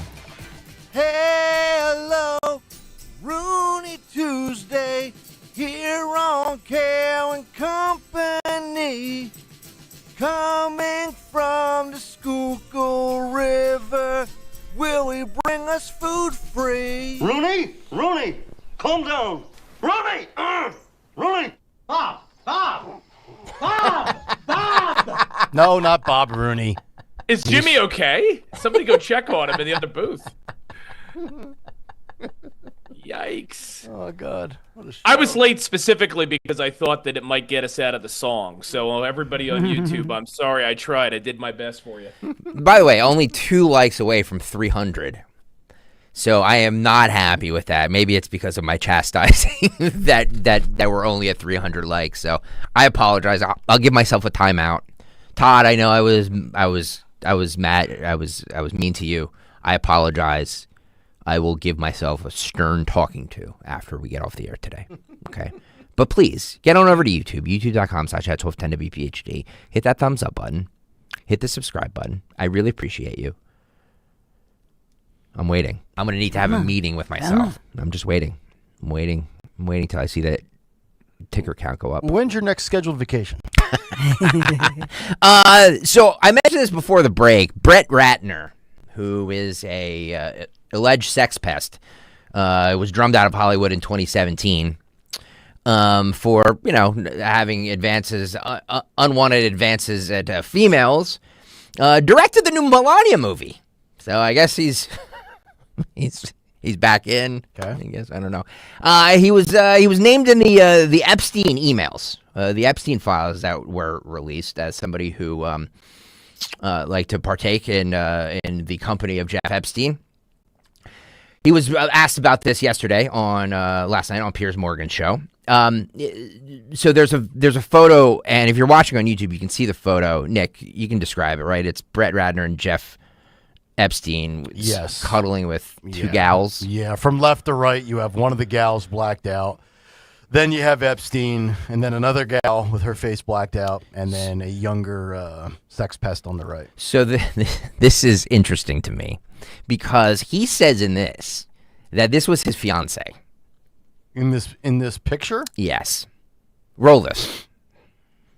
Brett, I want to just switch gears quickly to the very serious and big stories in the news, the Epstein files. as you know, a picture came out of you with Jeffrey Epstein with two apparently young women in it.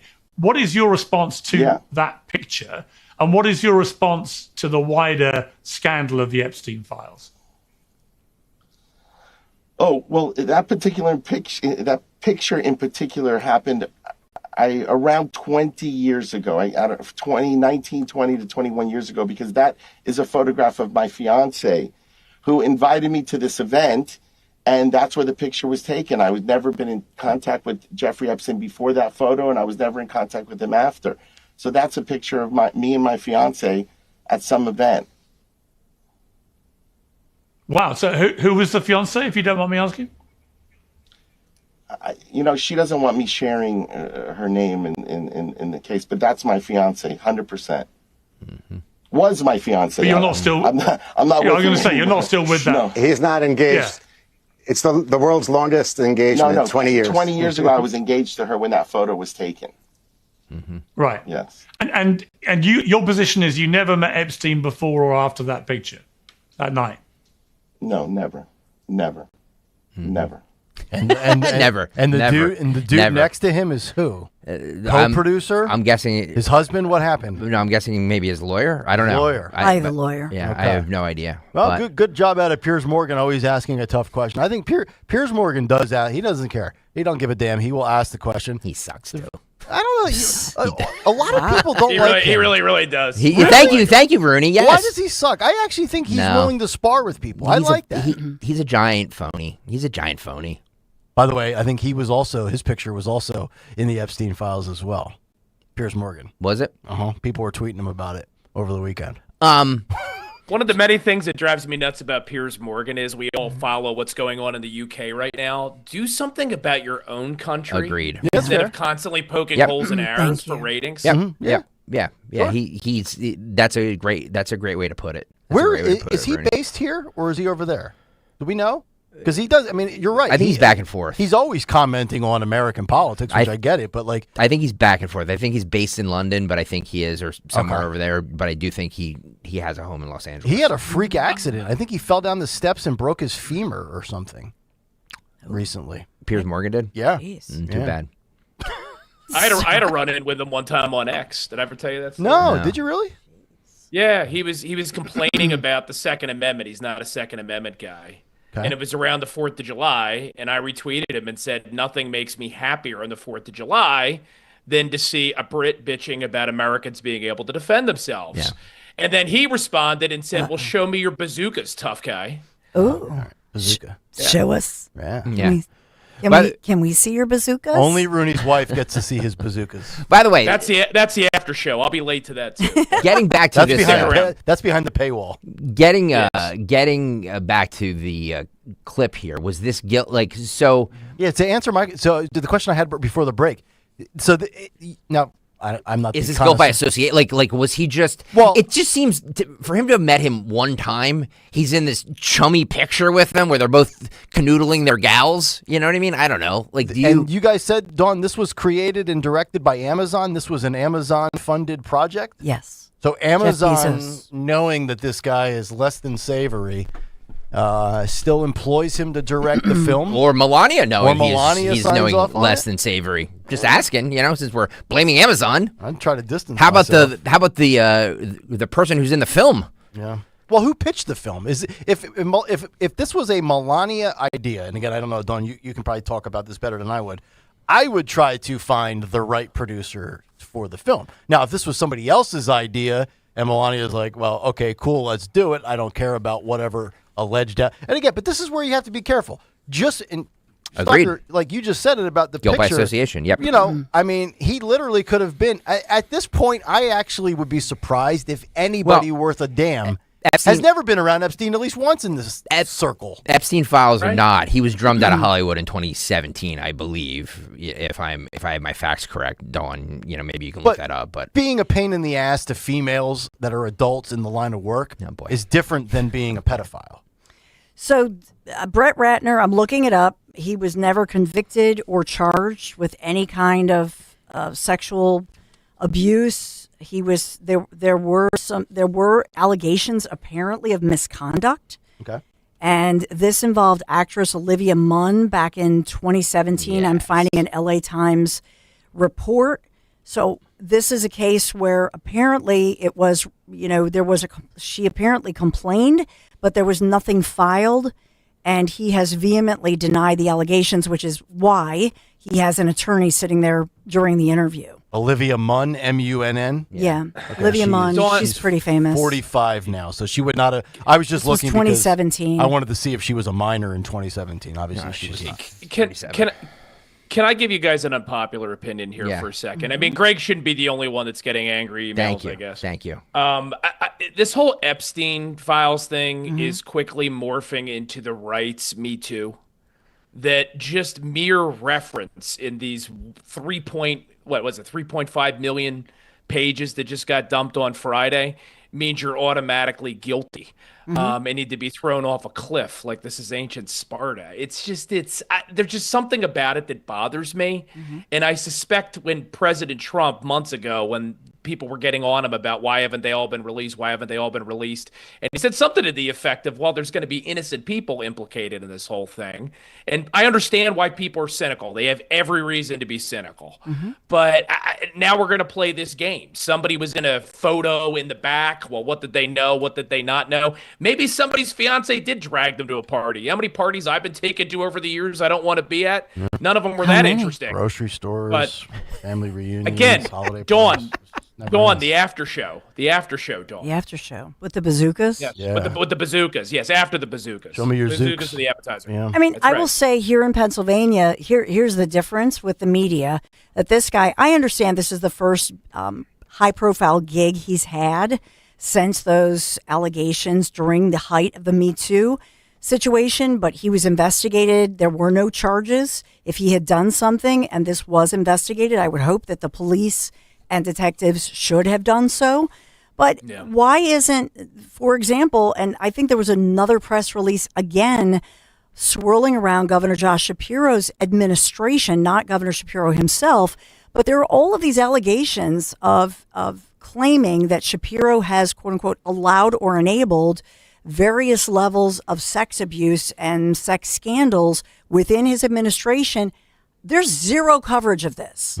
And so if we're going to be fair and we're going to cover all of these cases and say they should all be investigated, then let's be equal about it. But it never is. Well, yeah, and that's a great point, and it's never going to be that way, unfortunate and sad as that may be to come to the realization. But Rooney, I think you're right with what you said about the unpopular opinion with the right, but I see it on the left too. And I said this on Monday's show in my big take. I said, if you're a liberal rooting for it to be proven true that Trump is a pedophile, or if you're a conservative rooting for Bill Clinton to have your claims and your suspicions proven true, you're just an awful human. So you would prefer to be right and say, aha, I told you your guy was a pedo. I would actually hope that none of them are, and it's just mere internet politics speculation, because I'd like to have one less female victim. Like, in the name of human rights and just, screw over, the hell with social media points. Like, I would love for Trump and Clinton to be completely exonerated. I don't want to sit there and say Jane Doe got raped by insert President X. Yeah, I mean, less victims, Nick, and also it shouldn't be a happy thing if many world leaders are pedophiles. Yeah, right? I don't want to think that I live in that world. I mean, if that's where the evidence leads, that's where the evidence leads. And obviously we have plenty of evidence there were a lot of rich guys behaving very, very poorly. And if we can corroborate any of that, throw them in a dungeon. I could give less of a damn. Make them listen to Matt and Ed Trucker on loop. Stick an 8-inch piece of ammunition up their rectum like they do in France. Thank you. Oh, if you're listening at 9:40, if you're listening at 6:02, you know what Nick is referencing. And for $10, you get the remote control and blow them up. Detonate it. Self-detonation. Oh, my God. Good. Oh, my God. And a Kayal and Company t-shirt. Blown to smithereens. By the way, speaking of the Epstein files, Bill and Hillary Clinton will testify. They will testify. Yep. So that should be interesting. They're just going to plead the fifth. Because they've been held in contempt. Yeah, and you're right. They can still plead the fifth. Sure. You think they're gonna doing sit there all of this just to plead the fifth? Hillary, she can be a little freaky, but I'm pleading the fifth. I mean, think about what is it when they ask Thanks why. for That was good. Thanks for laughing. Jimmy Kelly is actually the best. What on Clinton? Yeah, he does it the better best. than you. Oh my gosh! I think yours is pretty good. Thank you. Yeah. His impression's pretty solid. He's done it. Yes, He's done it for me. sounds exactly. But if in fact, and if if that question is not asked, then everybody in there in these, is it a deposition or is it in? What's the actual proper setting for this, Dawn? You're subpoenaed. They're under oath. But is it a behind closed doors deposition, or is this out there on the floor? Well, I think this is Matt, correct me if I'm wrong, but I think it's subject to they probably want to negotiate. Okay. Well, if you ask the question of why were you on Epstein Island allegedly 32 times, and they plead the fifth, I mean, you might as well just say you're guilty. I mean, but you better have an answer for that. What I'm hoping is for a code red moment. I mean, the smart thing to do if you're the Clintons would be to plead the fifth, even though the optics of that kind of suck. Right. But you know that they are indignant that they're having to be put through this. Oh, yeah. They think that they're beyond this. They're above it. They've never believed in accountability, clearly. So I would love to hear Hillary Clinton just lose her temper at the end of this and just say something that she's going to regret. It'd be beautiful. They should make that. They should stream that. I would. There's not a dollar amount that I wouldn't pay to watch it. People in Minnesota are now setting up checkpoints near in the area where ICE is to run license plates before allowing people to pass. How is this legal? That sounds like that sounds like how is this legal? A regime that is quite controlling. Roll this. Roll the video here. You see a truck. Look, they literally are setting up. Do you have your papers?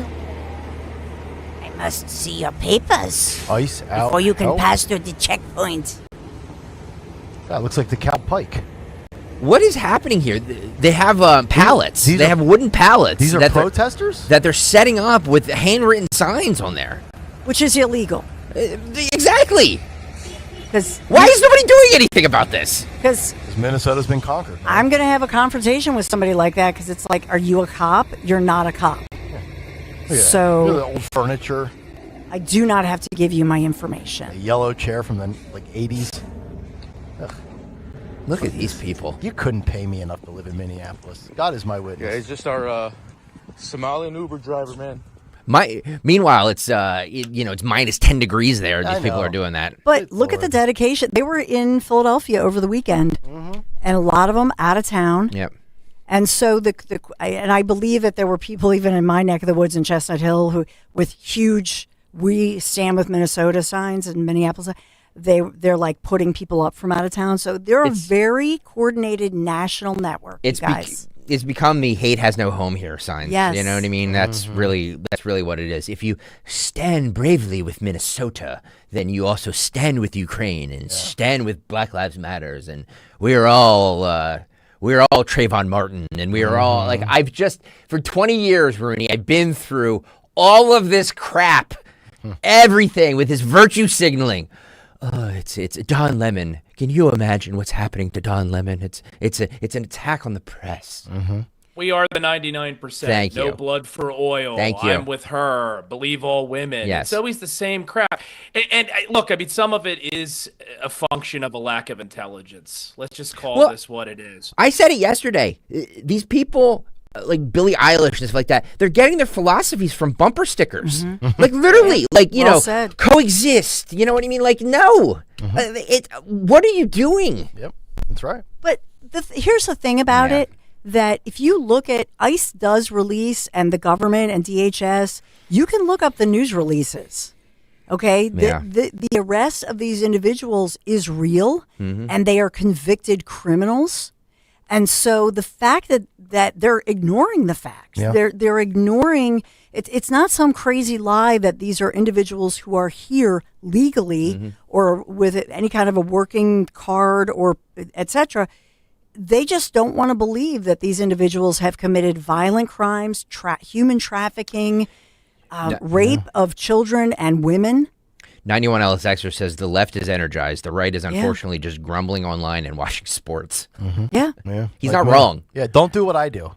By the way, do you still have contacts, Dawn, in the Twin Cities in Minneapolis? I would love to know, and the reason I ask is I would love to know if you've been told to stand down if you're Minneapolis PD. I'd love to know what the resignation rate might look like right now for law enforcement in Why that do locale.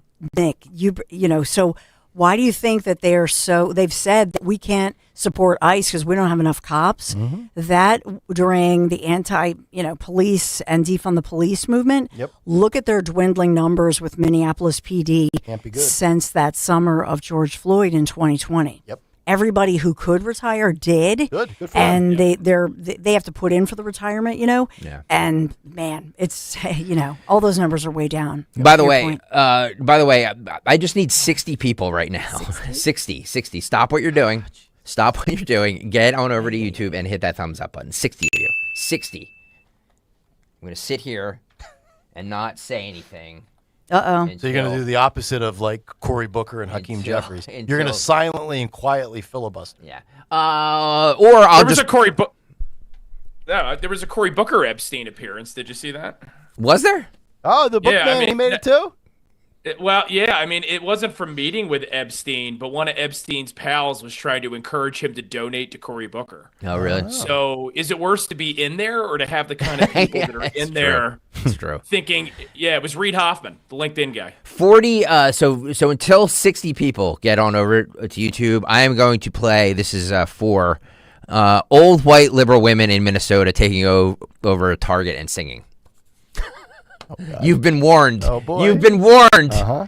Hit that button. YouTube.com/@1210WPHT. Hit that button. Here we go. Roll this.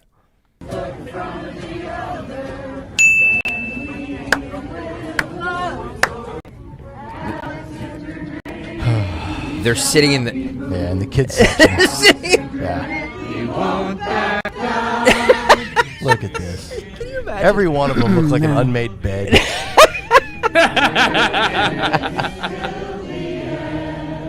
Short hair, bad glasses.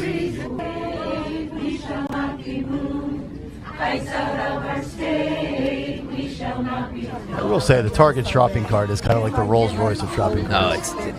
Look at these. Look at these. Yeah, filming themselves. You guys have literally taken over the Got one lady in a bonnet. Paris standing with us. We have Utah. Utah have famously been a red state for how long now? They're fed up with. Can you just go in there for like a pork chop or for a pair of jeans? Yeah. You're trying to grab some paper towels, toilet paper. Disgraceful. All these Karens and flannels. Ugh. All right. I'm anti-flannel, by the way. Ugly, not comfortable. Liberty, hear our call. Look at that guy. He's got a hat, a COVID mask, and gloves on indoors. 15 more people. I'm not joking. 15 more people right now. Get over there. Just please press the button. Torture. Keep hitting that button. Torturing us. We shall not be moved. Look at that poor granddaughter there. I believe Minnesota. Claire brings her grandmother with her. For Congress to defund ICE. So that this doesn't happen to any other community in America. Yes. Right? Yes. And for 8 people. Come on. 8 more. I'm telling you, you want to solve this? Make each one of these people sponsor an illegal. Seriously. Yes. They can stay. Yes. You have to sponsor them. You got to feed them, give them their welfare checks. If they commit a crime, you got to go to the police station and collect them. That's right. Protect employees, protect customers. We have made this. All right, we're good. We got there? We got there. Congratulations. 2 minutes and 30 seconds in. Congratulations. Thank God. And it's just in the nick of time because we also have to go and right. say goodbye to Matt Rooney. Thank you, Rooney. What a program this is. People I know. are threatened, coerced. I love it. I look forward to Tuesdays. It's the most interactive show on radio where I'll yell at you, I'll threaten you, and then I'll also say that you're the best audience in radio because you are. How about that note that he just that can't go under the radar here. Rooney just says, I look forward to Tuesdays. Yeah. The guy that shows up 30 minutes late, he looks forward to it. He does. He looks forward to showing up late. Yeah. Thank you, Matthew. Love you, Matt. Hey, 3 to 6 today. Love you guys. You and that trucker dude. 3 to 6, Matt Rooney, Ed Durr, Trucker Ed. Yeah. Trucker Ed. Come on. Tune will in. it take my job? Yes, We'll he will. see. Yes, he will. Probably. There he is. Thank you. Matt Rooney. We'll come back, get to what occurred today in music history. And then Ryan the Dawn Mannion. Show. Yeah. Coming up. Coming up at 10 o'clock. Sister. Yeah. CEO. Yep. She had a nice comment to me when we did the 5, was it the 3K or the 5K? 5K. 5K is 3.1 miles. She sees me coming in. She goes, boy, you're really sucking wind, huh?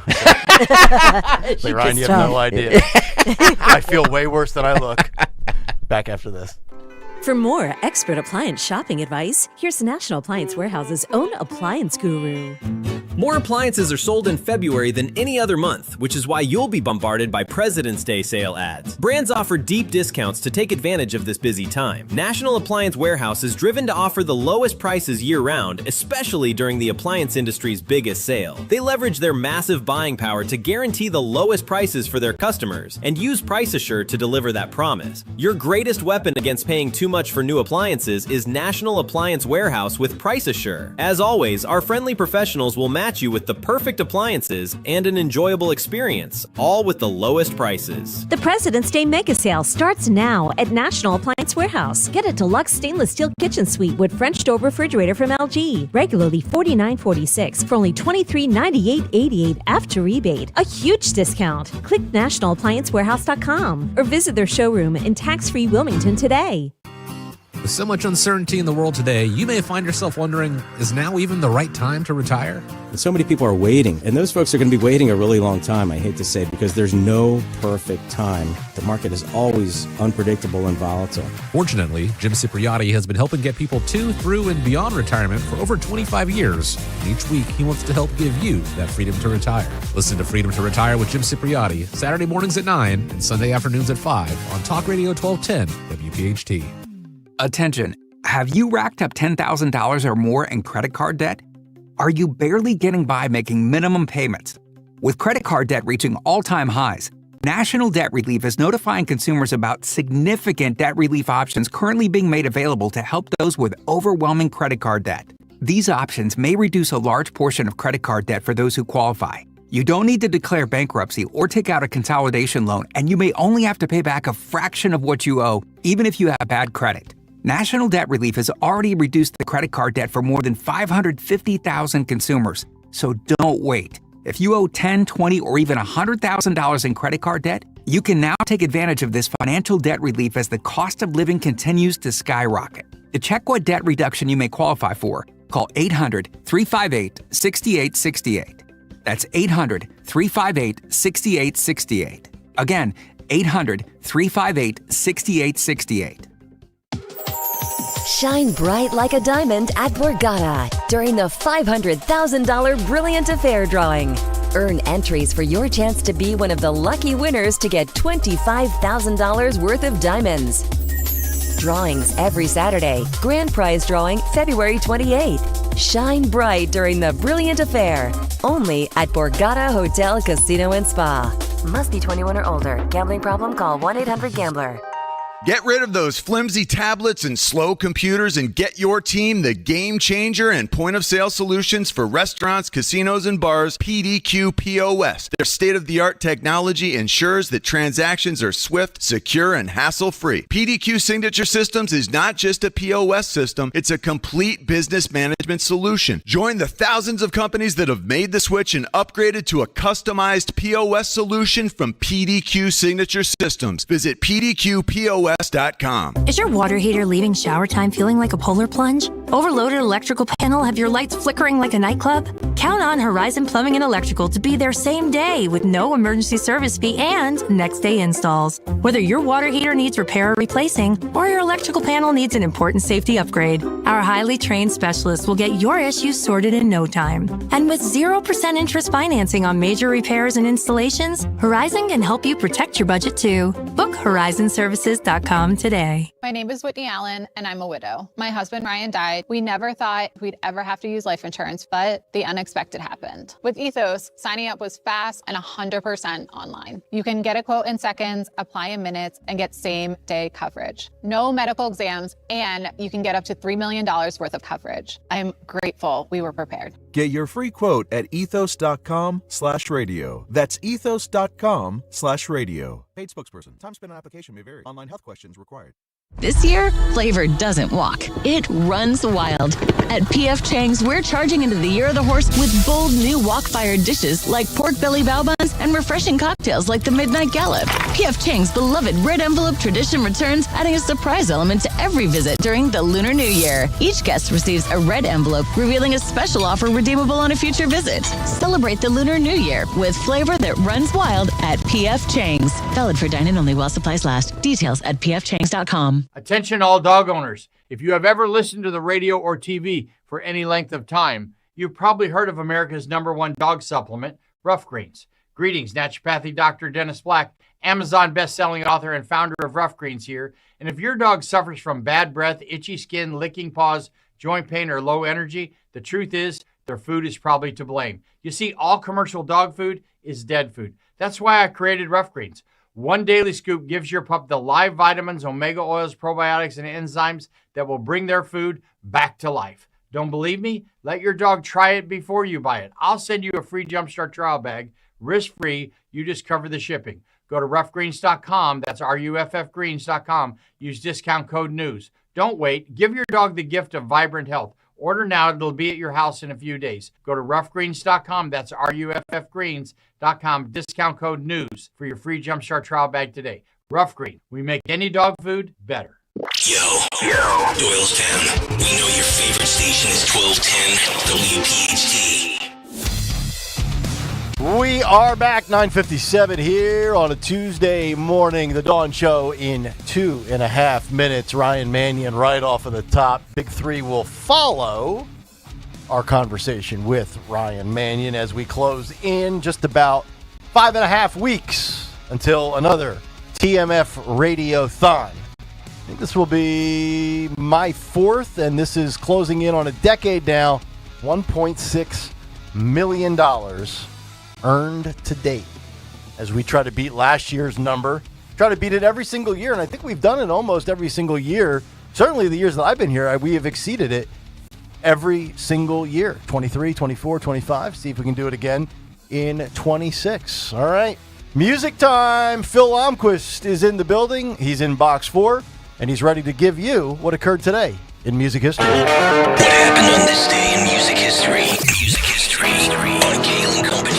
Today, February 3rd, we celebrate the birthdays of Dave Davies from the Kinks, who's 79, and Lawrence Tolhurst from The Cure, who's now 67.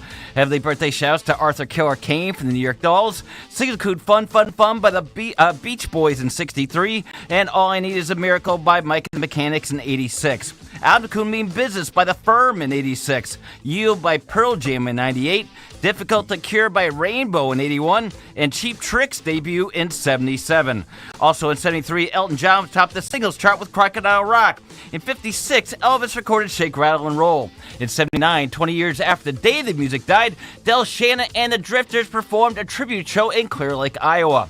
On the same day, the Blues Brothers were atop the album chart. In 76, David Bowie opened his tour with a new persona, the Thin White Duke. In 60, Frank Sinatra launched his first fully artist-owned label so he could own his own masters. And in 2012, Motley Crue became the first hard rock band to have a residency in Vegas. But lastly, a couple notable halftime shows happened on this day.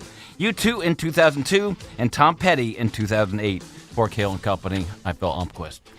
And today we honor a local hero and his legacy and how you can get involved.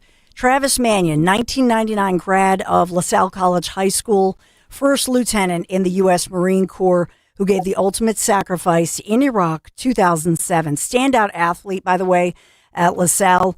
And he is honored through, of course, the school's Travis Mannion Foundation Club, the annual 9/11 Heroes Run events. Superstar athlete who was already famous and in the headlines back in the day here in this area because he was an all-league standout in football, lacrosse, an all-American wrestler, and a true, just natural-born leader that everybody loved. Everybody still talks about him. But April 29th, 2007, Marine Corps First Lieutenant Travis Mannion, he was 26, by the way, on patrol in Fallujah when he and his fellow Marines and Iraqi Army counterparts were ambushed. Now, he launched a counterattack, drawing fire away from the wounded, saved the lives of everyone in his patrol, making the ultimate sacrifice because Travis, you see, was killed by an enemy sniper. First Lieutenant Travis Manion honored with the Silver and Bronze Star with Valor. Earlier this year, we learned from the Secretary of the Navy during that announcement that a future ship will be named the USS Travis Manion.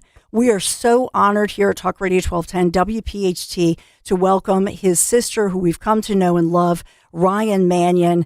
And Ryan, of course, and the family. Ryan's the CEO of the Travis Manion Foundation. Ryan, good morning. You've helped so many hundreds of thousands of serving veterans, and also just you're in your military community service organization. We are just psyched, as Greg Stocker just announced yesterday, the big March event. Woo! As we lead up to it. Hey, Ryan. Morning, Ryan. Hey, guys. I'm so excited. It's right around the corner, and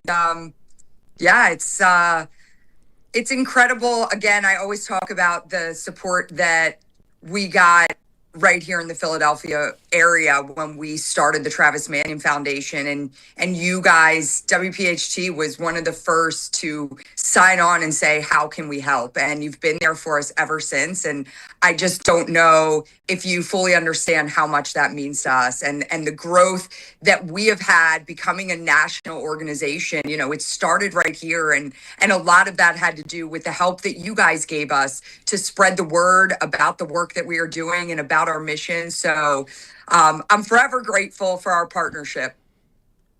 Ryan, it's so heartbreaking when you think about what veterans deal with and some of the stats that you guys have been able to provide. On average, there are 20 suicides per day for our veterans. So you think about the Travis Manion Foundation, and it's not just about finding a passion and a purpose after you've served and finding a way to give back to your community. This could ultimately preserve and save the life of a veteran who feels like the only way out could be suicide. So it's scary enough to think that you're going to serve and could be killed, yet come back and end up taking your own life. I feel like that part might get lost in the shuffle sometimes. I mean, you guys are not just providing services, you're providing possibly extending the lives of some of the people that are dealing with the worst of mental situations. Yeah, I want to make sure that I preface this by saying that our veterans are perhaps the greatest group of individual our society has that can go out and really share what it means to live a life of service, what leadership stands for, what courage stands for. But, the fact of the matter is that they take off that uniform and they feel disconnected. And a lot of times they lose that sense of purpose that they held when they were in the military. And that leads to the mental health challenges that we see our veteran population dealing with. And so for us, we always say that we are going to be that community that our veterans step into when they take off that uniform. And not only that, we're going to make sure that we say, listen, you may have taken off the military uniform, but we still need you to serve. Like, you are still needed. And that simple recipe right there, Nick, you said it, like, it is saving lives. It is absolutely saving lives. Yeah, I wanted to ask you, and I found that you were recently featured in People magazine, Ryan. Wow. And cool. About your new children's book. And they tell the story of a sister and brother because you guys moved around a lot. So I think your message and what you're doing now as TMF is expanding, but we wanted to show, here's your book. Things my brother used to say. Things my brother used to say. So you and your brother, there were adorable pictures of you and Travis. You grew up and you moved a ton, 12 times in 11 years or something. And so what inspired the book, and how do you think that this now even transcends to not just veterans, military veterans, but children, and the lessons that and by the way, the book proceeds will fully benefit the nonprofit here, TMF. Yeah. I wrote this book because I go out and I talk to young adults all the time. I'm at schools, I'm even at corporate events, and every time I'm talking, I'm sharing lessons from my brother. And a lot of those lessons I learned when I was young. And, Dawn, as you said, I moved 13 times in the first 11 years of my life. Wow. And so I had to really, both of us, we had to really rely on each other. We were 15 months apart. We were moving into new areas, and I had to depend on him. And I look back now as an adult, and I realized that the things he taught me as a young kid were not the norm. And so I wanted to put them down for the next generation to understand that it's all about the small things. And that's really what Travis was about. He was about being big in those little moments. And ultimately, that's what led him to make the decisions he made on the last day of his life. And so I put the book out and thought, let's do a children's book. I worked on it for about a year, put it out through Jocko Publishing, and it hit #1 on Amazon Children's Book. And it's just been doing fantastic. And like you said, all of the proceeds go back to support our programs at the Travis Manion Foundation. That's so cool. And that's one of the many things that separates Travis Manion and all of these veterans from guys like Greg and I. They're big in the little moments. Greg and I are little in the big moments. Exactly. Just real quick, you mentioned being a military kid growing up, traveling, being in so many different communities at such an early age at a rapid rate. How valuable was it for you to be in a setting where I would imagine discipline is instilled at an early age, and then you're talking about the youth? Character Does Matter, one of your flagship programs where veterans can mentor the youth and set them up for success. I don't know that you can instill discipline at too early of an age. No, I mean, I think, I look back at my childhood and it's interesting. At the time, I hated it. I resisted every move. All I wanted was to be the kid that could say, me and Katie have been friends since kindergarten. And I never had that opportunity because every year and a half or 2 years, we were moving once again. And so I look back at my upbringing, being raised by a Marine Corps colonel. Yeah, there was a lot of discipline in my house. And looking back now where I am, I realize that set me up to really understand what adversity is about, what resilience is about. And I always say that growing up, I fully understood what service meant. I watched my dad serve for 30 years, but it wasn't until we lost my brother that I understood what sacrifice means. And I think we do have an obligation, especially in today's world, to make sure that the 99% of those that don't serve at least have an understanding and an appreciation for the men and women that do and the families that support them. I went from being a military child to a military sibling, and now I'm a military parent. I have a daughter at the United States Naval Academy. So I run the full gamut in the spectrum of family member. And there's different challenges with each of them. But I always want to make sure that we are doing everything we can to honor and appreciate those that step forward and step up for us every single day. And for you, now that TMF, Travis Manion Foundation, has gone nationally, and you think about not just the impact that you have on the veterans, the survivors, their families, inspiring civilians, and how, Ryan, you get these different groups to work together, especially post-pandemic, with a lot of kids, kids of maybe teenage, college age, sort of searching for their purpose, and then bringing that all together with the veterans, with young people. That's what I love about it. It's kind of like everybody gets a gift from the situation with the different programs that TMF offers. Yeah, I think one of the most incredible components to the work that we do is our Character Does Matter program. And that started out simply as giving veterans a way to get back into their communities and share their story. Little did we know, 10 years ago, the incredible impact it was going to have on the youth. And so we've now had over 1 million kids go through our Character Does Matter program. Over 1 million, right? Being mentored by veterans. And veterans are given purpose again. They're given meaning again. They feel a part of something bigger than themselves again. But our next generation is learning from our men and women who have served in uniform what service is all about. And so we started off in a very organic grassroots way of kids were holding up standing up service clubs across the country. And now it's become a program. We have dozens and dozens of student-led service clubs, Travis Manion clubs across the country, where kids are getting out there and they're showing that it doesn't matter how young they are, they're going to get out there and they're going to serve. Thursday, March 12th, we will be using our microphones yet again for something bigger than radio, 6A to 7P. All of us here on the station, myself, Dawn, Greg, Dom, Rich, all the contributors, Tony, Rooney, Harry, May, we're going to be all here, listen live all day long. You can watch us. You can get us on the app. And, you know, Ryan, too, with the donations, it's not just TMF season right now with 5 weeks building up to it. This is year-round. This is a big operation. This thing is workouts. Starting in April, right? 5Ks. Yeah, I mean, there's so many ways that people can be a part of this. And if for some reason, if you can't donate on March 12th, I mean, you can donate year-round, travismanion.org. I'm looking right now. There's a big donate button right there. This is not just a 6-week pop-up operation. This is 52 weeks a year. Yeah, we are one of the largest veteran service organizations in the country, with a community of over 300,000.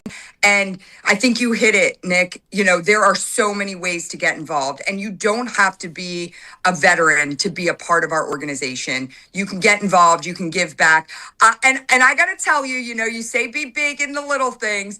One of my favorite 9/11 Heroes Run memories from this past race season was watching Greg running in Doylestown. Come on. He did such a great job. Thank you. And, you know, it was great to see him out there. What was your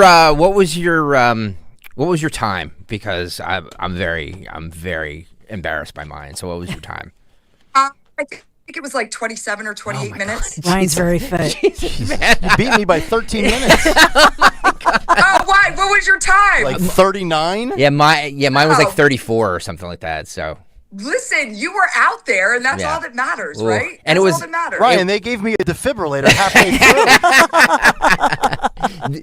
This year though, I'm training for it, and I'm gonna dust all of you used people. I believe you. There you go. Yeah. Let's do it. Yeah. I had to run with my dad, so you know. Colonel, yeah, how long doesn't did it make take? it easy. How long did it take the Colonel? He's under 30, probably, right? Under 30 minutes. We finished together. Oh, for God's Wow. sake! What a machine! Oh, God. Shaming us, Dawn. You're right. Shaming. You're right. Well, Ryan, we can't wait as we lead up to March 12th, 6 a.m. to 7 p.m. that evening, the Talk Radio 1210 WPHT Radiothon benefiting the Travis Manion Foundation. Ryan, it's our honor to partner with you, and hopefully it's $2 million raised this year. You know, so we're psyched. Thank you, Ryan. Awesome. I can't wait to see you guys, and looking forward to it. It's going to be a great day. Thanks, you, Ryan. We love Thank you. Love you, Ryan. There she is. Take Ryan care. Manion. The best. Dawn, we should take a quick break and then come back and do the big three if that's okay with you. Okay, let's do it. Be right back. What's in a smile? That's the question. I say everything. A smile lights up the room. And that's why I want you to see my buddy, Dr. Mike Veneria. Hey, it's Rich Zioli. I love the fact that Dr. Mike is my family's dentist. I love that he gave my wife a beautiful smile upgrade last year. And I love the fact that for 12 years in a row, Dr. Mike Veneria has been recognized by his peers as a master of complex, masterful dentistry. In fact, other dentists send their patients to Dr. Mike for the really complex stuff. They put their reputations on the line, and they've been doing that for over 12 years, and Dr. Mike delivers for them and their patients each and every time. When it comes to your health, especially your dental health, please don't cut corners. Your smile matters. It lights up a room, and with 2 offices to serve you in Cinnaminson and Woodbury, it's easy to get you from wherever you are. So make your appointment today to get your free dental implant consultation, and trust the official dentist of the Zioli family, Dr. Mike Veneria, VeneriaDental.com.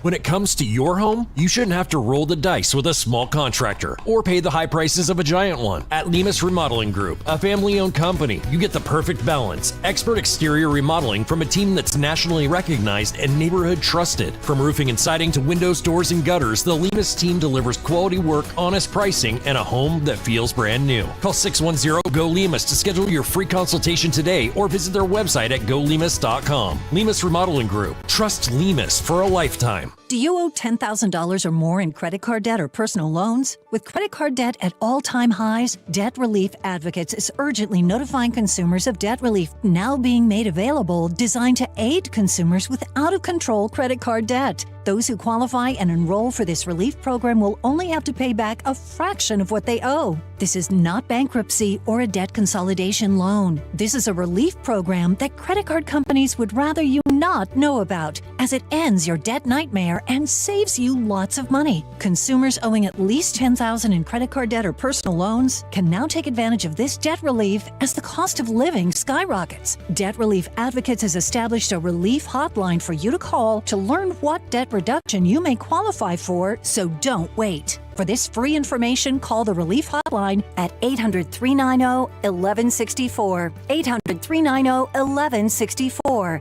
800-390-1164. This is Jonathan Cans, third generation owner of Marvin E. Cans Heating and Air Conditioning. The last several years, I've been making this joke that we're Marvin E. Cans Air Conditioning because Philly really hasn't had much of a winter. But this year, winter's here. It's here to stay, and it's no joke. And furnaces are working harder than ever. So if you haven't had your heat service this year and you don't enjoy frozen pipes and you don't want your wife to turn into a popsicle, then call Marvin E. Cans Heating and Air Conditioning. Go to marvinecans.com. That's marvinekanze.com. Hi, this is Jill Schlesinger, CBS News business analyst, certified financial planner, and the host of the Jill on Money podcast. With the new year upon us, there's no better time to take control of your financial life. And the Jill on Money podcast is here to help. It's your questions that make it possible for me to provide unconventional and I hope entertaining insights on your money and more importantly, on your life. Follow and listen to Jill on Money wherever you get your podcasts. Keep free speech alive. Follow 1210 WPHT on the free Odyssey app. Download it now.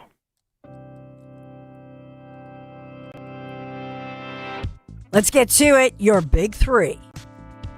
It's the Big Three with Dawn Stensland. And we are sponsored by delcosa.org for this big three. Number one, let's get to it. The case of the missing mom, missing grandmother abducted from her home. Today Show host Savannah Guthrie asking for prayers as police and the FBI searched for her 84-year-old mother, Nancy. New disturbing details unfolding in the case from investigators who say they now do believe that Mrs. Guthrie was abducted while she was sleeping early Sunday morning. They say the mom, grandmother, and widow was taken against her will from her Arizona home in the Catalina foothills near Tucson. Sources saying blood was found inside her home after a kidnapper forced their way into her home. Here's Pima County Sheriff Chris Nanos, obviously fighting back his emotions last night. In terms of rescue versus recovery, I know you're still calling it a search and rescue. I also know your homicide detectives are part of this investigation. Do you believe you are still looking for Nancy Guthrie alive at this point, that she could be held somewhere?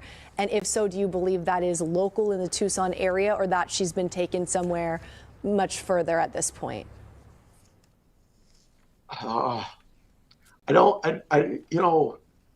We're just not going to give up hope. We hope she's out there somewhere. So you still believe this is an active rescue mission at this point? We hope so. Are you actively DNA testing any items of evidence from the house now? And if you are, how quickly do you expect to get the results from that? So we actually are, and we have our own DNA rapid testing here, and then of course we use a lab, but we've been told that the system here in Tucson is down, so we ran that up to Phoenix today. So hopefully here we'll know something from Phoenix that we can maybe get to our labs and get a rush order done from them. But even then, it's still a few days off. Nothing's fast enough, right? So. Right. And even though the technology is a lot better than it used to be, it still takes some time. And then you have to build that DNA profile of the person too. So So Sheriff Nanos does confirm foul play, obviously, but he was asked that, was there foul play? He says yes. Yeah, and we mentioned earlier when you had this in the 6 o'clock news, no evidence of dementia or any mental health. No, they found blood on the scene. cartels? Like, I know we're just speculating, but that's what we do here, you know? Or at least that's what I do. They're 88 crime offering. There is a reward. One of the rewards is $2,500. Those rewards expected to go up.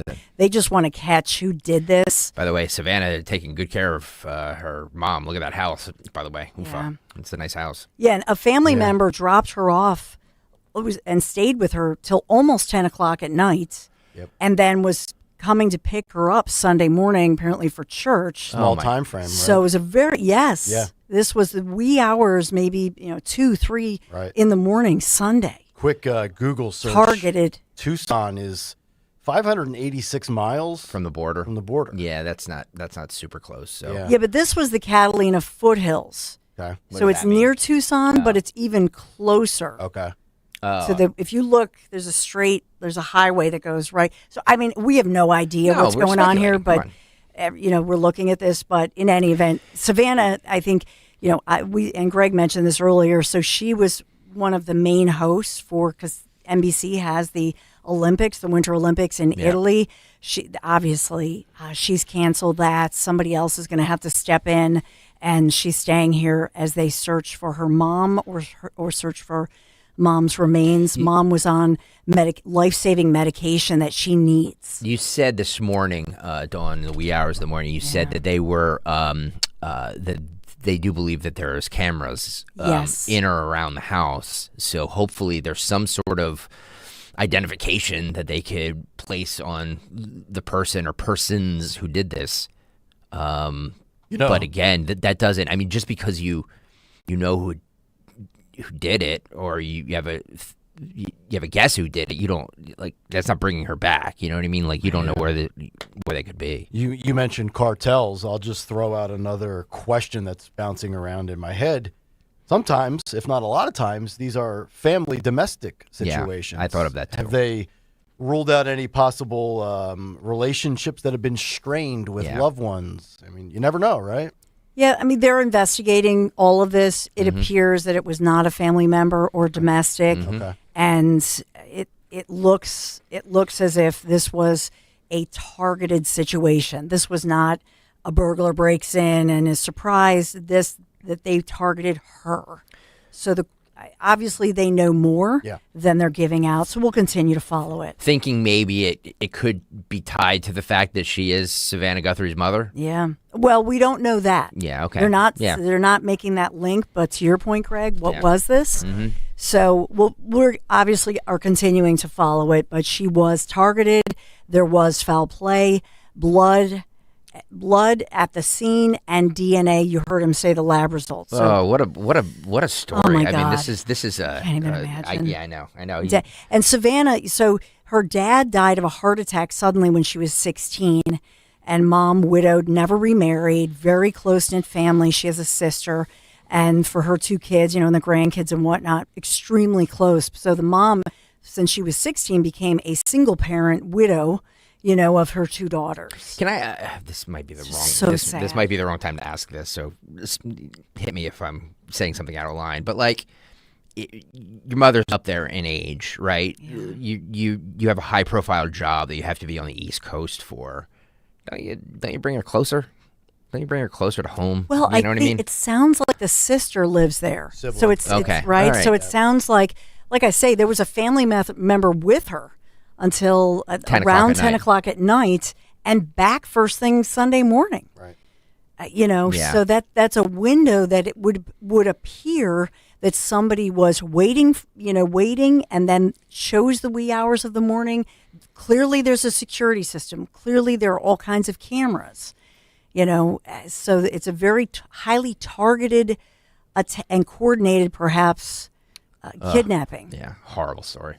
So we're following it, and certainly prayers for the family and for comfort. It just doesn't look good. Let's get to number 2, ambassadors helping with snow removal here in Philadelphia. Here is Mayor Sherelle Parker speaking out. South Philadelphia residents, since 7 o'clock this morning, you will be towed. This is Broad Street, in particular, South Philadelphia, after 10 inches of snow 9 days ago. Here's the mayor. We will be deploying 300 same-day work and pay workers in residential neighborhoods to help clear more streets and more areas. Carlton is going to provide you with more details. So what does this mean, Mayor? That means 300 more ambassadors who are on our streets in residential neighborhoods across the city, work residential communities, helping us to clear streets and break up that ice that literally has to be done manually, particularly at the crosswalks. We are not resting and stopping until every street in the city of Philadelphia is walkable and drivable, and that people feel it when they are driving it, and they see it in their neighborhoods. And people have said, how long will it take? I said this the first day. I don't know if you remember this, Director Williams. It will take as long as it takes our municipal workforce and every entity a part of our team to make sure that we don't stop until every street in the city of Philadelphia is passable. I said this morning, Dawn, my services are up for grabs. $5,000 an hour is what I am charging. I will take my blowtorch out to the city of Philadelphia. That would be great. And to the side streets, whatever you need, and I'll clear out that ice in 10 minutes. 10 minutes. Well, the ambassadors got to make their money because it's an all-day thing, guys. So they're 300 people. So they're paid, but this is not for free. They're doing this. No, okay. Of course not. 300. By the way, do we need more than 300? I mean, Philadelphia is not necessarily Towns Creek, Alabama. It's a lot of square footage to cover. I'm just saying. Well, we'll get to work. Well, I mean, this is a 2-mile stretch, Washington and Oregon Avenues, and that big stretch of Broad Street between Washington and Oregon. But it's seriously, they're like huge. I mean, they're like icebergs. Yes, they are. If you drive by there, this is not the crazy. South where it doesn't happen. And I know everybody's talked about New York and Mamdani, but should 10 days later 9 inches be this much of a hindrance? You know what? I will say this is a weird one. We first of all, we haven't had this level of a snowfall in about a decade, but then on top of it, we haven't had this frigid of a stretch of weather. So until today. Today's the first day. It's 37, 38 degrees. But this is the first time that we're going up enough for it to melt. and the problem is when it melts, where's it all going? Exactly. You know what I mean? So you're going to get these big ice mounds that are, they're not going to, by the way, it's not going to melt within one day where it's, above freezing. It's going to take weeks for that to melt like that. So where does it all go to? But you're right, Nick. I mean, 10 days later, I get it, Dawn, that this was a different storm, but we're really still dealing with this. What, are we new to this? Virginia.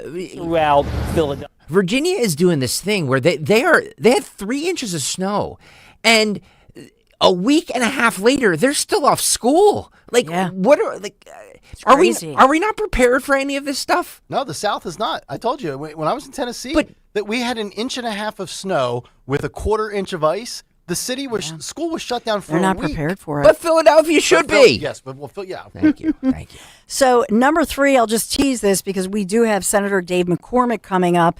He has been he's been calling for national voter ID before the midterm elections. So we have a lot to chat with Senator McCormick.